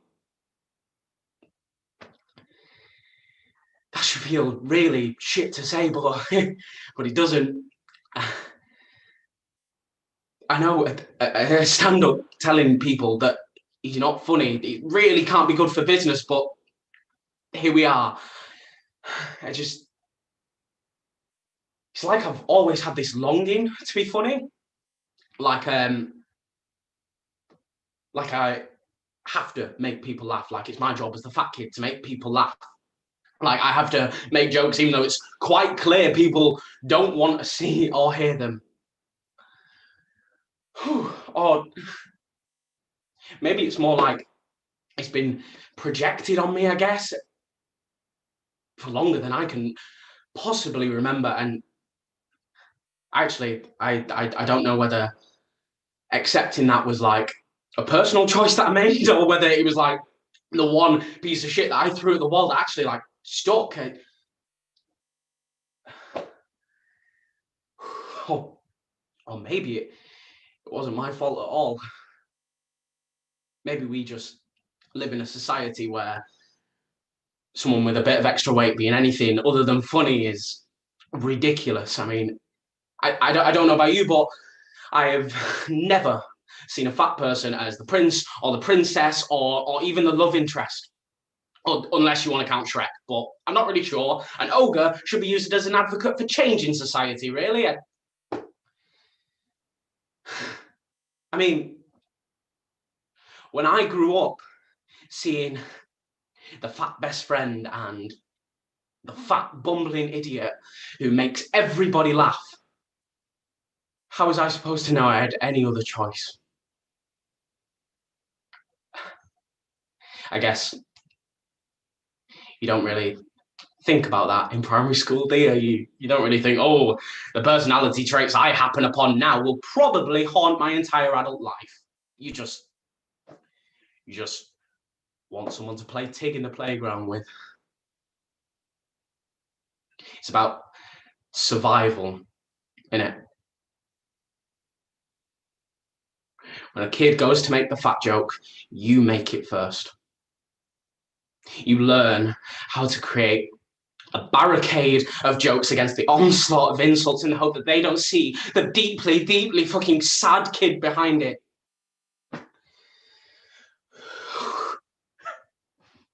Oh, I really did not account for having a full-blown personal reevaluation tonight. I had some bang average jokes about supermarkets and shit. I was just trying to be relatable, you know?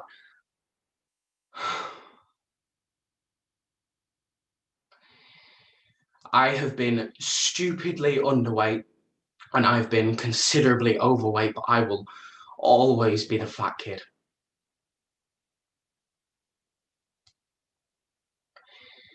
And people start to believe it eventually, don't they? The whole, like, facade And I started to believe it. In fact, no, I do believe it. I cling on to it so desperately because what else do I actually have? What if people don't even want to speak to me if I don't at least attempt to make people laugh every few minutes?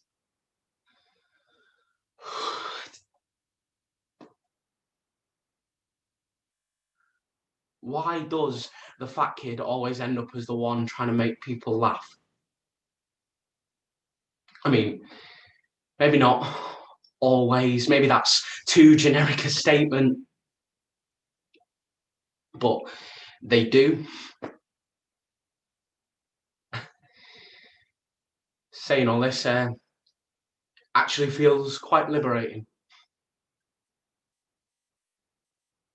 But then again, tomorrow I'll probably just carry on as the same carefully cultivated person I've always been. Still using jokes for the protection of my midsection from prying eyes.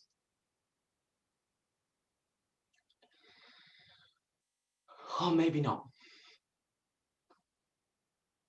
Who knows?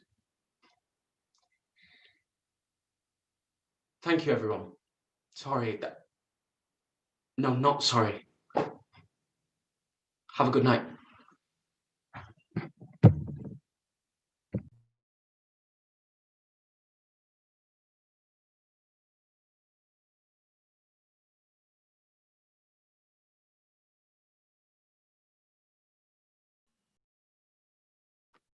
Thank you, everyone. I'm not sure how many people are still here from that session, but if you want to pop on your cameras.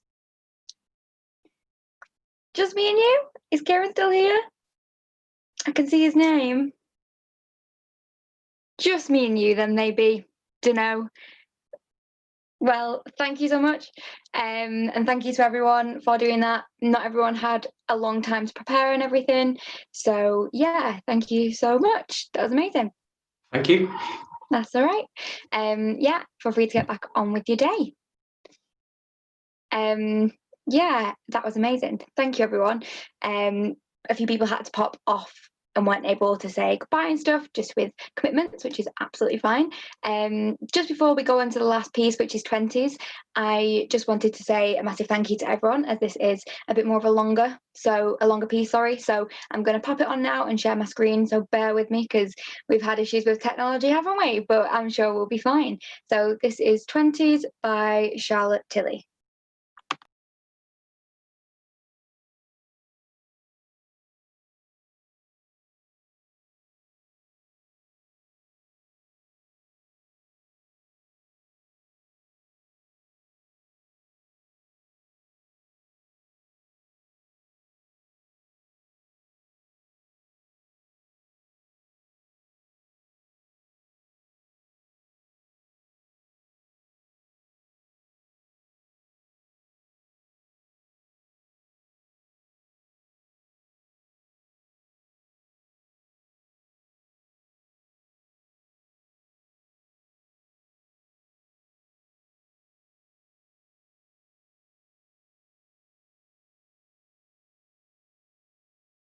I moved to London on Friday. Isn't that mad? I made it. The capital. I'm actually the first person from my college to venture further than Manchester. What can I say? I'm fearless. And I honestly think it's the best city in the world. It's just my opinion. It's 607 square miles of pure brilliance. Museums, pubs, cocktail bars, the tube, black taxis, red buses, and unparalleled tourist attractions. London has it all. And it's been one hell of a journey getting here. Once I'd left college and worked at Tesco Metro for a year, it was quite clear to everyone, including me, I needed to get the hell out of Cheshire. Whether it be London, New York, Tenerife, it was time for me to take on the world. Obviously, Mum was absolutely gutted.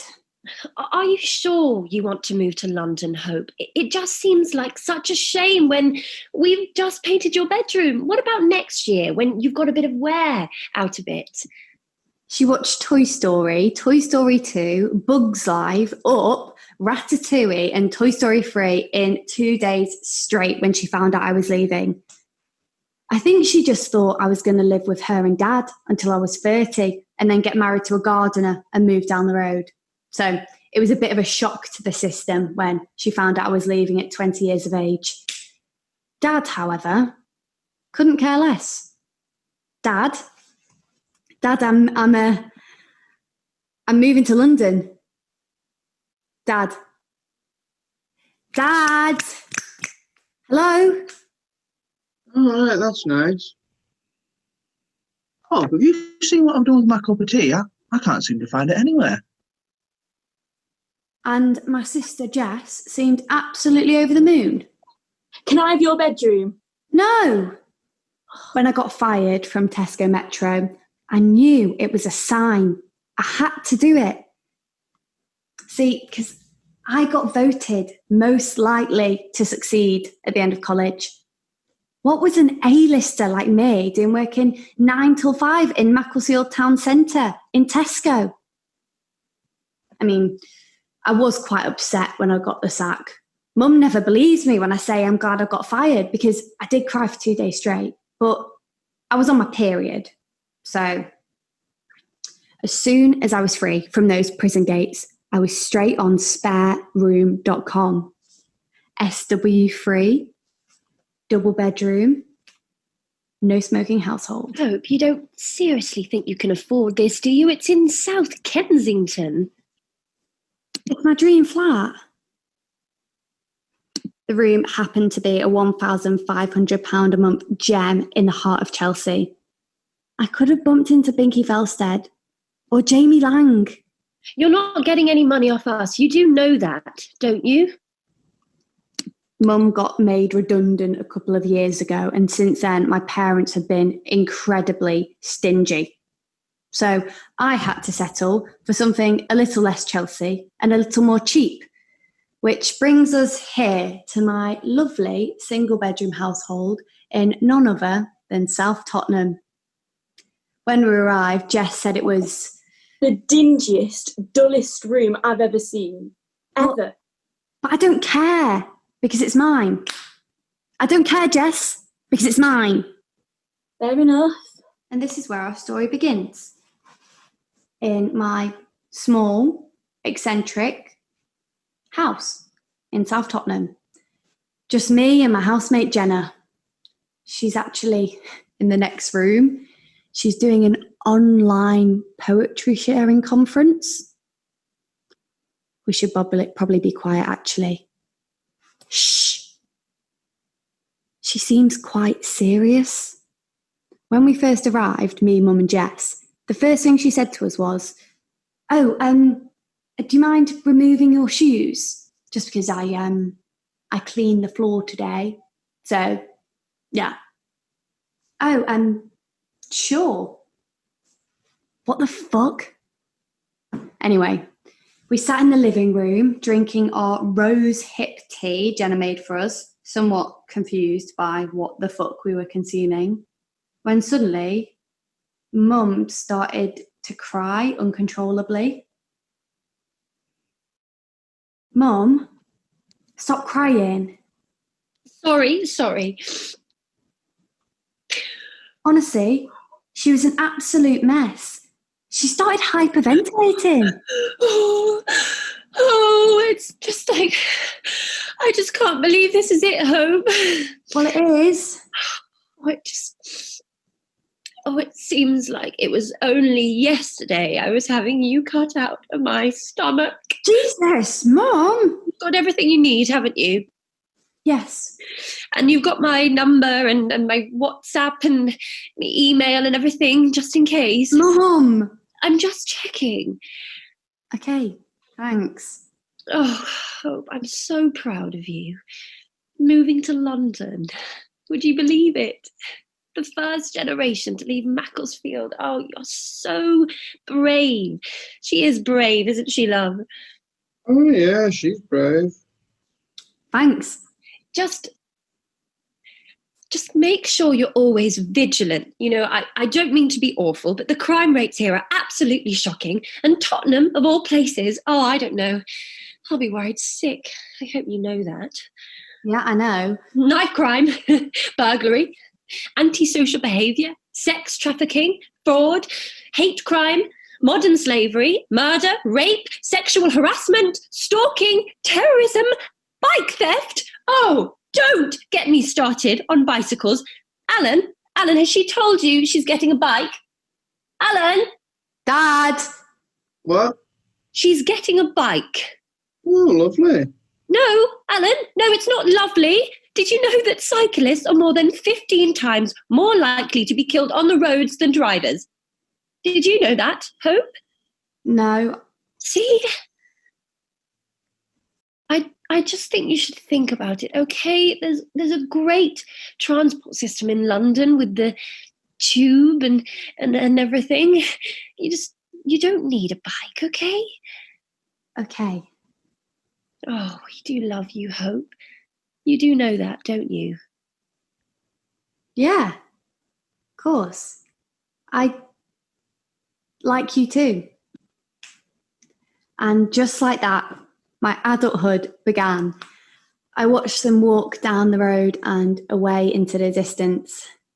And then I watched Toy Story 1, 2, and 3 back to back.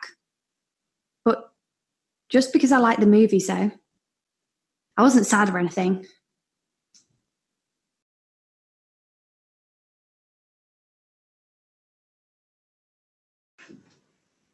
Maybe I should, I don't know.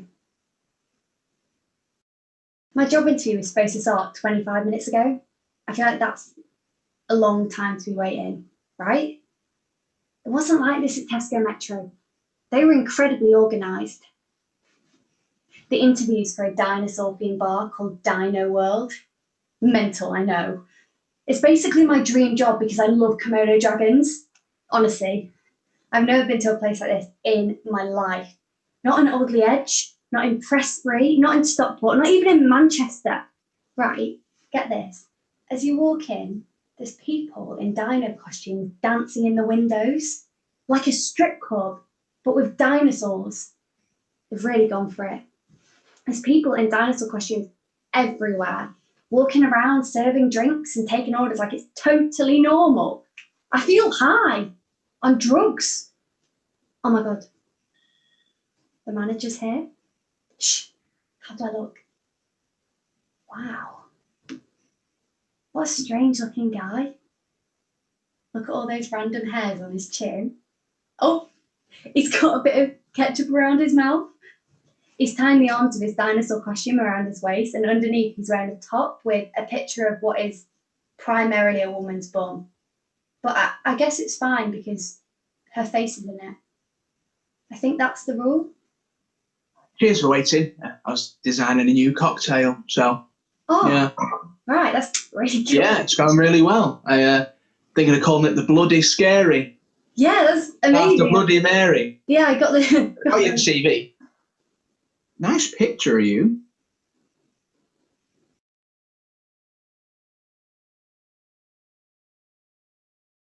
You look prettier in this. Oh, I've got more makeup on in it. Ah, I see. Well, that's fine. Don't worry. Travelled far today? No, it only took me half an hour. Well, that's handy. Takes me an hour and a half. Oh, that's a shame. Yeah, it's really aggravating, actually. It takes a massive chunk out of my day. I feel like I've annoyed him. What? Anyway, let's get to it, shall we? Right. So, as you can see, it's an intense job out there. Really hard work. And you have to wear a dinosaur costume all day, every day. You think you can handle that sort of commitment? We have to ask. Yeah, I think I can. Great. Next question. How do you deal with difficult customers? Oh, well, just be nice, usually. I try and, like... Yeah, that's a good question, actually, because we get a lot of difficult customers, with us being in dinosaur costumes and that. people view it as an open invitation to take the piss. Yeah, it can be humiliating at times. I've had staff coming to me sobbing on more than one occasion. It's actually the reason we're hiring. To be honest, we've had a few rage quits. People were sick of being tormented by the customers.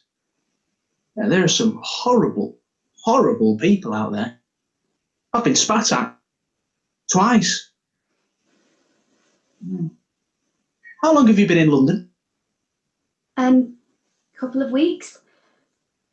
Still in the honeymoon phase, I guess, then. Yeah, that makes sense. Well, you'll come to learn London is a very, very, very cruel place. Incredibly so. I moved here from up north 10 years ago. There's not a day goes by I don't wish I was home. Oh, so are you thinking of moving back up north, or? No. Anyway, back to the interview, please. What experience do you have? Well, I worked at Tesco. It's not like a Tesco, this. And a bar. I worked in a bar. It's not really like a normal bar either. Do you have any immersive experience? Yep. Great. Well, I'd better get back to work then. My creative hours are between 12 and 2, so I don't want to waste them really. But we'll get back to you in the next few days regarding the outcome. All right. Oh, any questions? And what's the pay? £10.55 an hour. Wowza, I was getting £5 an hour up north. Well, no. Hey, let yourself out. Nice to meet you.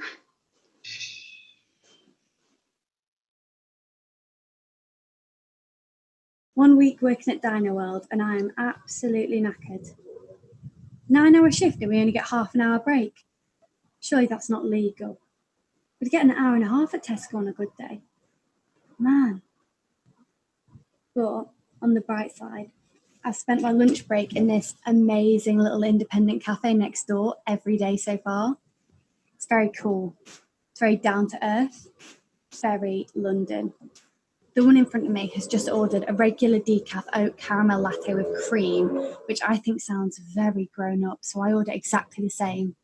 Grab myself a little table in the garden, check my emails on my phone like an adult, and suddenly, without thinking, I start scrolling through my messages of my ex-boyfriend from Cheshire.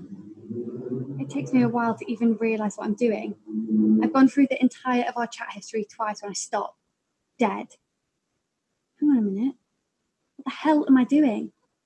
What would Little Mick say if they saw me obsessing over my ex? I delete his number and abruptly download Tinder. Really? I've left myself no other choice. My regular decaf oat caramel latte with cream arrives and I down it in one.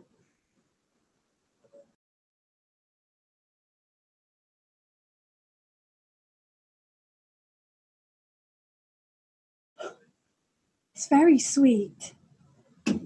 Ooh. Even the act of downloading Tinder seems scandalous to me. Right, let's do this. About me. I love dating. Dating is my world. I've just moved down from up north. Who wants to show me around?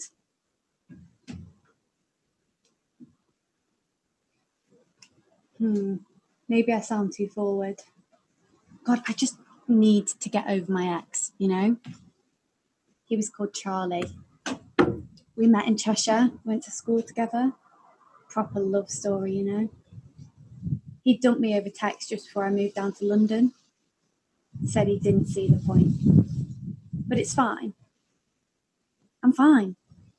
He was a bit of a dick anyway. Like, he never went down on me the whole time we were together. Said it grossed him out. Which I don't understand, because he never even tried it. It's like saying you hate onions when you've never tried onions. How do you know? And before you ask, yes, I sucked his penis many times. And no, I didn't enjoy it. I found it quite disgusting, actually. But did I complain? No.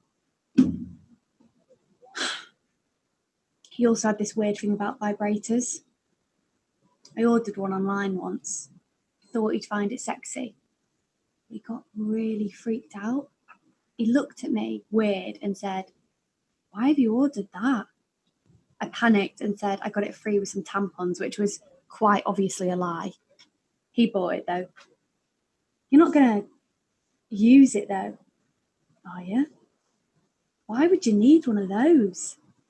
I thought about telling him it was because he refused to go down on me and he was quite shit at fingering. But I knew that would damage his self-esteem. So I just told him I got it for a laugh. I probably won't use it. When it arrived, I used it every day for a fortnight, sometimes twice. I never actually orgasmed, but it felt pretty bloody great. Then my vagina got all exhausted and went all numb and weird. Sort of waiting for the feeling to come back, actually. Anyway, looking for a guy who likes going down on girls. It's perfect. It rules out anyone with vaginophobia. Because I just feel like I've done vaginophobia now. Sort of ready for oral sex this time. And the swiping phase begins. Ooh. Okay. Dave, 21. Favourite hobbies include hiding in bins and scaring old women. Ross, 23. Sex with me, nothing special, won't change your life, but at least you can say you've done it. And Dan, 20, who didn't even bother with a profile picture or a caption. I mean, come on. And Matt, John, Tygo, Ryan, Hugo, Brad, Hugh, all the various ages. Here for a good time, not a long time. Shit, my lunch break is nearly over. I better go.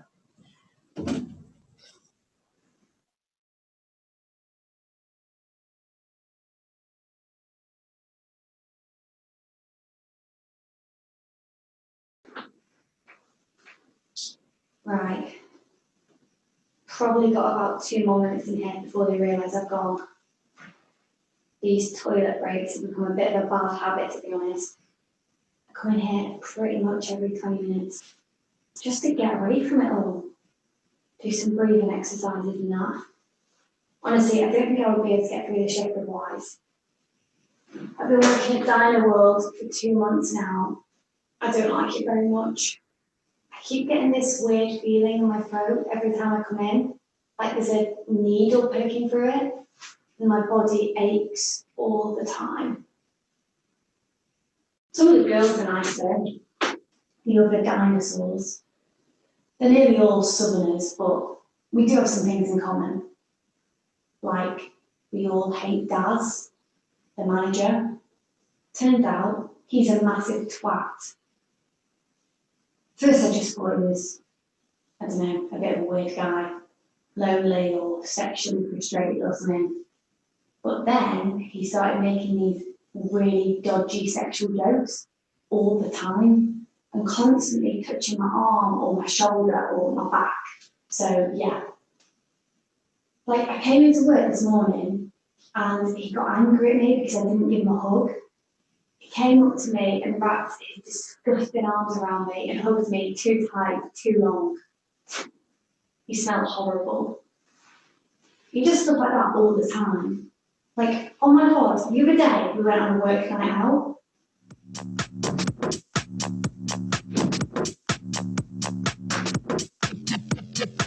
It was all right at first. I did a lot of dancing with my friend Beth, who's from Birmingham, but it's like nearly enough. Yes! Yes! Anyway, we sat down for a rest at one point, and lo and behold, guess who comes and sits with us? Dad. He's been talking at us about these ridiculous cocktail recipes for about a minute. When suddenly I feel this hand on my leg rubbing up and down. I look eyes with Steph and realise I'm on her leg too, under the table, unclean, rubbing.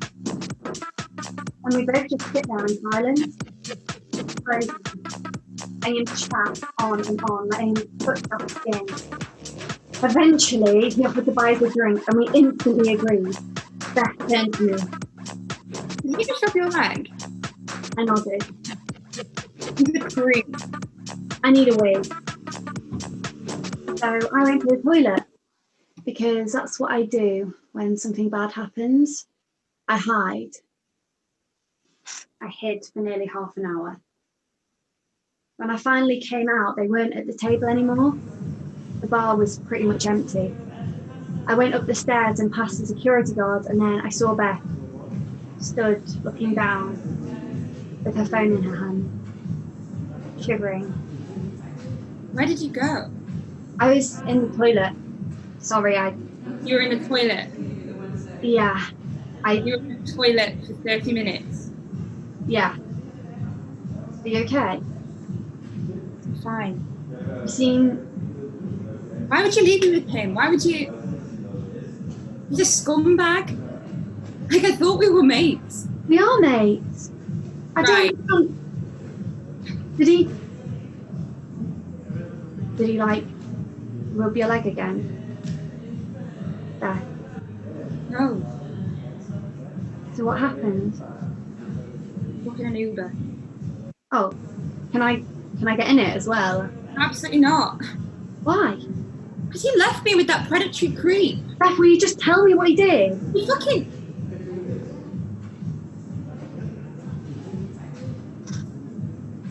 I sat at the table waiting for you to come back and you didn't. So...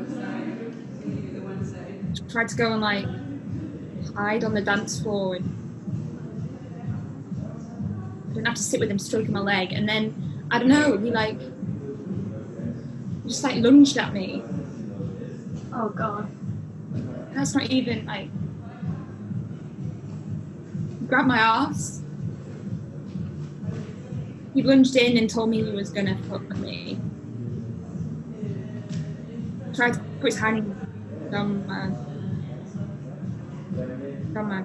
Shit. It was so disgusting. It was so... I'm really sorry. I need to quit this job, man. What? Beth, you can't. No, but... You can't quit. You can't let him win. You earned this job. I know, but he's... Look, you need to go to head office or something. You should report him. Yeah. Maybe. I don't know.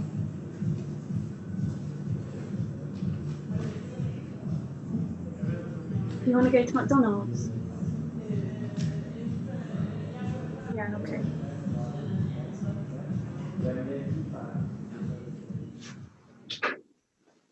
So I don't like Daz very much. I don't think he's a very nice person.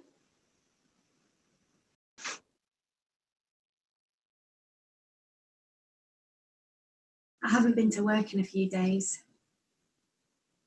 I booked this week off. I don't really know why.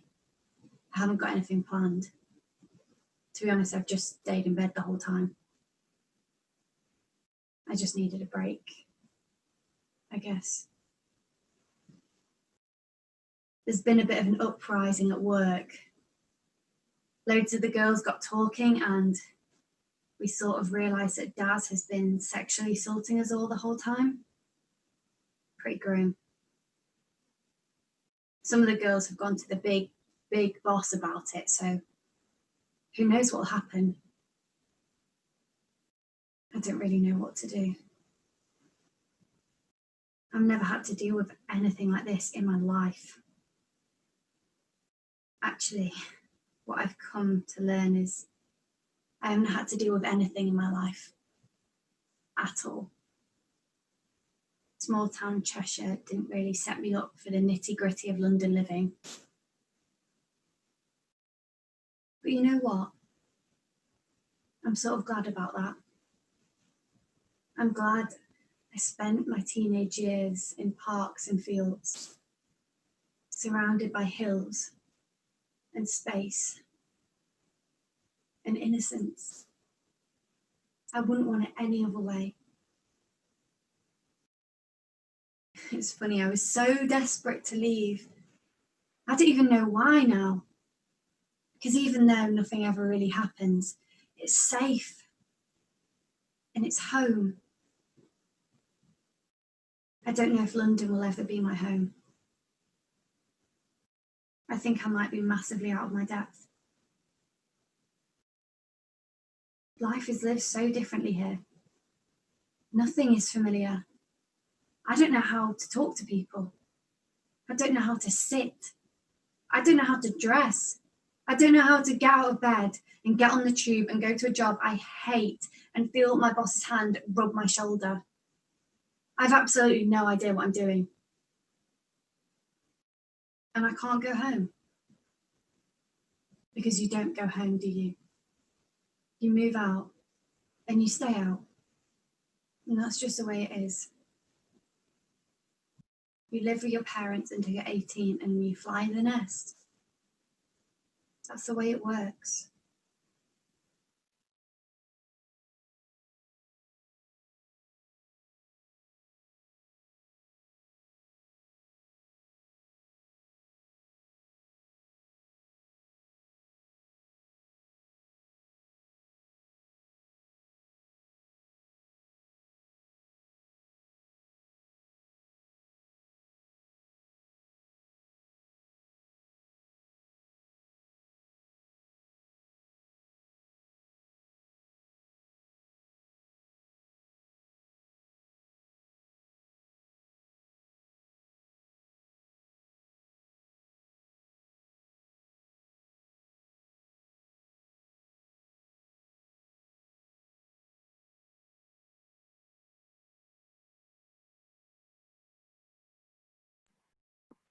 Hello, so that was 20s by Charlotte Tilley. As you saw, I hope you all enjoyed that. Thank you, Charlotte, for sharing it and for putting that together. It was amazing. Thank you. So the next slot is supposed to be at 5 p.m. I'm going to do a bit of talking for a little bit, but it might come a little bit earlier than 5. We'll see what happens, see how long I can blab on for. So I just want to say a massive thank you to everybody who's been involved so far. We still have many more wonderful faces to welcome in the next couple of hours, but thank you to everybody so far who's been involved and who supported Up the North and has taken part. As I said before, people haven't had that much time to put everything together, and so super appreciative of what you've done and all the energy and all the love that you've put into it. It really means a lot, so thank you, and I hope everybody who's watching can see how much has gone into it and can appreciate that, and I hope you're all enjoying it. I think it's going all right, isn't it? Yeah, it's going pretty good.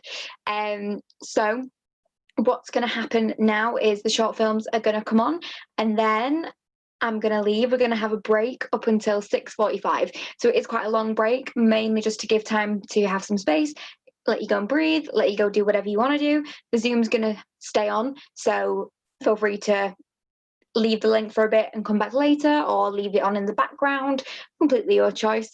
But yeah, we are going to be doing a little bit of a break after the short films, and that'll come just pretty much straight away. So thank you to everybody who is watching, and thank you so much to everyone who's donated if you were able to. It really, really means a lot, like really means a lot, so thank you. Yeah, it's all going to go towards my tuition fees for September, and I'm so excited that I'll be able to go, and I'll be able to go and access that training, and everything that you donate is going to help me out so much for that. So thank you. If you are not able to donate, then I don't really mind that either. Whatever way you're able to support me, by watching, by sharing with your friends, by liking and subscribing and following, all support in whatever way you're able to give is really helpful. So just because you might not be able to donate at the moment, that's fine. I'm still really appreciative of the support you've given me in other ways. So thank you. If you were looking to donate, then you will have to go through the GoFundMe page. And so it's called Help Rhia Get the Year Out, if I remember correctly. If you do follow us, Twitter, Instagram, or Facebook, there is links on there on how to donate if you didn't know or if you couldn't find it. And if you signed up through that ticket link, the Google form that was made for you to sign up for your ticket, that will have links on to the GoFundMe if you were struggling to find it. And so that is on Twitter, Facebook, and Instagram. Yeah, I think that's pretty much all I have to say. Tomorrow's session, that's going to be some Q&As and discussions. So we've got lots of lovely theatre companies coming for a chat. So we've got Hung Theatre, New Tack, and we've also got Vandal Factory. So that's going to be a roundtable theatre company. We have a roundtable theatre company roundtable. And then we do also have Craig Parkinson coming at 4:30 for a lovely chat and a Q&A, which I'm super excited about. And I hope you are too. You will be getting another link for that for another thing tomorrow morning. So that will come to you tomorrow. So don't panic if you can't find it or haven't got it. We are also having another session happen at the moment, but haven't announced it yet, so you'll have to keep your eyes out on social media. Yeah, that's everything I have to say. So without further ado, a little bit early, I'm going to start the short films, and then feel free to click off and come back at 6:45, where we will welcome some live music for some really talented performers, and then at 7:30 will be Woe Begone by me, starring some amazing people as well. So yeah, thank you so much for watching so far, and I hope you enjoy these short films. We have Give the People What You Want by Give the People What They Want by Jess Parsons. We also have Root by Kelly Colbert, and we also have We Still Believe in Love by Jess Valley. So enjoy them, and thank you.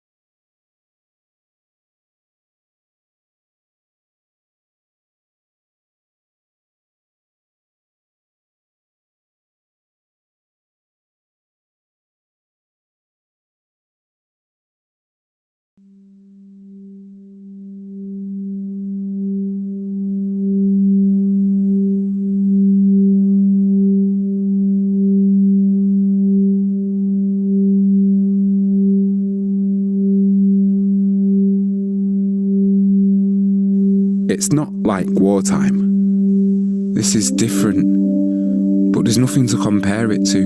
When they shot 28 days later, Danny Boyle had to get them to shut down Westminster Bridge for that opening sequence. Remember that? Shot it at like 4 o'clock in the morning or something. Now man, he's like that all the time. Well, town anyway. No one goes into town except scallies and obviously the people who live there. The feds are snatching all the roadmen up. They stick out like a sore thumb, innit? Looking shifty on some street corner, like the Pied Piper or some shit. Addicts just frothing at them, making a dash in plain sight as though they were running through open fire, but they're just wanting to escape to the safety of self-medication. Take the edge off. Some things don't change. One followed me when I was out walking.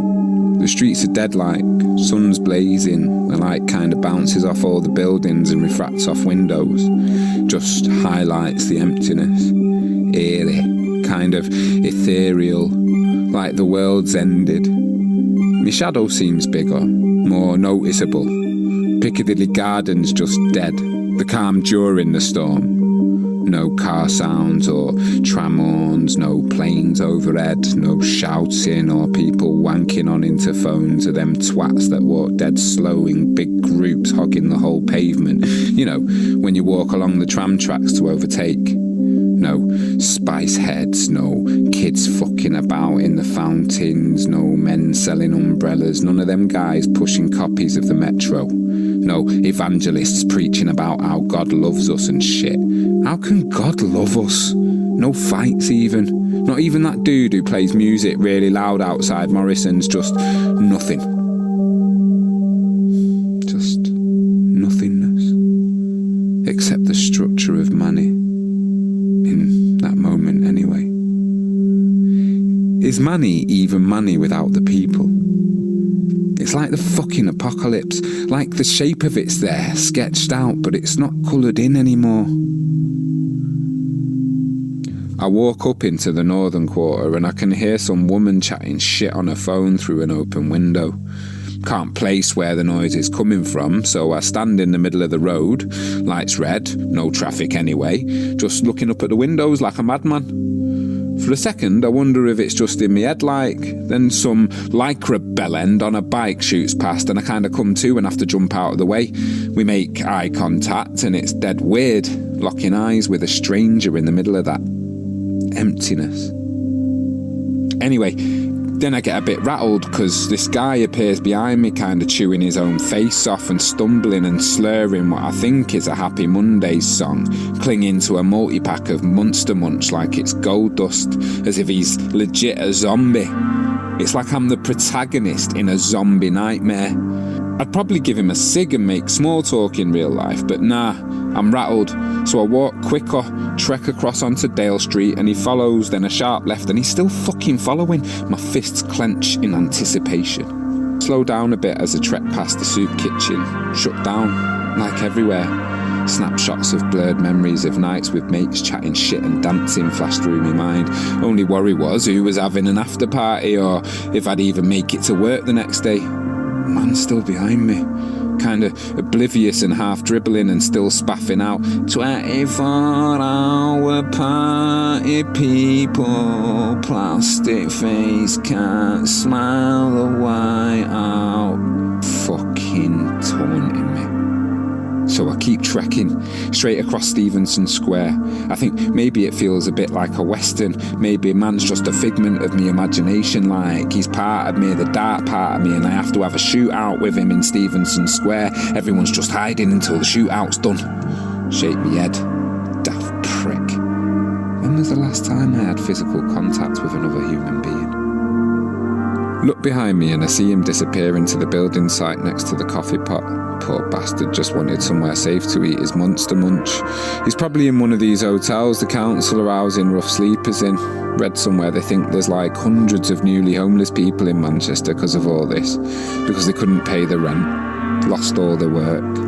Something like over 1,000 people housed in makeshift hostels. I worry about when my universal credit will come through in that moment. They said not till May. I'm late on rent. Fucking 80 quid a week ain't gonna scrape the sides. I've got the worst panic attack I've had in time a few days ago. Feels like I need to stifle one now. My mate said she saw an ambulance with blacked out windows drive down a ginnel round the back of one of them hotels. Different to the ones that pick up out the front when someone's being taken to hospital. That's when you know someone died, you get me?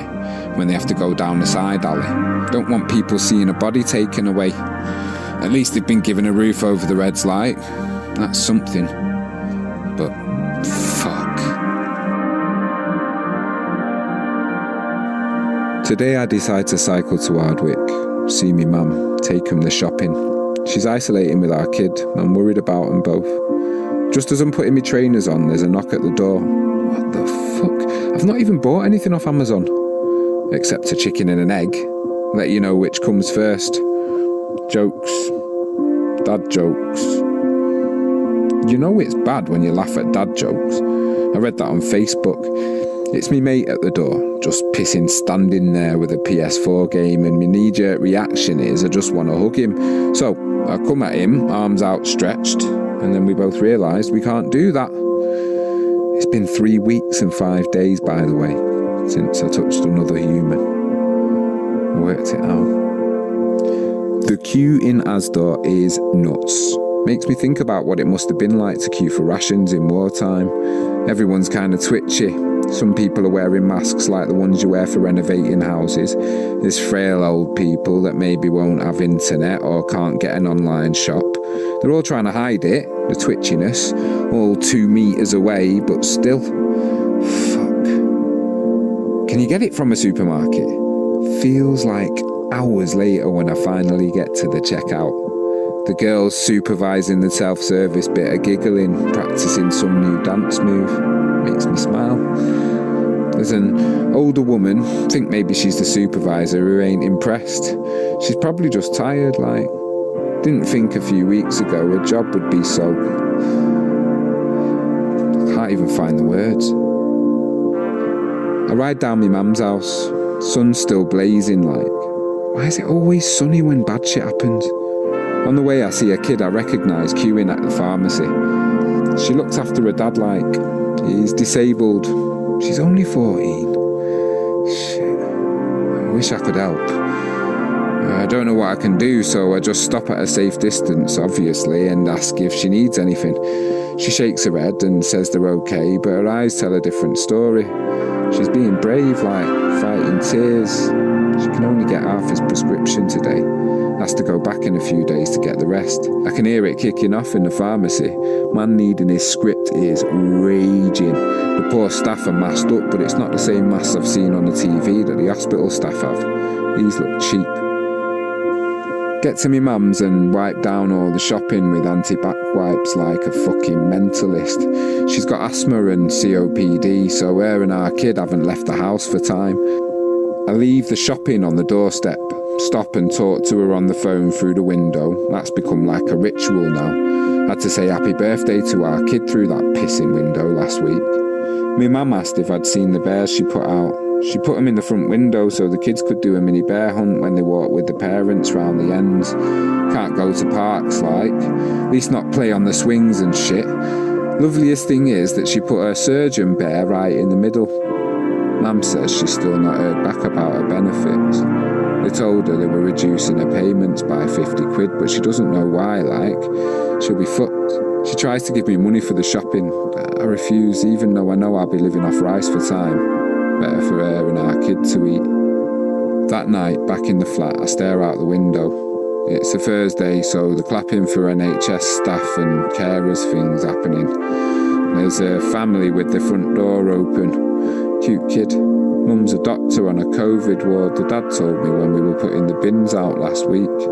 He was raging like, because the neighbours next door but one had friends over, and he was saying that whilst the shit's happening, his missus had to suit up and go and see dead bodies at the mortuary. The claps start, and there's even cheers and car horns kicking off. The kid looks up at his mum and says, "That's for you, mummy." I look at the dad's face and it's breaking. He's breaking. Kid's about 6 years old. Once that finishes, I stay at the window, beer in hand. It's a clear night and the sky looks magic. The moon's real clear, big in the sky like there's someone I'm missing. I mean, there's a lot of people I'm missing, but there's someone, you get me? I'm going a bit stale staring at four walls all the time. So I stare at the moon. I wonder how many people are staring at it, united in their apartness. It's full. I feel like howling at it. I've lost track of the days now. Kinda keeping count like man's inside. Every day feels like fucking Sunday. I'm on one of my walks in Ancoats. First grey day we've had for time. Feels more like money. Like the threat of rain is taunting me with a half promise of normality. Town's still dead, like. Except for Scallies and the occasional key worker. I passed Beehive Mill, you know where Sankey's was in day. Ancoats was a wasteland then, you get me? There was just Sankey's and nothing really mattered and everything was loved up. Everyone was loved up. Now man's built fucking flats for top-knot wankers here. Now it's a wasteland in a different way. Now I feel like a waste man. I walk next to the canal for a bit. kinda lost in myself. Look up at that massive bit of street art of them two dudes kissing as I get to Great Ancoat Street. Always loved that. A bus goes past as I go to cross the road and I look at the driver. Looks dead mardy like. Can't blame him. I end up walking dead far. Just in another world, you know? Only the occasional car passes, usually it's rammed with traffic. Kinda come round and realise where I am. Start making my way back towards town. As I near Fairfield Street, I see a figure just standing there like, it's a lad. An Audi pulls up. I'm closer now. I cross the road, can't help but look. Lad takes a shaky breath before opening the passenger door. Can't be older than 21. Fucking hell. Didn't realise that shit was still happening even. Didn't think about it. I wind up at Piccadilly, past Mayfield Station. Been abandoned for time. Like it knew something we didn't. Everything is connected on the corner of it, like. You can see it from platform 14 at Piccadilly. Fucking irony, man. Cross onto the other side and trek down Altrincham Street. There's a girl sat under the bridge on the steps where that statue is of a man looking all anguished and raging, trying to break out of that terracotta shit like we're trying to do now. She's in a sleeping bag stroking a dog. I think it's a Jack Russell. Guess they don't let dogs in makeshift hostels. I walk up the steps into the Vimto Park and just stand and look at the fucking thing for a bit. Granby Row in the background. Think how it was sunny after the arena attack, like. Think about the spirit of Manny, my Manchester. There's ghosts everywhere, all superimposed on top of each other. United, apart, together. Our spirit is unbreakable. It's been exactly 5 weeks and 4 days since I touched another human. That night, a howl at the moon.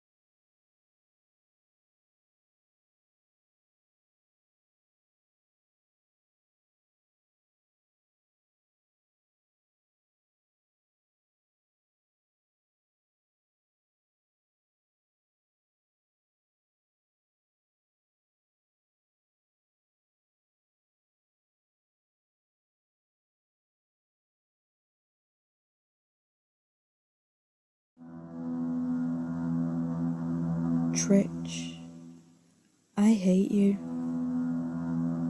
The itch at the fingertips, it doesn't go away. The uncontrollable impulse, stop trying to make it go away.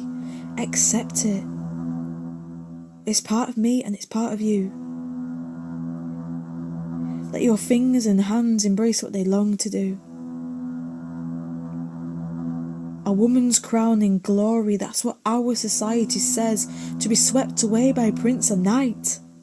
But don't you see? That will never be me. Again, we slip, we strip, we rip. It's a focused addiction, an automatic addiction. It's the itch, the twitch, the constant urge of pull. Tritch, I hate you. I hate the things you make me do. I hate the way you make me feel. I hate the way you make me look. My feminine looks you have took. But it's not your fault. Again, I give in. Again, I slip. I strip. I rip. And they are whispering, this is who you are. And you fight the need, the urge, the growing pressure rising until it overflows, teasing your fingers to be fed, and the whispering gets louder until it's screaming, now, do it now! And you can't fight anymore. Because it's the only thing that you hear. The consistent voices. And I belong to it. Tritch, I forgive you.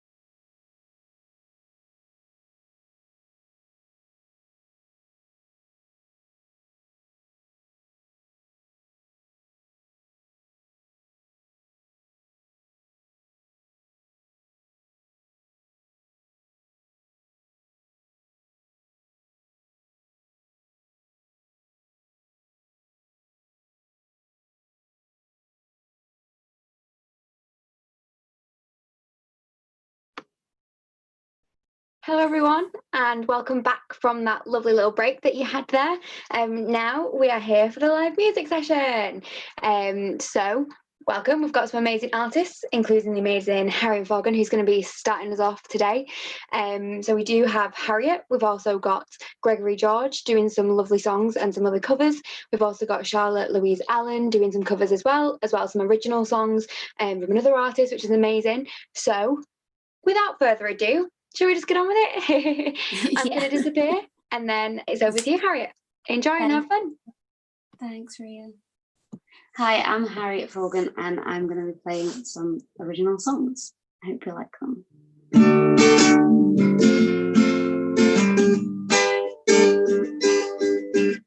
Veering round the mountainside, pull over and higher I will climb. Veering round the mountainside, pull over and higher I will. Got a backpack full of things I don't even need either. Rubbing on my shoulders every step I take to get higher, freer. When the rain comes, my brain will leak. I don't fear that I've held for my whole life. Now when I'm here up the mountainside, 'cause I'm veering round the mountainside, pull over higher I will climb. Veering round the mountainside, pull over higher I will. Down the mountain like a hurricane. Get out the car and I'm not the same. I'm tired and I have everything. Get on my peak, I just can't find the words to speak. I am happy, so I don't need to. It's funny how the mountain can change you. When you're veering round the mountainside, pull over and higher I will climb. Veering round the mountainside, pull over and higher it's funny how the mountain can change you. It's funny how the mountain can change you. Oh, won't you feel around my mountainside? Oh, won't you feel around my mountainside? It's funny how the mountain can change you. Thank you. And this one is called Teach, because we got to teach it in order to learn it.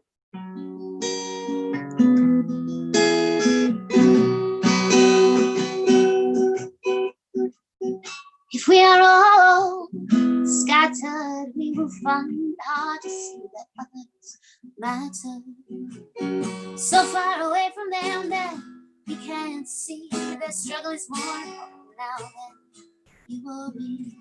If we shatter our glass roofs, we will all be free, scatter across the world, changing the system, changing what we see. Come together, work together, scatter, teach, shatter. Oh, we come together, work together, scatter, teach, shatter. Well, that glass roof is looking awfully bad now. The sun is burning through.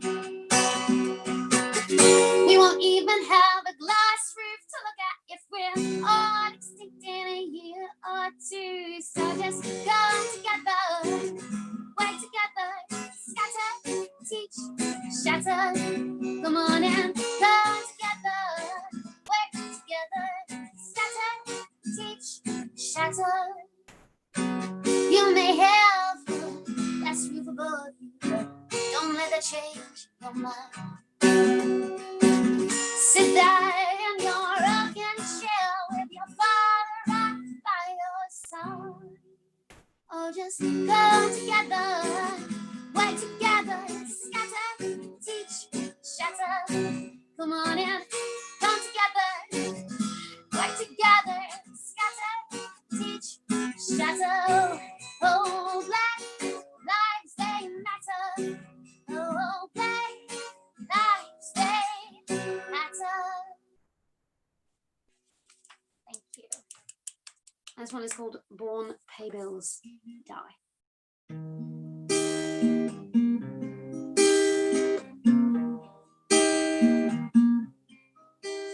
We never had They let us think that we do, and that it's our fault for all the circumstances we amount to. But we never had any choice. I always think I will be better than myself. I'm out myself to the people with more wealth. The truth is, I am stuck in a rut, and those wealthy people will never help me get up, so I'll be born babies. Die. Oh, I'll be born babies. Die. Our life is their life. Don't lose your life. Their life. I hope too high. Earn money. Get by. Get by. Die for life. Too hard to spy. Earn money. Pay rent. That money spent. Use pockets. Habits. All our months. Hard work. Oh, we'll be born babies. Die. Oh, we won't be born babies. Die. Our life is not their life. Don't lose your life in their life. Don't lose your life in their capitalist life. Thank you. And this is my last song, and it's called War.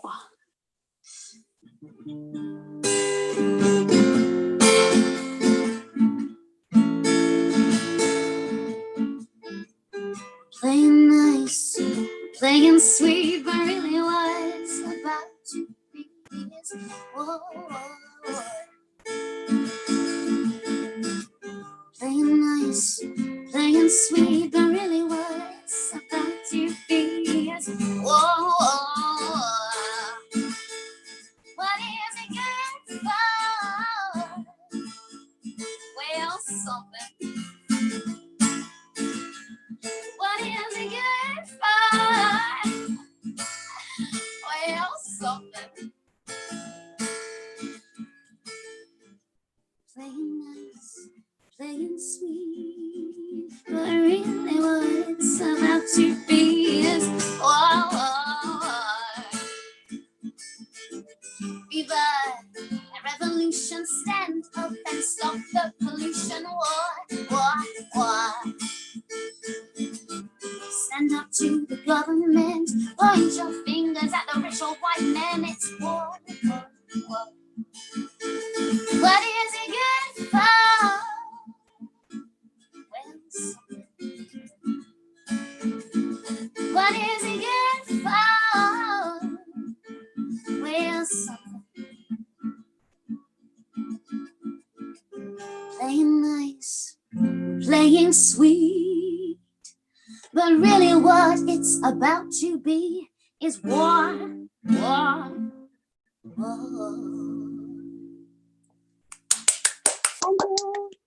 See ya.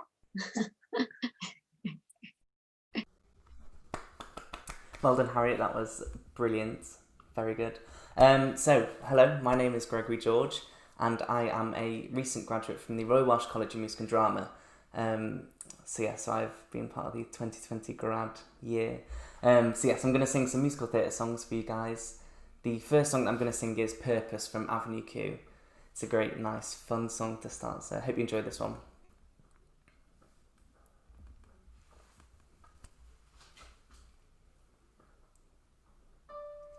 Purpose, it's that little flame that lights a fire under your ass. Purpose, it keeps you going strong like a car with a full tank of gas. Everyone else has a purpose, so what's mine? I need a sign.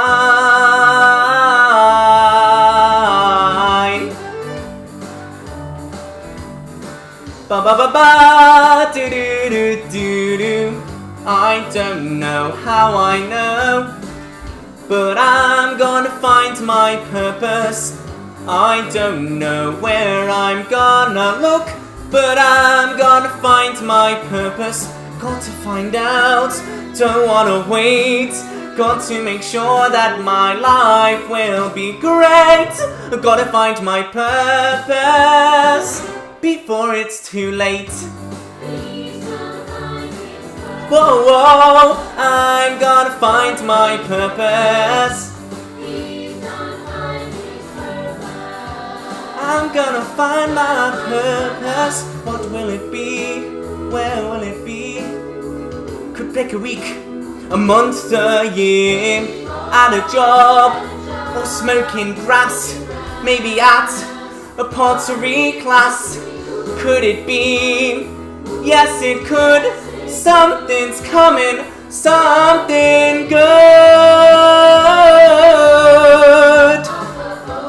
I'm gonna find my purpose, yeah. Whoa, whoa, I'm gonna find my purpose. What will it be? Where will it be? My purpose in life is a mystery.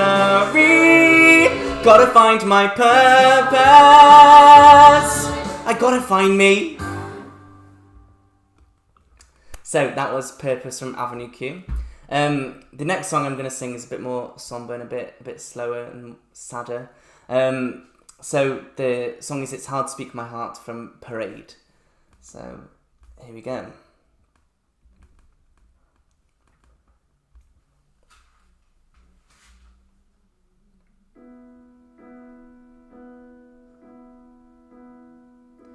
It's hard to speak my heart. I'm not a man who bears his soul. I let the moment pass me by. I stay where I am in control. I hide behind my work, safe and sure of what to say. I know I must seem hard. I know I must seem cold. I never touched that girl.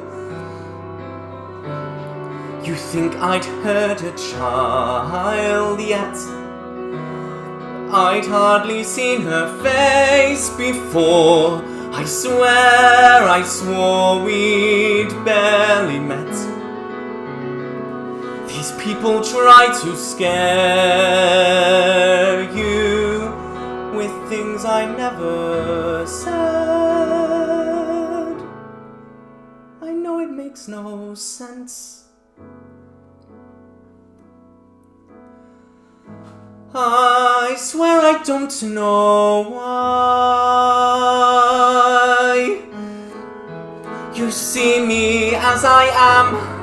You can't believe I'd lie.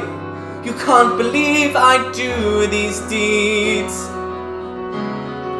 A little man who's scared and blind, too lost to find the words he needs.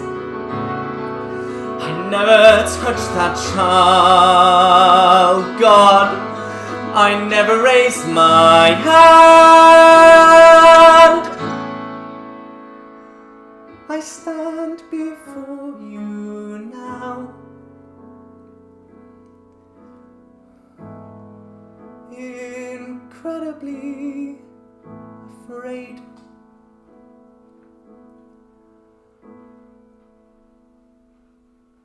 I pray understand.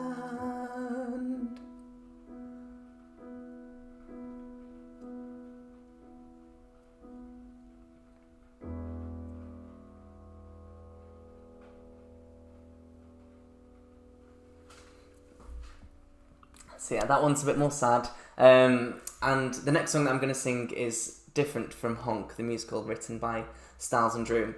It's a lovely, fun, characterful song, and it's about the ugly duckling. So yeah, here's my last song.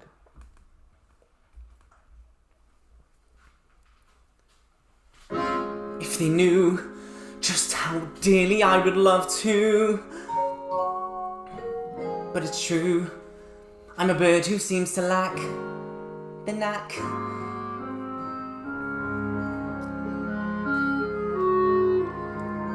I'm just different.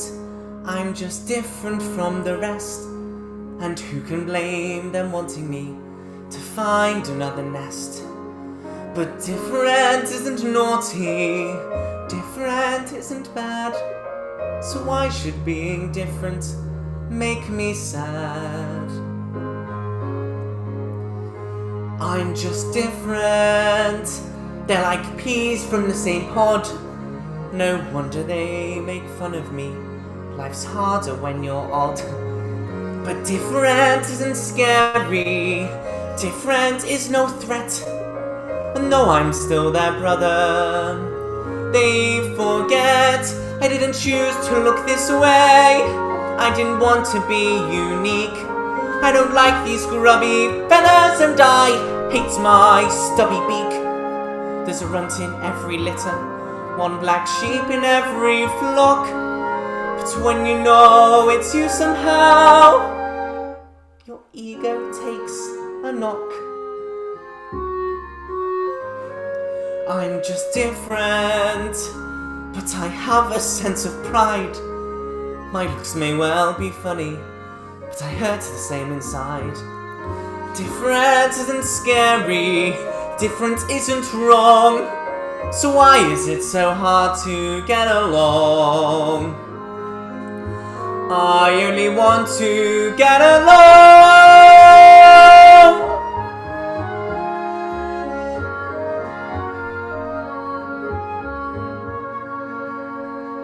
Different isn't hateful. Different could be swell. Different is just, well, different.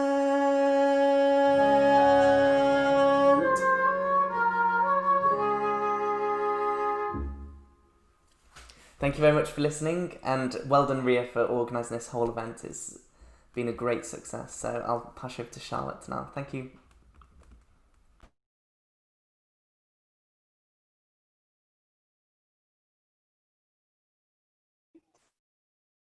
Aha! The sound is working now. Hello, my name is Charlotte Louise Allen. I am an actor and a singer from Huddersfield. I'm currently in London, and luckily it's just stopped raining because you could hear it really loudly on my ceiling because I'm in an attic room. So that was great. I'm going to talk about the songs first rather than in between because I'm just going to leave it to play one after the other. And I've already knocked my laptop off my bed already, so I'm sorry, Mum, if you're watching. But yeah, so the first song I'm going to sing is I Think That He Likes Me, which is like a standalone musical theatre song, and it's really cute. And then the second song is actually by a friend of mine called Sam Thomas. He has written a song cycle called No Limits, and this is the title song of that. It's going to be on in London when this pandemic is over. So I couldn't give you a date for that, but yeah, enjoy.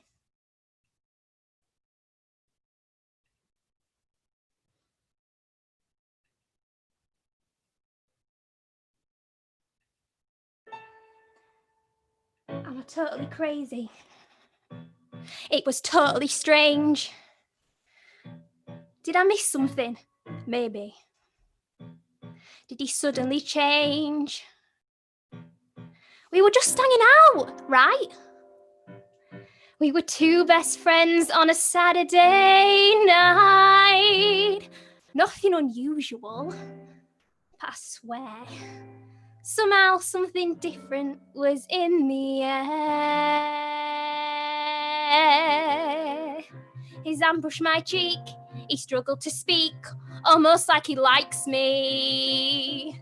He looked at me weird, his smirk disappeared, like someone who likes me. The way that his blue-green eyes met mine sent shivers right up and down my spine.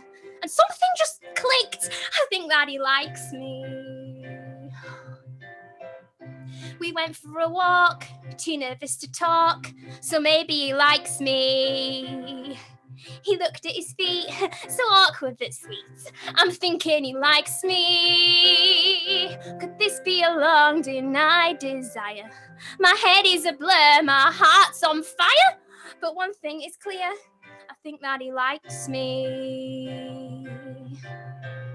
And I wondered just what was on his mind. Did he sense something new? Did he suddenly find a world kind of lighter and brighter somehow? Was he searching for signs that he missed before? Imagining things that he couldn't ignore? Was he feeling this feeling that I'm feeling now? We get to my place, I looked at his face and saw that he likes me. We said our goodbyes, he avoided my eyes, can't admit that he likes me. I turn and I watch him walk away, while secretly wishing that he'd stay and hold me real close, impossibly tight, and there in his arms I'll be all night. We finally kiss, so long overdue, and I know he likes me. I think I like him too.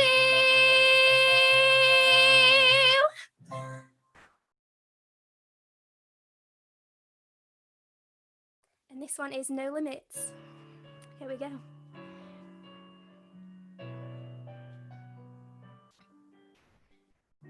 I'm leaving for real this time around. No backing out or searching for reasons to stay.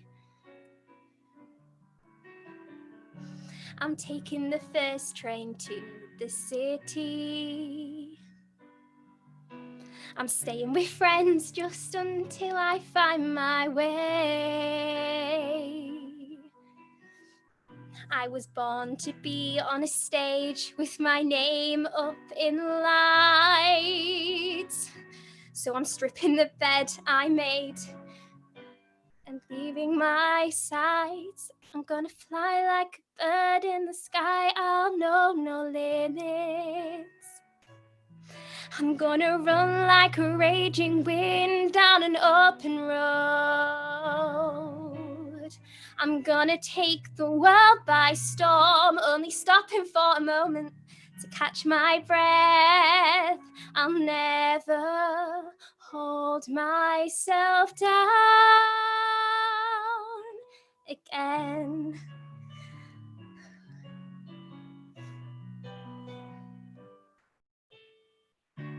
No time to waste, my best life's calling. Opportunities, endless and unbound. I'll march to the beat of my own drum. Take each and every chance that comes around.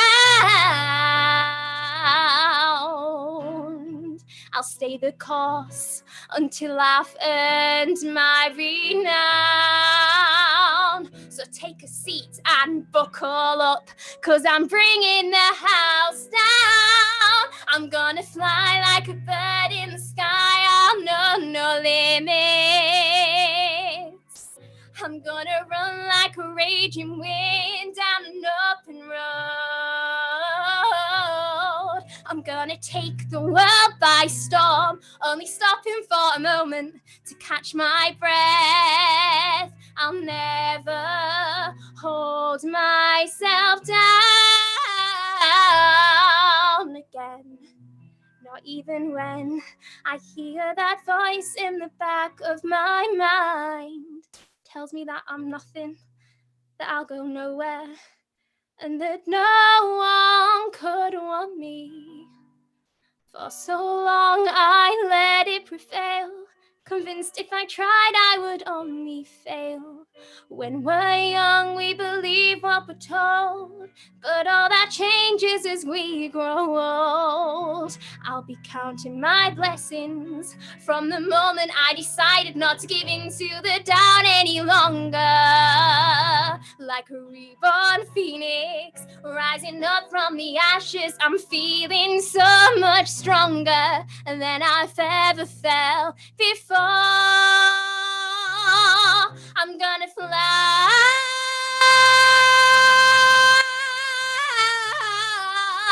so high.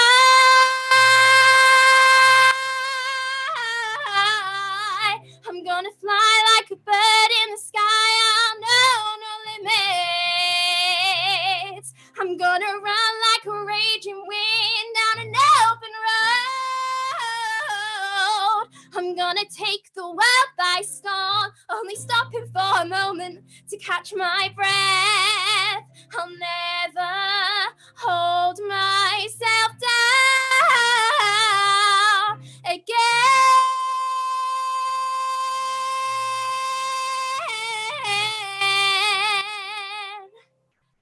I'm gonna fly like a bird in the sky. I'll know no limits.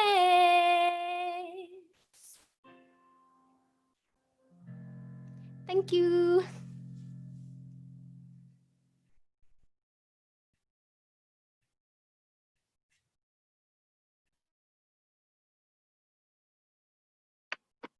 Thank you so much, everyone. That was so amazing. If you want to pop your cameras back on and we can say a massive well done to everybody. Hello. Ooh. I think we've lost a Harriet, but that's fine. Thank you so much, Gregory and Charlotte and Harriet as well. You sounded amazing. Those songs are beautiful as well. So thank you, massive well done. You were both brilliant. Yeah, where can people find you if they want to on social media? Shall I go first? Gregory George UK on Twitter and Instagram. Amazing. Charlotte? We're having technical issues, but we're very much back. You can find me on Instagram. I believe I have 2 accounts, so I have to remember. Charlotte Louise A X on Instagram and Char Louise A on Twitter. So there could possibly be an X at the end. I'm sure they'll be able to find you with that. Turn it off. Amazing. Well, thank you so much, both of you, and I hope you enjoy the rest of your evening.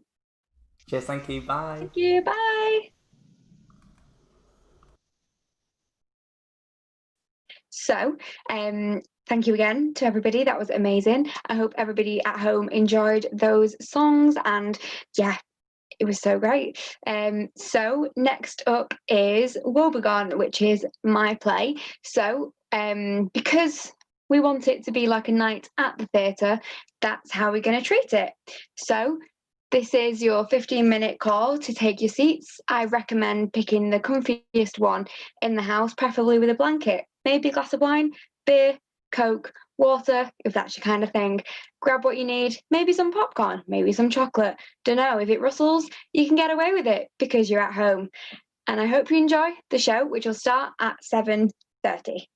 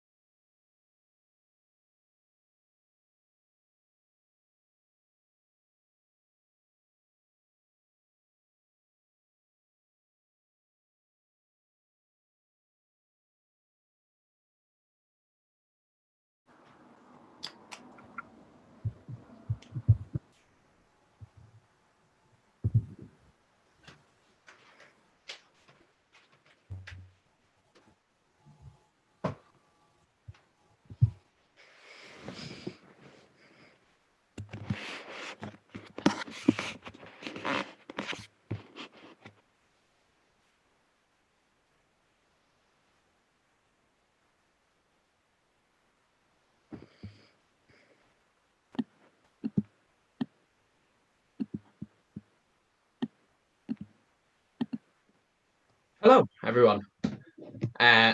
So I'm not Rhia, as you can probably see.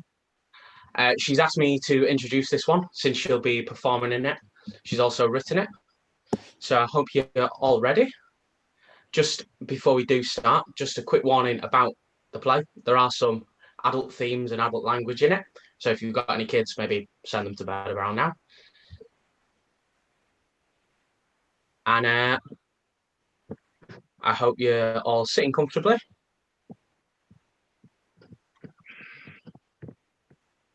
Cool. I think that was everything I was supposed to say.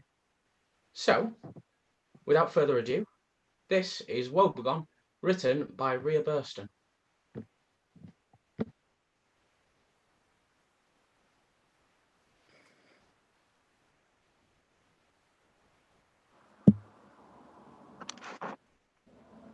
I'm shit at keeping secrets. Always have been. My mum said it's because they raised me right, but really, I was just desperate to impress anyone growing up. Lucy Kilburn in year 4 told me she'd been throwing away her sandwiches at lunchtime because she didn't agree with brown bread. What a load of bullshit. She said if I told anyone, then I'd die alone. I mean, that's a bit deep for an 8-year-old, really. I didn't last until the end of the day. Shit proper hit the fan, though. Our teacher marched her into the office, rang her mum claiming that she had an eating disorder. It makes you feel terrible, though. Having something constantly going round in your head like a broken merry-go-round until it just... Judged by what other people thought of me, especially in high school. Teenagers are so horrible. So I did this thing where I'd make stuff up all the time, just pretending things had happened to me so people wouldn't think I'm a weirdo, like first kisses and all that. So I'm becoming what I've practiced since I can ever remember. Pretender. Pretending like I've got my life together, that I know what I'm doing, where I'm meant to be, and constantly pretend. Do you remember in PE at school when they'd let us play dodgeball? I was so shit at it, so everyone would target me because I'm the weak one. So one by one, they all start to notice. First, it's manageable, you know, like you can dodge them because there's loads of space around you, or you can run away from it, or even catch them. But before you know it, there's loads of big, dense balls being thrown at you, but you can't run and you can't pick up the balls to throw back at them because then you'll get hit. So you just stand there trying to cover your face with your arms while you're being hit over and over. And I'm just... Maybe he just really liked you. He was too forward. That's not always a bad thing. You should be flattered. It was the first day. So what? I have some self-respect. Maybe you should get some. Is it about self-respect? What happened? She just wanted to have a bit of fun. I'd rather play ping pong for a bit of fun. It's about making an effort before you...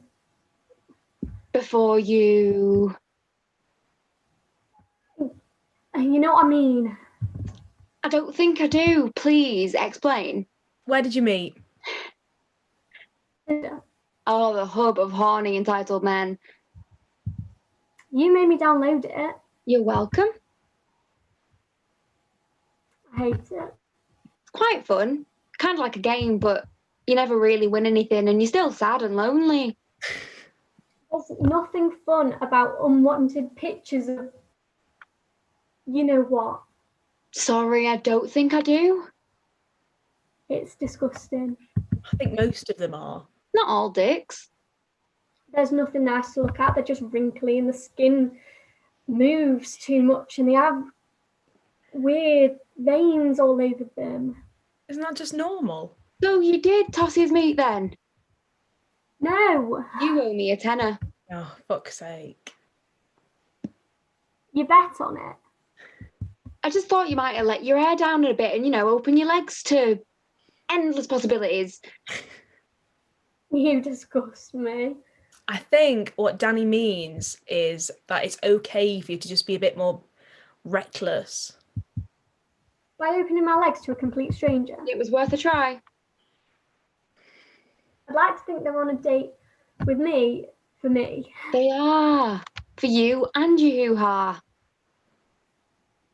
Hoo-ha? Well, vagina is an ugly word. Only ugly because no one says it. Well, maybe that's why no one says it. No one says it, but you just come out and say, is it? Well, why not? I have a vagina. You have a vagina. Please stop it. The most powerful thing a woman can do is take ownership of the word vagina. I read that somewhere and it's true. You don't see Michelle Obama or Greta Thunberg talking about her vagina? Because she's a child. Plus, she's a feminist in a different way. A different way?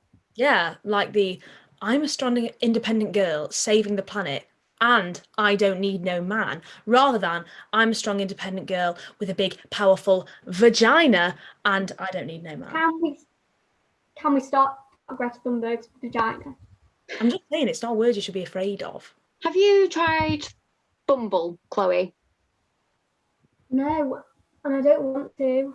I'm a strong, independent girl with a big, powerful vagina that doesn't need to be used by strangers, and I don't need a man. It's just weird when you say it. I've never seen anyone else's vagina. All right then. Not even on porn? No, what? What, you've never watched porn? Everyone's watched porn. No. Oh, we have totally got to do that with you. I know we're all open, but I draw the line at mutual masturbation. Obviously not. Just thought it'd be a bit fun. Good, actually. Thanks. Please. This is called peer pressure. Fine. You're so boring. What about you, Amy? Yes, I've watched porn. No, dating. What do you use? Oh, no, nothing really. I've tried Bumble, that's about it. I never tried it. It's just full of wet wipes who claim they want to be friends, but really they're just pretending to be gentlemen so they can fuck you. Oh, maybe you'd like it, Chloe. Shut up. Didn't you meet someone on there? Kind of, yeah. What happened to him? I thought he was going places. The only place it was going was Friendship Town. After 3 months. What does time have to do with it? But you met his parents. Accidentally. He took you to Scotland with him? Because his friend dropped out. You're such a liar. I'm not lying. So what happened? Nothing happened. Was his dick tiny? Stop it. Don't just stop seeing someone for no reason. He told me he loved me the first time we had sex. And how did that make you feel? Well, pretty good. He's good at the whole multiple orgasm thing. Not the sex. What did you feel when he said that he loved you? I don't know. Amy? I didn't know what to say. I sort of froze and obviously didn't say it back. Why not? Why not what? Why didn't you say it back? Because I'm not just going to say something that I don't mean for the sake of not upsetting someone. Plus, we were a bit drunk and I figured he just said it in, the heat of the moment. You're judging me. I'm not judging you. Yes, you are. Amy, it's not my job to judge you. Well, it kind of is. It's my job to analyse your behaviour and provide more logical explanations for matters that sometimes don't seem logical, humanise things that often seem unreal. You might feel judged because you're not comfortable with talking about certain topics. Well, no, I didn't think I'd end up discussing my sex life with my therapist. We can move on. Does it make me a bad person? Does what make you a bad person? Not saying it back. If I'm honest, it hadn't even crossed my mind, so when he said it, I don't like wearing my heart on my sleeve. And he was lovely, and we could talk for hours, but surely being able to love someone is completely different than just enjoying their company. When we love, we're vulnerable. And often vulnerability is something we don't think we're capable of because it can be associated with weakness. But in reality, it's just a matter of trust. He made himself completely vulnerable because he took a risk by being honest and didn't know what your response was going to be. But that doesn't mean that you have a duty to protect someone else's vulnerability. Guess I never thought of it like that. If you don't mind me asking, when is the last time that you told someone you loved them? Like he did? Yes. Never. And you've been in committed relationships? Somewhat. Not for a while, and they never lasted long enough to say it. Maybe they never lasted long because you didn't say it. Maybe. Why does it matter? Because I don't think that you know what it means to be vulnerable. I'm here, aren't I? This isn't easy, telling you stuff no one else knows. That no one else knows? Not fixing me. I'm not fixing you, Amy. I think that's enough for one day. We're not finished. Yes, we are. And I know exactly what vulnerability feels like. And yeah, the last time I told someone I loved them, they didn't say it back because they were dead. It's a scam. It's not a scam. Yeah, it is. It's a mystery holiday. You're giving away £100 and you don't even know where you're going. That's why it's called a mystery holiday. They could send you to a brothel for all you know and you wouldn't even be able to get a refund. What's this? There's this website where you pay £100 and it randomly selects a holiday for you. So you don't know where you're going until you get to the airport. Oh, it's just so sad single girls can feel like they're being surprised because they don't have a boyfriend to do it for them. Why do you think interrailing is so popular? I think people just want to travel. And anyway, you're the one that said I need to be more reckless. I meant sleep around, go have a threesome or something, not paying to be murdered in a different country. Come on, Amy, what do you say? To what? A mystery holiday. I can't go on my own. No thanks. I do shitty things for you two all the time. The least you can do is come on holiday with me. I thought you were saving money. Pointless, it's never going to happen. So I'd rather go on holiday. You can't just book a holiday every time you get bad news. I could. And you'd be homeless in a year. Or I'd go travelling and never come back. Don't say that. Why not? Because who would I take the piss out of if you weren't here? Oh, what a shame that would be. You can't be a famous actor from the other side of the world. Says who? Besides, I don't want to be famous. Then what's the point? Happiness. Oh, you're such a walking cliche. A lot of people dedicate their lives to finding happiness. So if I can die happy, then I've made it in my book. You can't find happiness. What? You can't find happiness. It's a moment, an emotion. Not a destination or somewhere you end up. It's fleeting. And if you spend your whole life searching for happiness instead of just being happy, then you'll never be happy. But surely you have to find the things that make you happy. Yes, you do. Often when people talk about finding happiness, it's a journey of self-discovery and finding those things and people that can make you happy. It sounds like bullshit. Well, do you know what makes you happy? Yeah. Can you expand on that? No, I don't want to. When was the last time you were happy? I don't know. You've been sleeping well recently? Not really. I've been having that dream for a couple of months. A couple of months? Why haven't you told me? It didn't come up. Is it every night? Most nights. Is it the same thing? Usually. Can you be more specific? It usually happens most nights. Maybe 6 out of 7 days, 5 if I'm lucky. Tell me again what happens.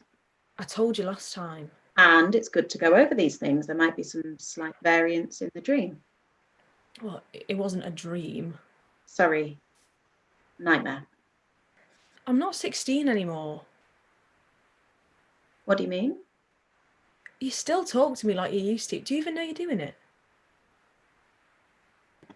I'm not here to be your friend, Amy. I'm here to help you. When you turned 18, you should have moved up to the adult specialist, but they made an exception because of my training and the circumstances. But I can put in a request for a new counsellor. I didn't say that I wanted someone new. I just said that I wanted... You're just deflecting. Sorry? Often when you don't want to talk about something, you deflect onto something else and hope that I'll move on. That's all just part of my charm. Amy, look, you know how this all works, and it does work. You know that. Coming here and talking to me isn't a step backwards. If anything, it's a step forward, but I can't make you do it. I know. So the nightmare, tell me what usually happens. I'll be walking up the stairs to the flat. I'm usually on the phone talking to someone. I can never remember who's talking or what's being said, but it's a woman's voice. As I reach the top of the stairs, they start to crumble underneath me. So I'm trying to find my key because I can reach the door, but I don't find it in time, and I fall and then I wake up. So it's a woman's voice? Yeah. It hasn't always been. All right, well, this is new information. I don't know. Has anything changed at home? Not really. Did you recognise the door? It was just a door. To your flat? I think so. Amy? I don't know. How's your head been? A bit mashed. Care to expand on that? Okay, well, my head has felt pretty busy recently. One, I've just boiled the kettle. Go on then.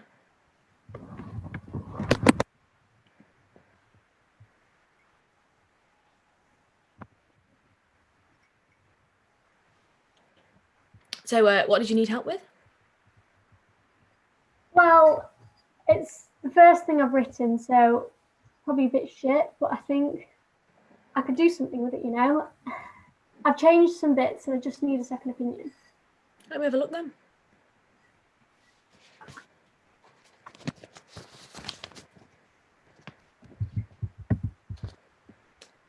I need it finished by the end of the week. I'm not really much of a writer, so I don't know if I can help. You can tell me if it's shit. I don't think it's shit, but does the guy really need to be there? What do you mean? Well, she's coming to terms with the fact that she doesn't want to have sex, right? Kind of. She says that she doesn't need to have sex. Then I thought it might be powerful for her to own that choice and end up having sex anyway. But is that what she really wants, or is that just sending the message that she should do it because that's what's expected of her? So you think I should take the guy out? It's up to you. Is he important? Metaphorically, yeah. Then keep him. Just want people to like it. Who cares if people like it? You can't please everyone. I suppose so. But I think if she's going to have sex, it should be real. Real? Feel real. Not some unrealistic romantic thing that just doesn't exist. You know, sex isn't sexy, so don't try to make it perfect. What are you talking about? Oh, kettle's just boiled. Oh, nice. I'm gagging for a brew. We're talking about how sex is not very sexy. Sex can be sexy. Well, it can be sometimes, but was your first time sexy? Oh, God, no. Far from it. Oh, there you go then. I think I tried to be sexy, but that's hard with a full face of spit from sucking his dick like it was the end of the world if you didn't come. Oh, and what about the sweat? Might as well be like a slip and slide in summer. Oh, don't even get me started on shower sex. Oh, you mean just having your head pushed on some glass? Oh, while he's trying to keep it inside. Shower sex is awful. Oh, what about letting him come all over my... Sex isn't sexy. Why are we talking about this again? I just wanted an opinion on my writing. I want it to be relatable. I relate to things that are real to me. That's what I said. No one's going to relate to someone having the most perfect orgasm in the most perfect way. You mean... Oh, yeah, right there. Yeah, I'll have what she's having. The key is to make it real. Realistic. Well, yeah, obviously. What's it about? They have a long distance relationship and then meet on a night out, and then he ends up chasing her after her before she leaves and proposes on the platform at Piccadilly before she goes back to Scotland. So it's just a Manx Scottish version of Gavin and Stacey then? I just figured if I can't get cast in something myself, I'd try and write my own and put myself in it. I'm sure that's how the best playwrights start their career. It happens more often than you think, actually. I'm pretty sure people usually write stuff to make comments on the world. Well, it would be one dreary bloody play then, wouldn't it? Well, we are in the middle of a mass extinction, Chloe, so yeah, it would. Bloody hell, don't be so dramatic. I'm not being dramatic, it's real and it's happening. David Attenborough said so himself. Is anyone going to help out with the shopping? Did you guys still want to go out tonight? I need something to take my mind off that conversation. Are you still drinking oat milk, Danny? Nah, too expensive. New place open on Deansgate. Looks fancy. Ugh, fancy is too much effort. I just want to dance and get pissed. You can't do that in a fancy cocktail bar. What's that place called you took us to New Year's, Amy? Beer Keller. Yes. You'll have fun. We will have fun. Oh, I'm going to stop in, I think. No, you're coming out. We've not been out just us three in ages. I know. You've not come out with us since New Year's. You can't leave me on my own with her. I'm not coming out. Why not? My head's a bit mashed. It'll take your mind off it. I don't want to come out, and that's the end of it. I'll have your drinks then. Don't worry.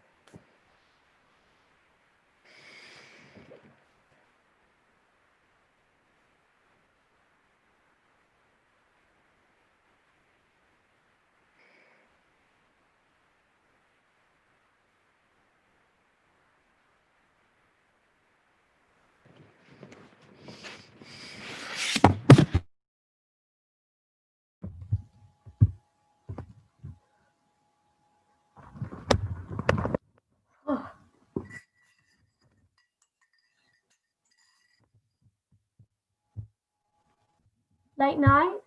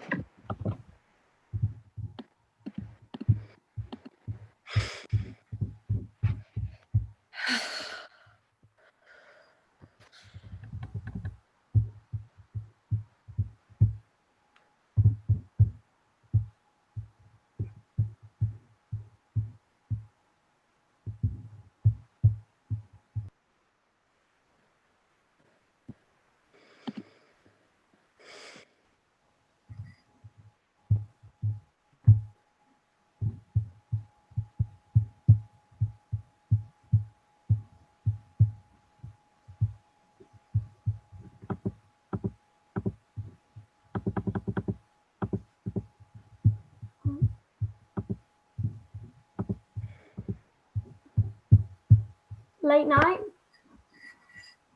I can't sleep. Want to talk about it? Not really. It might help. Have a good night. Not really. Danny start a fight. Of course, she insisted that someone pulled her hair out, but I think she just didn't like some girl's outfit. She'll grow out of it. What'd you find?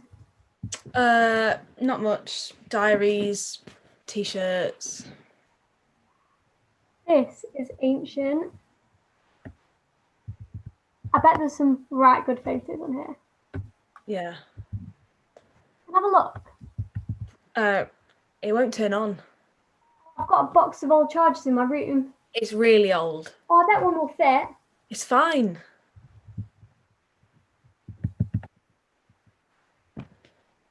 Real? No thanks. Anything on your mind? I'm fine. In my experience, fine doesn't mean fine. You're not my therapist, Chloe. I reckon I could do just as good a job with listening. It's fine. Try me.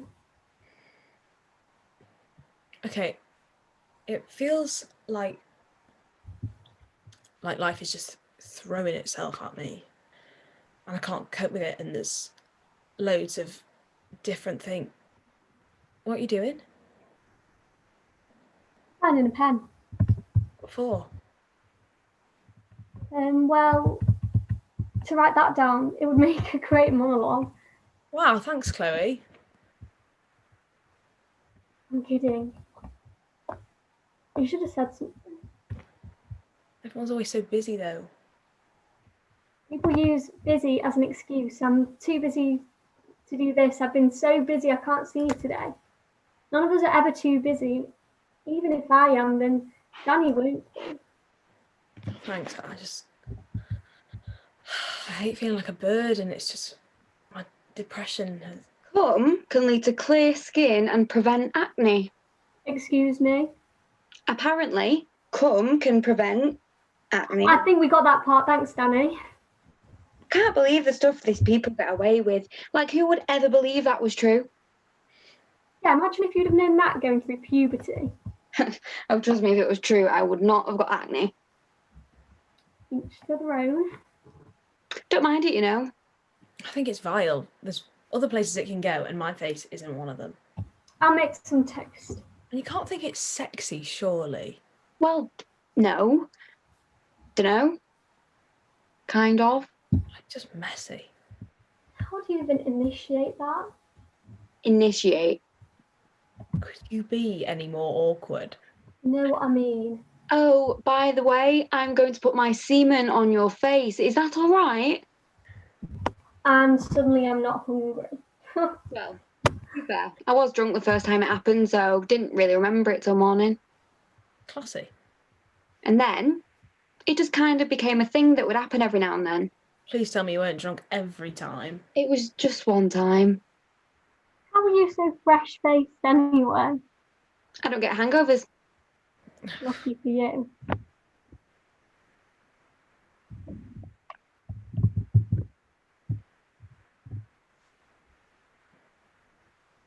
Hello? Yeah, speaking. Okay. Right. Yeah? Really? Oh, that's amazing, of course. 12 o'clock. Brilliant. Thank you. Bye. Bye. Bye. What was all that about? I'm moving to London. What? You're moving to London? Well, not moving, just moving. What's that supposed to mean? It won't be forever. You don't know anyone in London. Well, it's no, expensive but down there. You've not even got a job yet. Well, not yet, but I'll go and try and find one. Where are you going to live? Well, housing's so expensive. Yeah, and what about actually being able to eat when you live? I mentioned this before. Well, let me speak for a second. I've been in touch with someone I met on Facebook. What a reassuring way to start this story. She's legit. I'd met her at an audition, and we got talking, and then the next thing I know, she's posting an ad to rent a room in a flat. And so I messaged her because why not? I'm bored here, and I've been bored for a while. How long?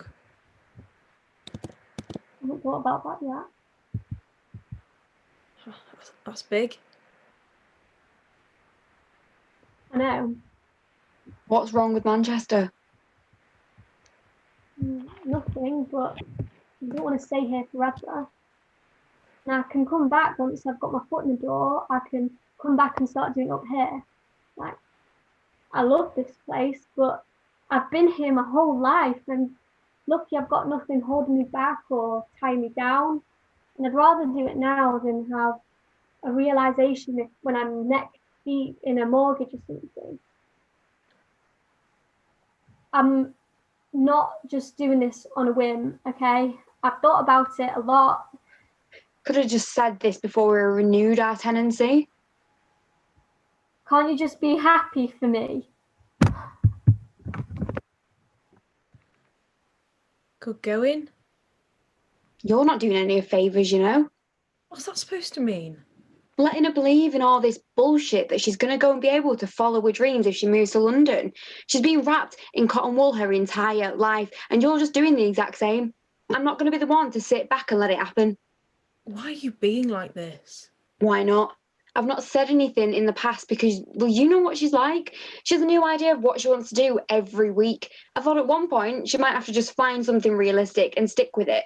But this isn't anywhere close to realistic. Who says it's not realistic? Oh, listening from the door, were you? Yeah, I was. Why isn't it realistic?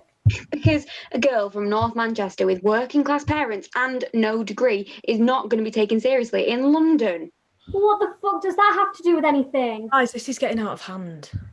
You know what, Danny? You've made it really easy for me. Nice to know that after all these years, you've never actually supported me. Letting you live here with half-price rent isn't supporting you. Taking you to auditions in my car with my petrol isn't supporting you. You've had it easy your whole life, while some of us have had to work 60 hours a week just to stay afloat. Do you really think I wanted to work for a bank when I was asked what I wanted to do when I grew up? Of course I didn't. But you do what you have to do to get by. You could have left with Will. No, I couldn't.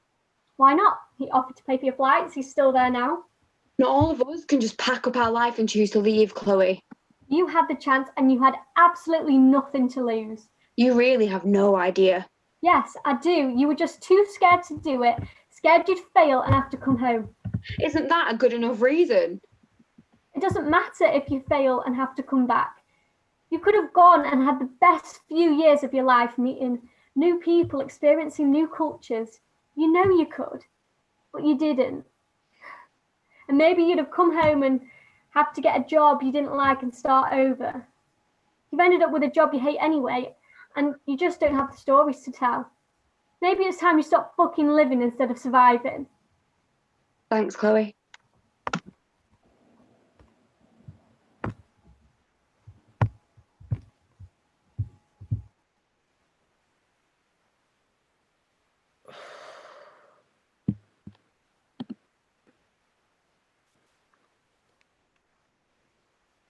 There's something about walking at night that I've always liked. It's oddly peaceful. It's so still and quiet and no one wants to talk to you. The only time I feel like I can think and clear my mind. I think I love it so much because my parents were always quite protective of me. They'd go mad if I found out I was wandering the streets in the middle of the night. But then I visited Quebec when I was 18 with a few friends from college. There was this beach near my hotel. The beach was perfect, soft, sand. It didn't need any lights because of the moon, so you could just see the stars so clear. Will was my best friend through high school. We were the kind of friends where everyone would ask us if we were together, and of course we'd laugh and tell them they were mad. I lost my virginity to him on the beach.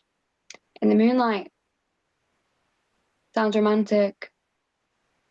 But really, You have no idea what the fuck you're doing, and you're finding sand in all your holes for a few days after, and it sounds romantic until his hand is just covering your mouth and he's ripped your favourite pair of underwear because he was too drunk to care. He was my best friend, and I was drunk too. I started doing that a lot, making excuses for him. But not really. And not just for him, for anyone. For anyone who liked what they saw and wanted me. But not actually me. Because it wouldn't matter who the fuck it was as long as their dick was inside something. They were using me as their tissue, always on hand and easy to throw away. Anyway, we never spoke about that night. We all just carried on like nothing had happened, and so did I. It was easier that way. And we started having sex more. It got better. He didn't rip anything or cover my mouth. He jumped me once in a while, but I guess I kind of like that. I suppose you could say we started a relationship for a bit, but we didn't tell anyone, and I didn't mind. He asked me to go away with him, to travel the world, fucking biggest cliche ever. I said life wasn't that easy, that I couldn't just pack up my things and go. It was too much of a risk, and what about money? We'd have to get jobs, and then surely that's illegal, and I just don't want to get raped on a fucking beach again.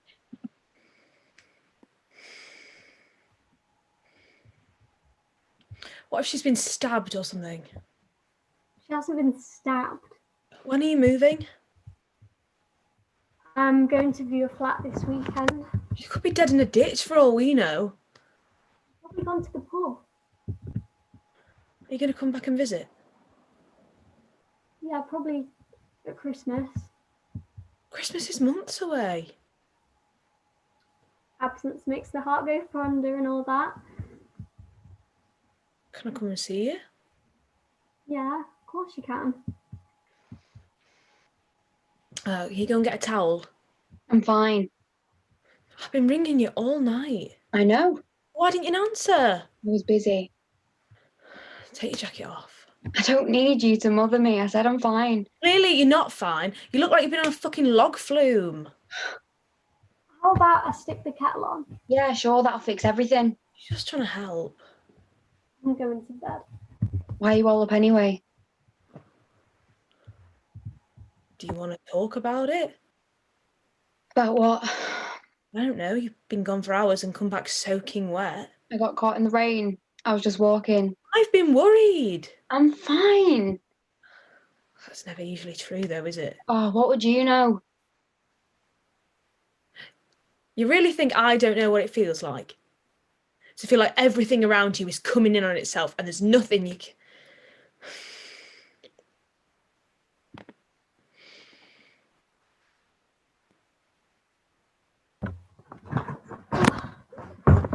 I'm off. Sure I can't talk you out of it? No. Not even if I let you share my gym membership again. No. Pizza? No. It won't be the same. Catastrophe. Who's going to give us rational answers to ridiculous questions? You'll manage. I'm really going to miss you. I know, but I'm only a phone call away and it's only a 2-hour train ride.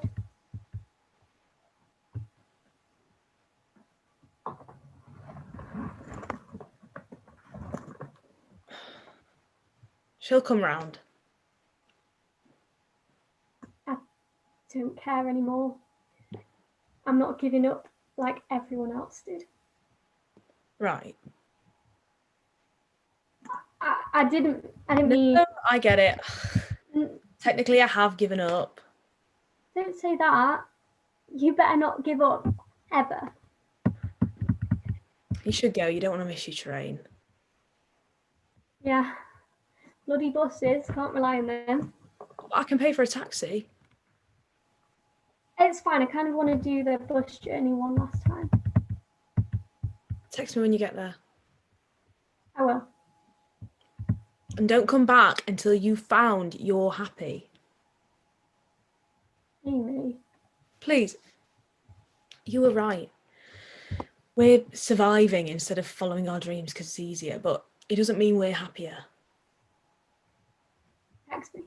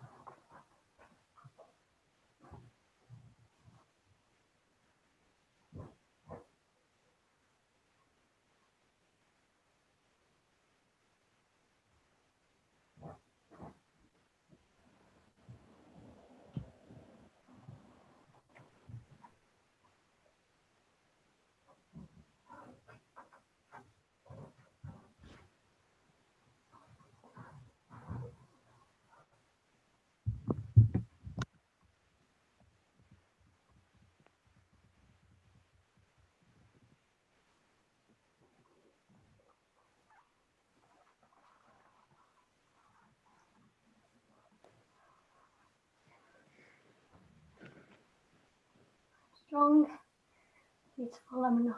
Strong and beautiful, I'm enough. I'm strong. What the fuck am I doing?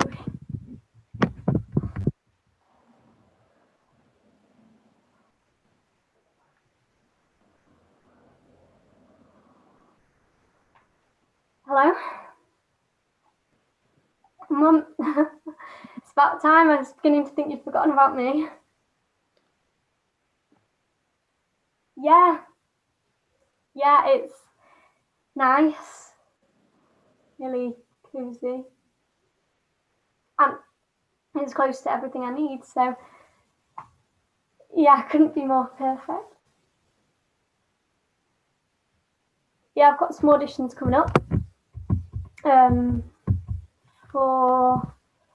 For some plays and an acting course thing I found online. Yeah, super exciting. They're nice. Yeah, really nice. They all work at a bar down the road, so they're friends. Yeah, might ask if there's any work going. What? Yeah, of course, I know, Mum. I know it was just a joke. Plus, I might not get work straight away anyway. Yeah, fingers crossed. Right, well, I need to get some prep done. Yeah. Tomorrow. Exactly. Love you too. Bye. Bye.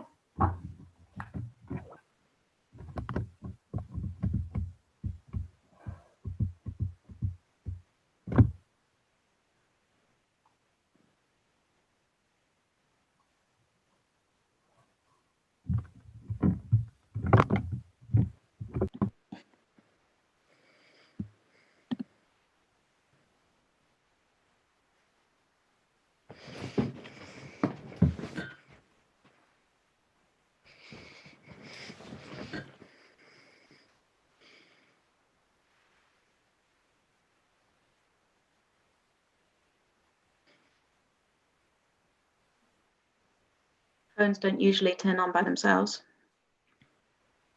Good.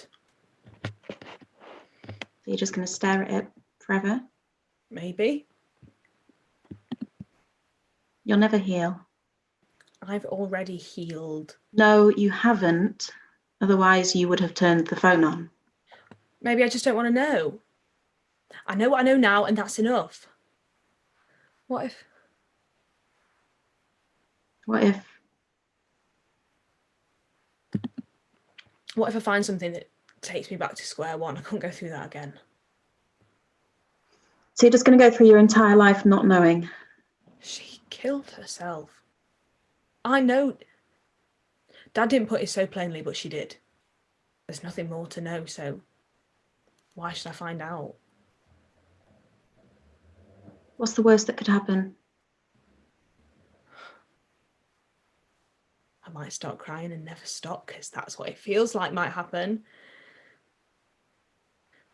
That's what it felt like before, but now I'm on my own with no one to... Are you going to the shop?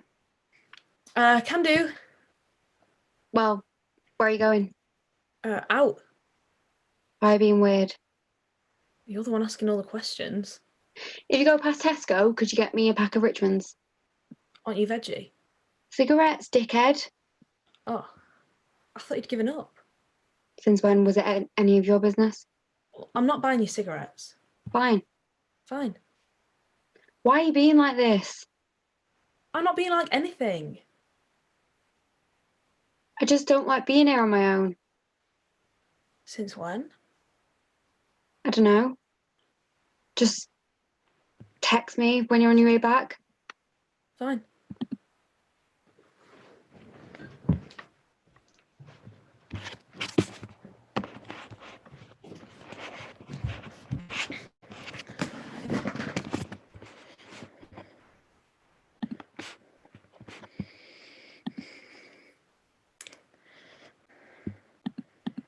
Happy belated death day.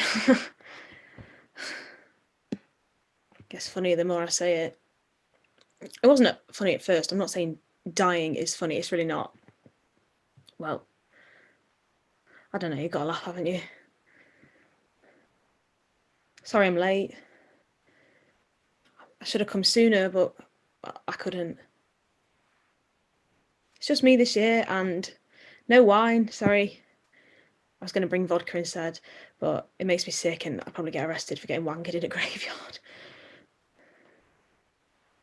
I forgot how creepy this place is. You'd think they'd find a way to make it look a bit nicer. I should have brought flowers, but I figured they'd die eventually and then it would look even sadder because you're dead and that's sad enough, but then the flowers will be dead too. I'm seeing a therapist.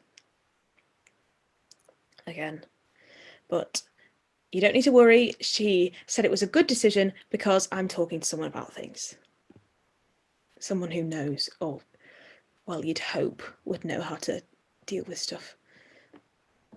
I have the girls and they care. I know they really care, but no one ever knows how to deal with someone else's emotions, do they? Everyone's so wrapped up dealing with their own shit, and most of the time they don't even know what to do.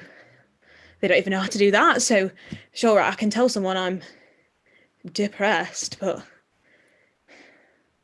then what? Fuck's sake, where's the vodka when you need it, eh? Things have been a bit shit recently. I miss you being here, obviously. I miss you all the time. I'm not saying I've forgotten you or don't need you. Times like this, I really wish you were here to hug me or tell me to tidy up my mess. Or, you know, the older I get, the more I understand how you must have felt. I get it, I do. Do you remember that night? Like it was yesterday. You were celebrating. Yeah, I just won a scholarship. It was competitive. Yeah, 500 applied for it. Your mum was proud? She'd planned a girls' night for all of us. It was the first time she'd let me have my friends round. She didn't like a full house? No, it made her anxious, so it was a proper big deal. She rang you when you were at school? Yeah, which was odd because she hated me taking my phone to school anyway, and she knew that if she needed me, she'd have to ring the school. You didn't answer? No, my phone was never on, so she must have expected it to go straight to voicemail. She left a message. I didn't listen to it. You rang her when you were finished. Yeah. She didn't answer. No. You had missed calls. Susie, the old lady from next door, had tried to call me twice. And then I had 5 from my dad too, which was even more strange because he never usually called me. Unless something was wrong. I thought maybe he was calling to congratulate me. He picked her up from school. And that never happened. He didn't really say anything apart from that we needed to go on a little drive for a bit. And I started asking questions because Mum hadn't told me that he was picking me up. You know, she does that. And I was worried I'd be late and she'd be angry at me. But Dad wouldn't say anything, so then I started to get upset and angry. You thought he wanted to ruin your night? So I started shouting at him to take me home, and he said we were going to the hospital. So I was getting scared and asking questions, and he wouldn't answer. And he kept getting calls, and he wouldn't answer them. So I picked up the phone, and it was Auntie Sarah. She was crying. She didn't know it was me at first. And then Dad shouted and snatched it back off me and told her that we were on our way. And I started to cry. And he told me that everything was going to be fine. He said I needed to tell my friends that Mum wasn't feeling well and to cancel the girls' night. Your mum wasn't feeling well? Well, I'd always known she'd taken tablets ever since I could remember. And she used to tell me it was for heartburn. And if she didn't take them every day, she wouldn't be able to cope. I guess I was naive, but you get used to stuff and then it just becomes normal. You got to the hospital? And my auntie was there. She was crying. That sort of crying you do when you're in shock and you can't think of the right words to say. I stopped asking questions and just felt numb. I just wanted to let Mum know where I was.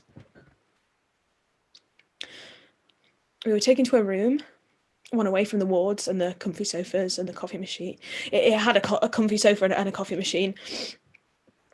And I was getting more and more angry. I wanted to be at home. And then a doctor came in with this big clipboard and he wouldn't look me in the eye. And he said that they had tried. They did everything they could. But they found her too late. Everyone lost it. Even Dad, and it all clicked. And I knew it was Mum. The doctor was talking about next steps and what's available for us to do, social services and all these words that no one was listening to. I wanted to go and see Mum and hold her hand and wake her up and tell her that everything will be fine and there's still enough time to throw the party another day if she wanted to. They told me I couldn't see her. So I asked, why the fuck am I here in the first place? I wanted to go home and watch Mamma Mia with Mum and sing all the songs and eat Ben and Jerry's until we feel sick. I don't even care if my friends are there. I just want it to be me and Mum. I just want my fucking Mum.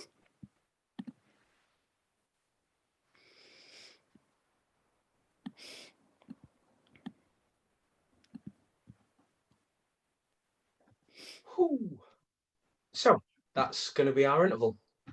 We're going to have 10 minutes. So if you want to go to the toilet, get some snacks, get a drink, feel free. And we'll see you back in 10 minutes.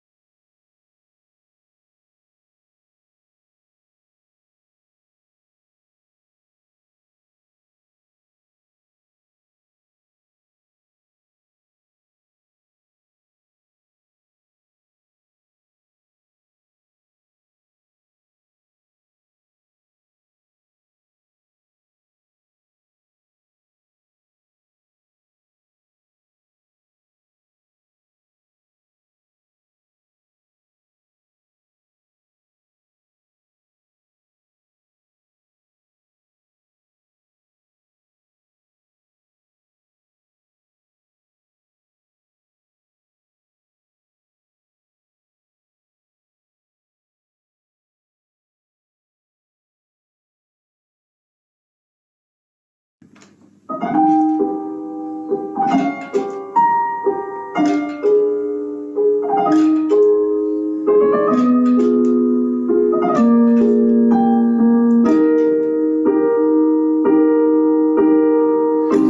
down, you crazy child. You're so ambitious for a juvenile, but then if you're so smart, then tell me why are you still so afraid? Where's the fire? What's the hurry about? You better cool it off before you burn it out. You've got so much to do and only so many hours in a day. But you know that when the truth is told, that you can get what you want, or you can just get old. You're gonna kick off before you even get halfway through. Ooh, when will you realize Vienna waits for you? Slow down, you're doing fine. You can't be everything you wanna be before your time. Although it's so romantic on the borderline tonight. Too bad, but it's the life you lead. You're so ahead of yourself that you forgot what you need. Though you can see when you're wrong, you know you can't always see when you're right.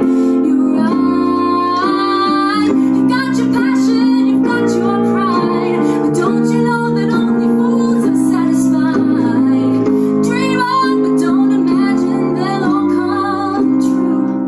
Ooh, when will you realize Vienna waits for you?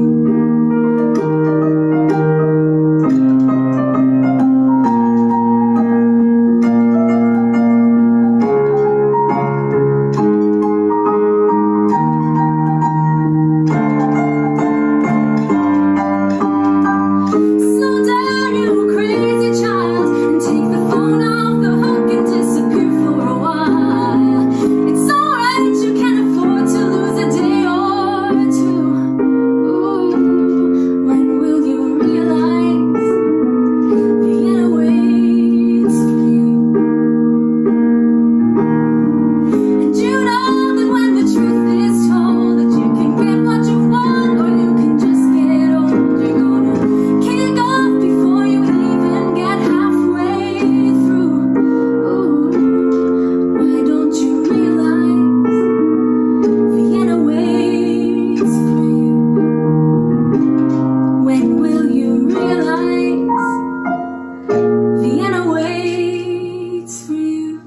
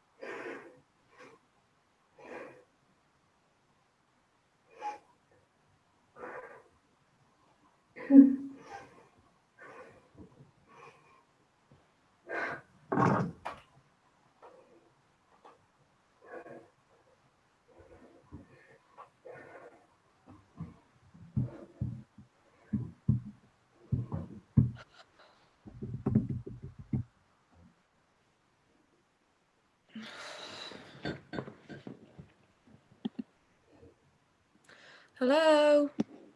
Amy, listen. Chloe, why are you... Amy, I need your help. Is everything okay? What's going on? I'm about to have sex.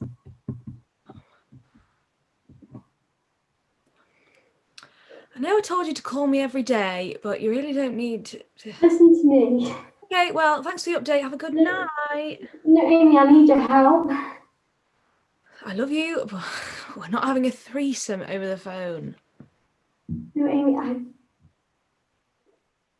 I've never had sex with anyone before. What? Yeah, I know. It's pathetic. I'm 23 and I've never come into contact with a penis and I don't know what the fuck I'm doing. You're about to have sex and can't even say dick. Penis sounds better to me. I don't know. Amy, help me. Well, is the garden trimmed? Are you really calling my vagina a garden? It's just a phrase. Yeah, it is. You're right. Yeah, brilliant. Just a second. You never told me you were seeing someone. I'm not. It's just someone I met. Is he fit? Really? Oh, come on. What's his shoe size? This isn't helping. Okay, sorry. Do you want to do it? What do you mean? Are you sure you want to have sex? Well, it's bound to happen at some point, so I've not really got a choice, have I, Amy? Of course you've got a choice. I just mean it's going to happen sooner rather than later, so why not it be sooner and get good at it? Why did you never say anything? What? When we all asked who you'd had sex with, why didn't you say anything? I don't know. You'd all had boyfriends and everything to do with it. I didn't want to be the only one. You know, we wouldn't have said anything. If anything, I'm impressed. Impressed? Yeah, most people regret their first time or wish they'd waited for the one. Regret yours? I wouldn't say regret. It wasn't great though. Chris's cat was in the room and it wouldn't stop staring at me the whole time.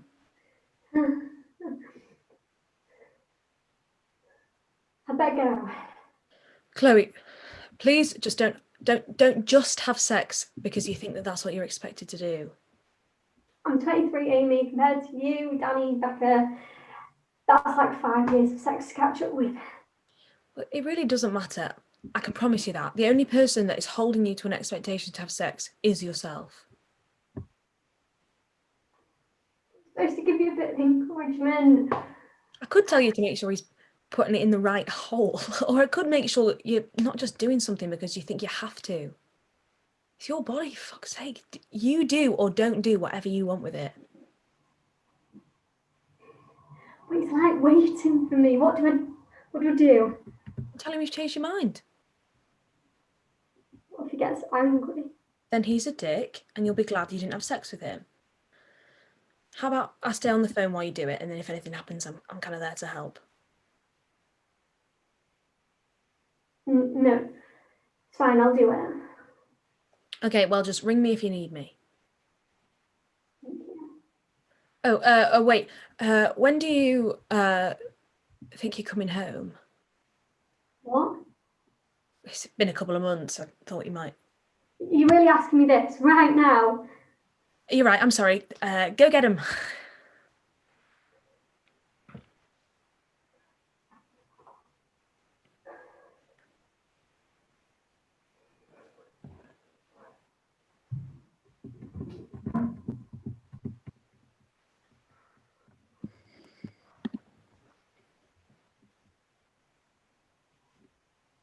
Plenty of people don't have sex. Abstinence. That's what it's called, right? Maybe I should put that in my Tinder bio. Chloe, 23, live, laugh. Abstinence.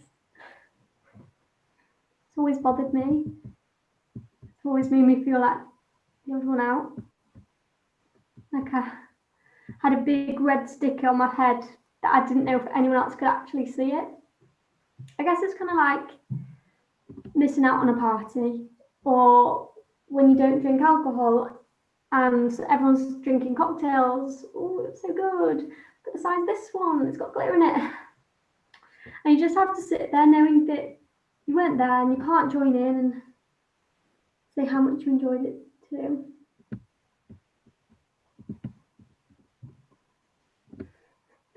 They never tell you if you have a choice.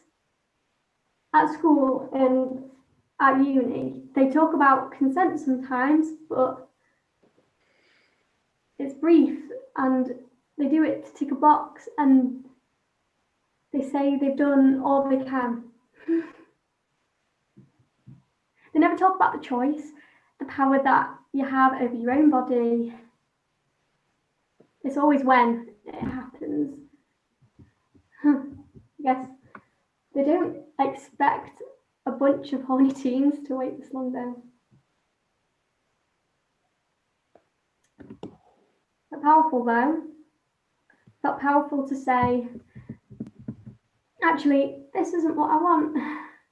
Which is so fucking strange to say, because why should that ever be an issue?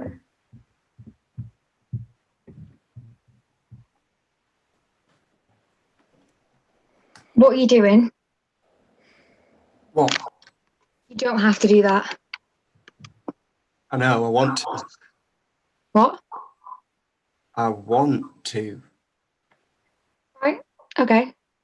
I don't have to if you don't want me to. We can just get to it. Get to it. Yeah, just fuck me. That's not.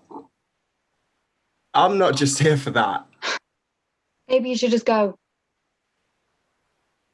What did I do wrong? Nothing. You did nothing, it's me. It's just, this isn't usually how it goes. Okay, how does it usually go? Well, we just do it. That's it. None of the lovey-dovey shit or anything. Well, surely that's not fun for you.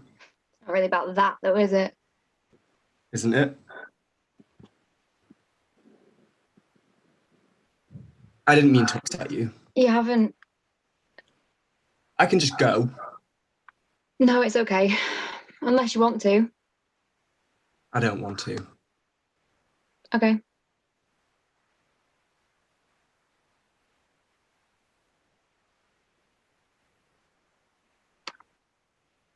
What's your favourite TV show? What? Your favourite TV show? What is it? I don't know. Gavin and Stacey, maybe? Never seen it. Are you kidding me? It was never something I thought I'd like. It's just a classic. You need to watch it. Maybe I will. Good. Good. Is this place yours then? Yeah. Just you? No, 2 flatmates. Well, technically 1. Technically 1. Amy lives here and Chloe does usually, but she moved to London a couple of months ago. How come? What are you doing? What? Asking all these questions, why? Well, isn't it better than sitting in silence? Is it? I think so. Maybe I'm broken. What? Why? Just, I don't know. I can't explain it. Like, you're lovely and gentle and seem like a nice guy, but usually I never get that far with a person. We just have sex that means nothing and that's it. Would it have meant something? What? Me and you. The sex, would it have meant something? I guess. Maybe. I don't know. I don't do this. Do what? This. Relationships or whatever you're trying to do right now. Like I said, just getting to know you. You've never had a boyfriend? No, not really. Not really. When I was 18, I guess you could have called it a relationship, but it wasn't gentle and no, it didn't mean anything actually. Doesn't sound like it meant nothing. And what would you know? I don't. Maybe you should go. Danny, I didn't mean to. I'll just text you. Right. Okay. What if we just don't do the whole sex thing? Okay. Okay. Good. Great. Fantastic. Brilliant. Shit. What's wrong? Nothing. I just haven't told Amy about you yet. Oh, so I'm your dirty little secret, am I? Oh, fuck off. I could climb out of your window. Oh, you'd break your neck from this height. Well, looks like I'm going to have to spend the night. That could work. I was joking. Is it really that much of a big deal? She'll ask questions. Hello, we're friends. But we're not just friends. What? Nothing. What? You admitted we're more than just friends for the first time.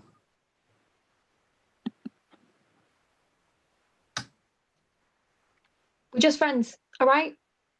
You're glued to your phone, and I always hear the front door go at stupid o'clock. Everyone's glued to the phone. Is he sweet? Yeah, he is. He's got a nice face too. I know. What's his dick like? Do you ever think about anything else? And I wouldn't know. Stop lying. We've never slept together. And pigs can fly. Next joke. I'm serious. How's that going? Fine. Fine. Can we just talk about something else? Why you've still not had sex? It's not all about the sex. I suppose it's nice to know that you can just talk to someone first sometimes. Exactly. But sex? I can't. What do you mean? It's hard to explain. What's he called? Rob. Can I meet him? Dunno. Maybe in the future. Well, I wouldn't scare him off. No, I know. I'm more likely to do that. What do you mean? It's just... Have you ever, not been able to have sex? Like, because you don't want to? No, that's the annoying thing.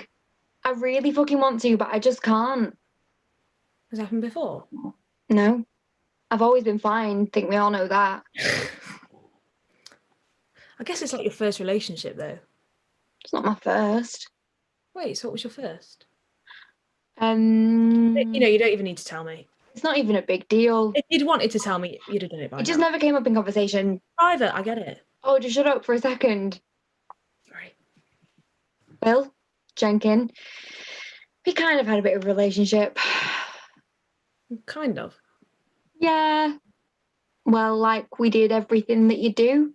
You know, sex. But wait, so you lost your... I always thought it was Danny from Sussex on that night out after results day. No, he couldn't get hard, so we just watched Big Brother. Right. I didn't really lose my virginity to him. What do you mean? Well, I did. Technically. It's not how it's supposed to, I guess. Supposed to? It's so fucking stupid. What is? It damages you, doesn't it? Being so vulnerable with someone, then it's just aggressive and it's just not gentle. Aggressive? We were drunk. Did you want to? We were just messing around. Danny, did you want to? I didn't know what I know now. I just thought that's what happened. He was ready and we were in love and we were drunk. That's not an excuse. That's never an excuse. It was a long time ago and it never happened again. Why do you think I didn't go away with him? I'm not surprised. What a cunt. Amy? It's just a word. Just never heard you say it. You could have told us. It's more effort than it's worth. Yeah, but he... I know. Okay. And you're the only person I've told this to like, ever. So don't. No, I wouldn't. Good. Otherwise, I'll just smash your head in. Maybe that's why you're finding it so hard with Rob. What do you mean? Well, like you said, it's traumatizing when the first time you're so vulnerable with someone and it makes you feel violated. I swear there's a word for it. Hang on.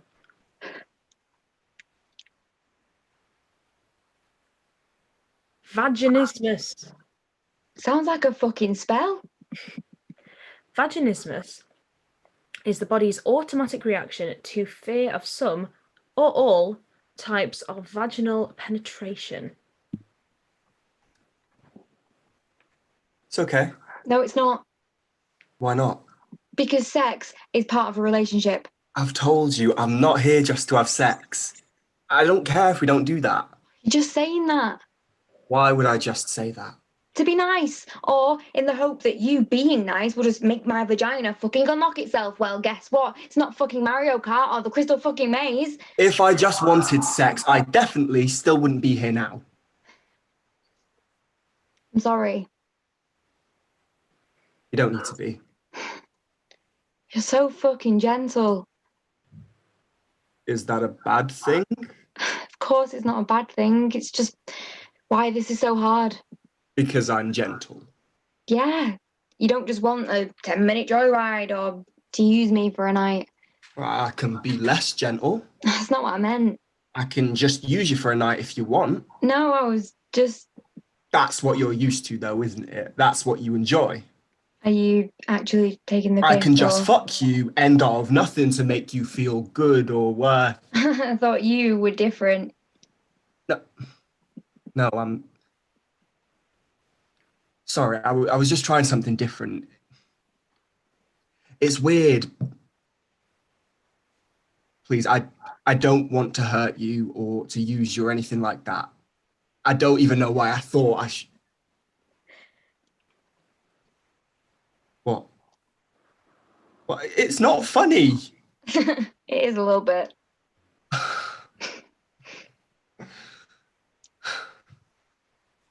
I'll never hurt you like that. Don't. I'm serious. I won't do anything you don't want me to, okay? Sure. I watched season 1 of Gavin and Stacey. What do you think? I love it.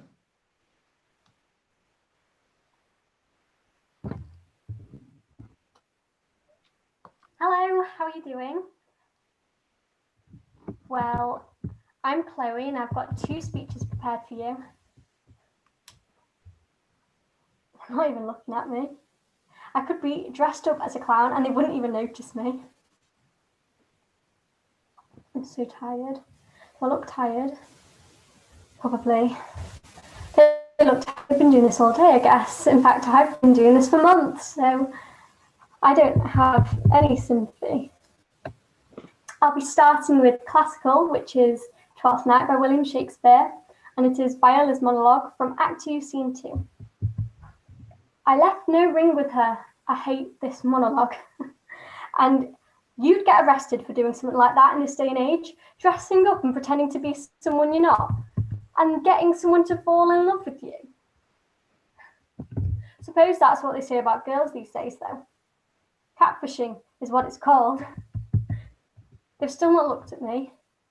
Once. What can be more interesting on that piece of paper than me? I've worked hard on this speech. My master loves her dearly, and I can't be arsed with this. Maybe Danny was right. Maybe I'm not cut out for this and it's all some dream. It's not, it's just a really heavy door and somehow I need to build up enough muscle to push it open. There's only so much muscle you can build up before you need a sledgehammer and... Thank you.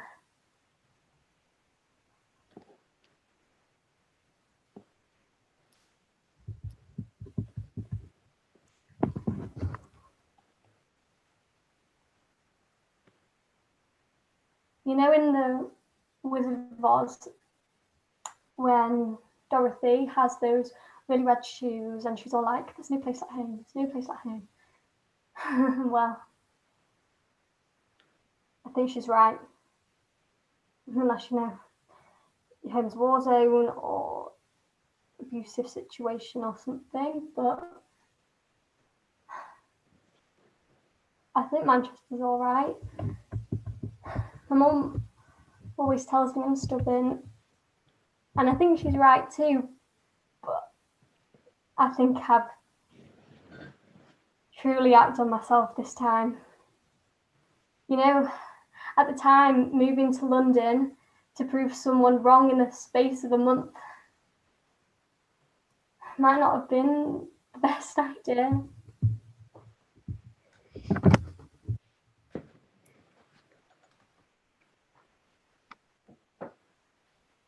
You might want to answer that. It's fine. It's just Amy. Well, she might need help or something. She's fine. Okay. Okay. You think I'm a bad friend? What? No, I don't. Emma, I see her all the time. Sometimes distance is nice. That's fine. Yeah, it is. I just think that she should get a hobby or something, you know?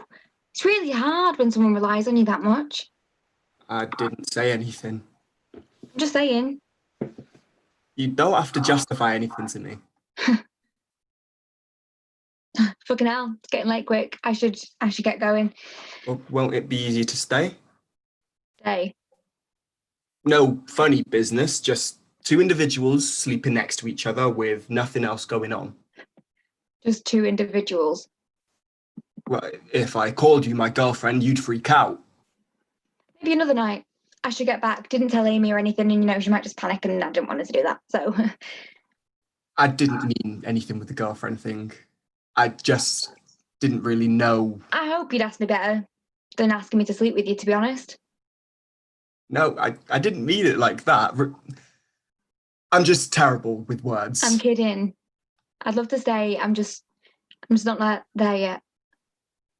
That's okay. Good. And I would ask you better. I'm expecting big things. Come on. I'll walk you to your car.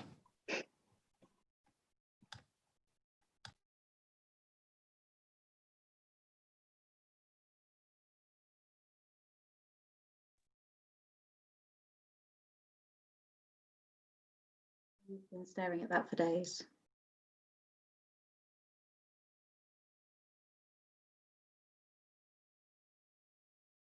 I can't hear you.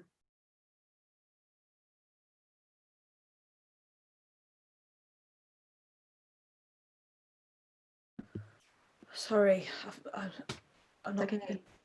It's okay. I don't think you've been yourself recently. What? It's not something that just disappears, you know that. No, but you said I was better. I was practically back to normal. Have you been feeling normal recently? No. Do you think whatever is on that phone is helping you? No. But I won't be able to live with myself if I listen to it. And I know, what if there was something I could have done to stop it from happening? I won't be able to cope knowing I could have helped her or told someone sooner, and then maybe it was actually all my fucking fault, and if it hadn't been for me, then maybe she'd be here today. We'll get through it. You've done it before. I didn't have so much shit in my head before this. It was just pure pain and agony, and it was so clear. But now it's like everything's foggy and darker, and I can't see or think straight because of all the fog. So how the fuck am I supposed to cope with that as well? No one can help me. Look at you. All these years you've been with me, and I feel like I'm hitting rock fucking bottom, and I can't tell anyone or do anything about it because no one else knows how to deal with it, and I'm so fucking sick. Amy?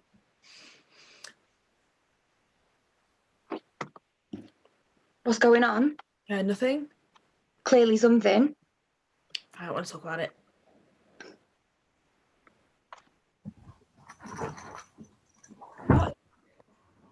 Why are you here? What's up? I'm fine. You're not fine. Did you get the train? Yeah.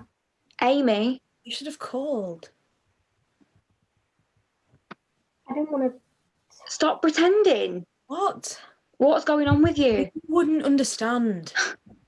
Why don't we just stick the kettle on and have a... If you just tried. No one ever fucking listens. I can make chamomile. I do. And you're always busy with Rob. That's not fair. Who's Rob? Her new boyfriend. He's not my boyfriend. Why didn't you tell me about him? Amy, I just want you to speak to me. I'm worried about you. I'm fine. I wanted chamomile tea. Oh, fuck off about chamomile tea. Just trying to help. I'm fucking trying to help. Why are you so mad at me? Not now, Chloe. Why not? What you said really hurt me. And Hurt you? You're the one who has no idea about anything and still think you have the right to tell me I've given I up. don't know anything. You're so fucking... Oh, you didn't even text me or call me once. Neither did you. And I'm the one that moved to another city. And how's that going for you? Guys. Shit, actually. Maybe you should have thought about that before you moved. Please. Well, you didn't exactly beg me to stay, though. After that argument, of course I didn't. Guys. Amy, Just stop. Is it your head? Please talk to me. I don't... You know, this is a... Chloe, just shut the fuck up for 1 second. I can't tell you how I feel. Because I really don't fucking know. It's just like my head's always so busy.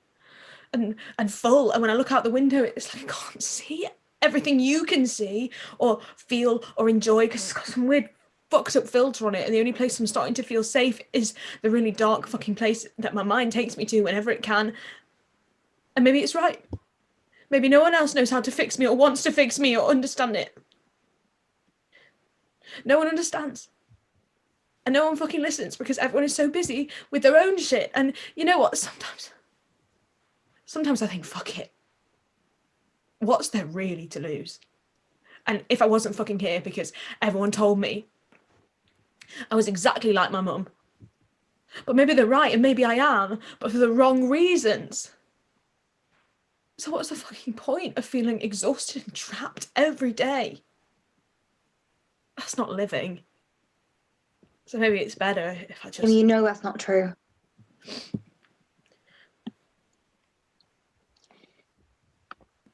Do you want to die? Or do you just not want to feel like this anymore? I don't want to feel like this anymore. I'm not a fucking counsellor and I'm shit at showing my feelings, but I love you way too much to lose you. Right. Don't be. I think I was wrong. I thought coming to a new place and having a fresh start would bring me happiness, but I was so wrong. So that's it. That's it. From welcome. I guess so. Good. Because I already cancelled the contract on my house.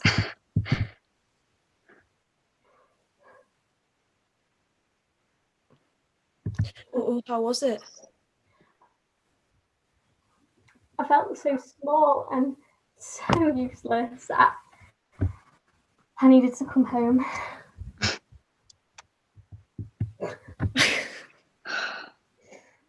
Oh, I think I can, yeah. I've got an idea.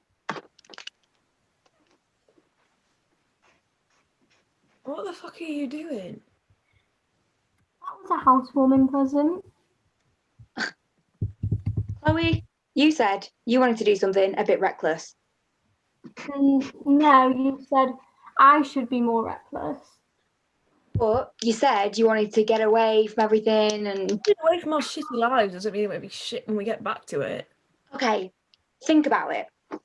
We go to the same 4 or 5 places day in, day out, and nothing ever changes, and it all stays the same. And Amy, you said you can't find happiness because... It's not a destination or somewhere you end up. It's fleeting.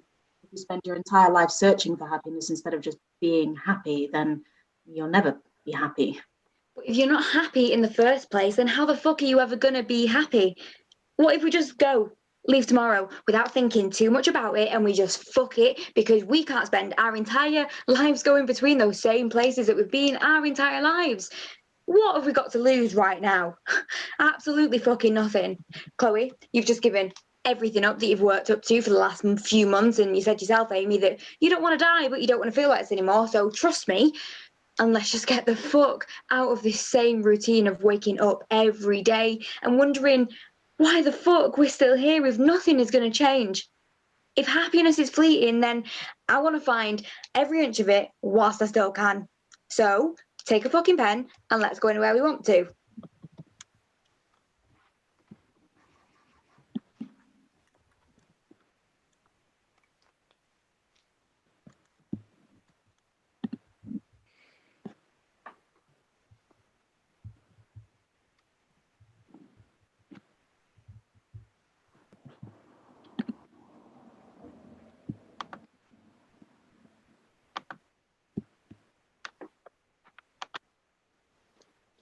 How about we don't book any other flights until we've had enough of each place?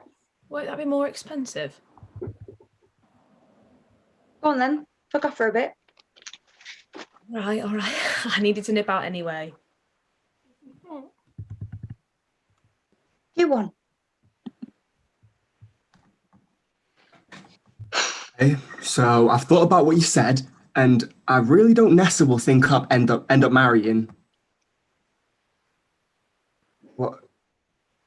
Are you going somewhere? I think we should probably talk. Fuck. That's never good. I'm sorry if I said something or did anything to upset you. Not that kind of talk. Thank God for that. I'm just going away for a bit with the girls. Well, that'll be nice.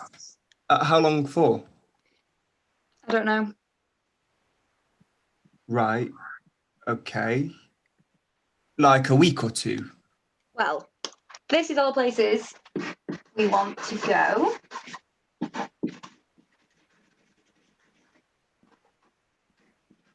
All of them. All of them. I see. Yeah, Months. probably. Wow. Yeah. That's fine. I know this is super selfish and it's not fair to you and it's really hard to explain, but I just need to go. And it's so annoying because I finally feel like I'm in a relationship with somebody that I love and I couldn't imagine not being with, and somebody who actually understands me and doesn't make me feel like shit because my vagina doesn't fucking work. And well, I don't want to feel like you have to wait for me because... You love me. Yeah. Fuck it. Yeah, I love you. I love you too. I'm so fucking glad you said that back. I was tempted just to see you squirm, but that would have been mean and I don't lie. Oh, you're a dick. Yeah, well, you said you love me. Oh, shut up.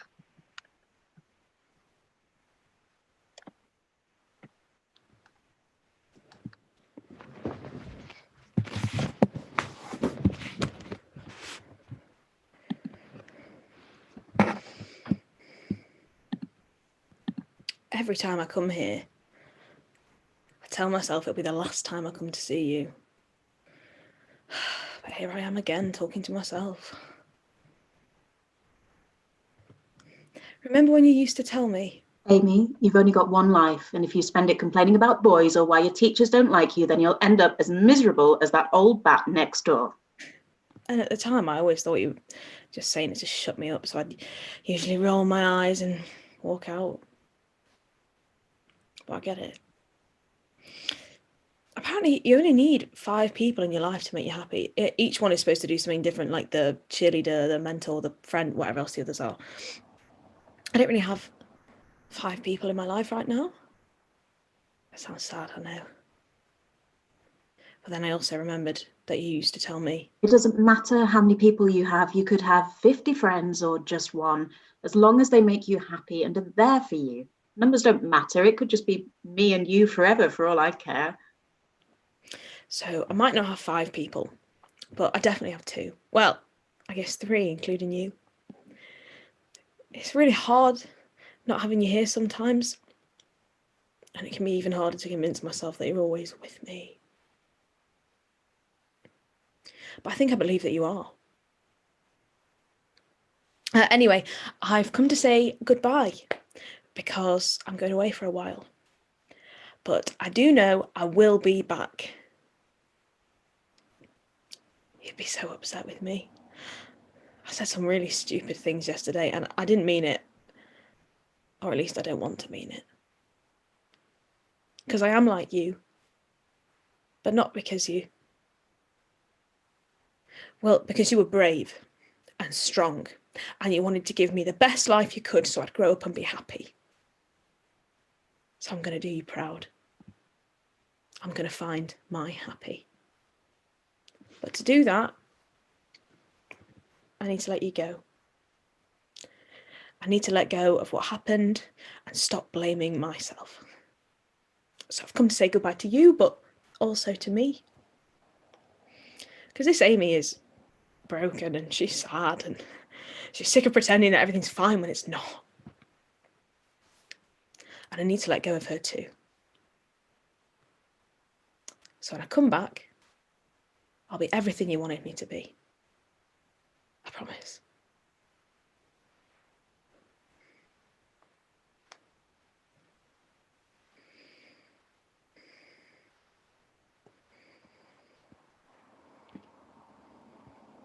Hiya, love. It's just me.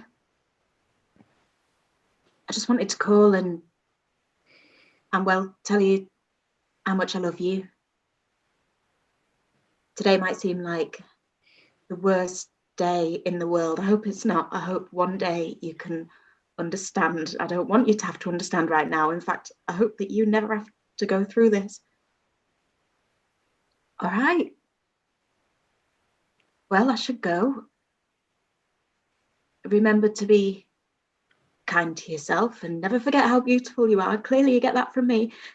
And I don't know what I'm saying. This is fucking strange talking to you like this. I've left a few things for you when you come home under the pillow on the sofa. I didn't want to leave them out in case you don't get them. At least if I'm not there, you'll have a couple of things to feel like I am. Okay. Love you, Amy.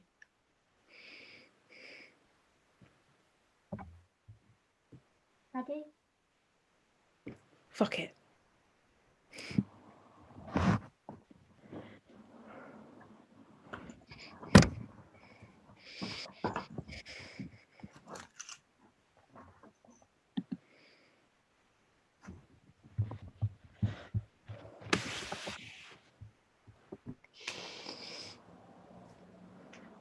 Can we bring the cast back on for a round of applause?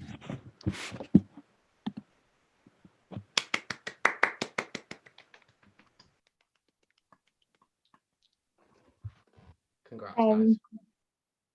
Yeah, do you want me to take over? Thank you so much, everyone. Thank you to this amazing cast. I'm gonna go around and just say everyone's name and shout them out because they're brilliant. So you've got Ida Regan, who played Amy, Nikki Davey, who played Dr. Wallace, Maya Dokia, who played Chloe, forgot then, and Kemi Clark playing Rob, and myself playing Danny. Yeah, thank you, Liam, for being a wonderful host for the session. You were great. And yeah, thank you to this amazing cast who gave me so much of their time tonight to do this, and I hope everybody watching enjoyed it. Yeah, so you guys can turn your cameras off, leave if you want to, it's up to you. And yeah, thank you so much.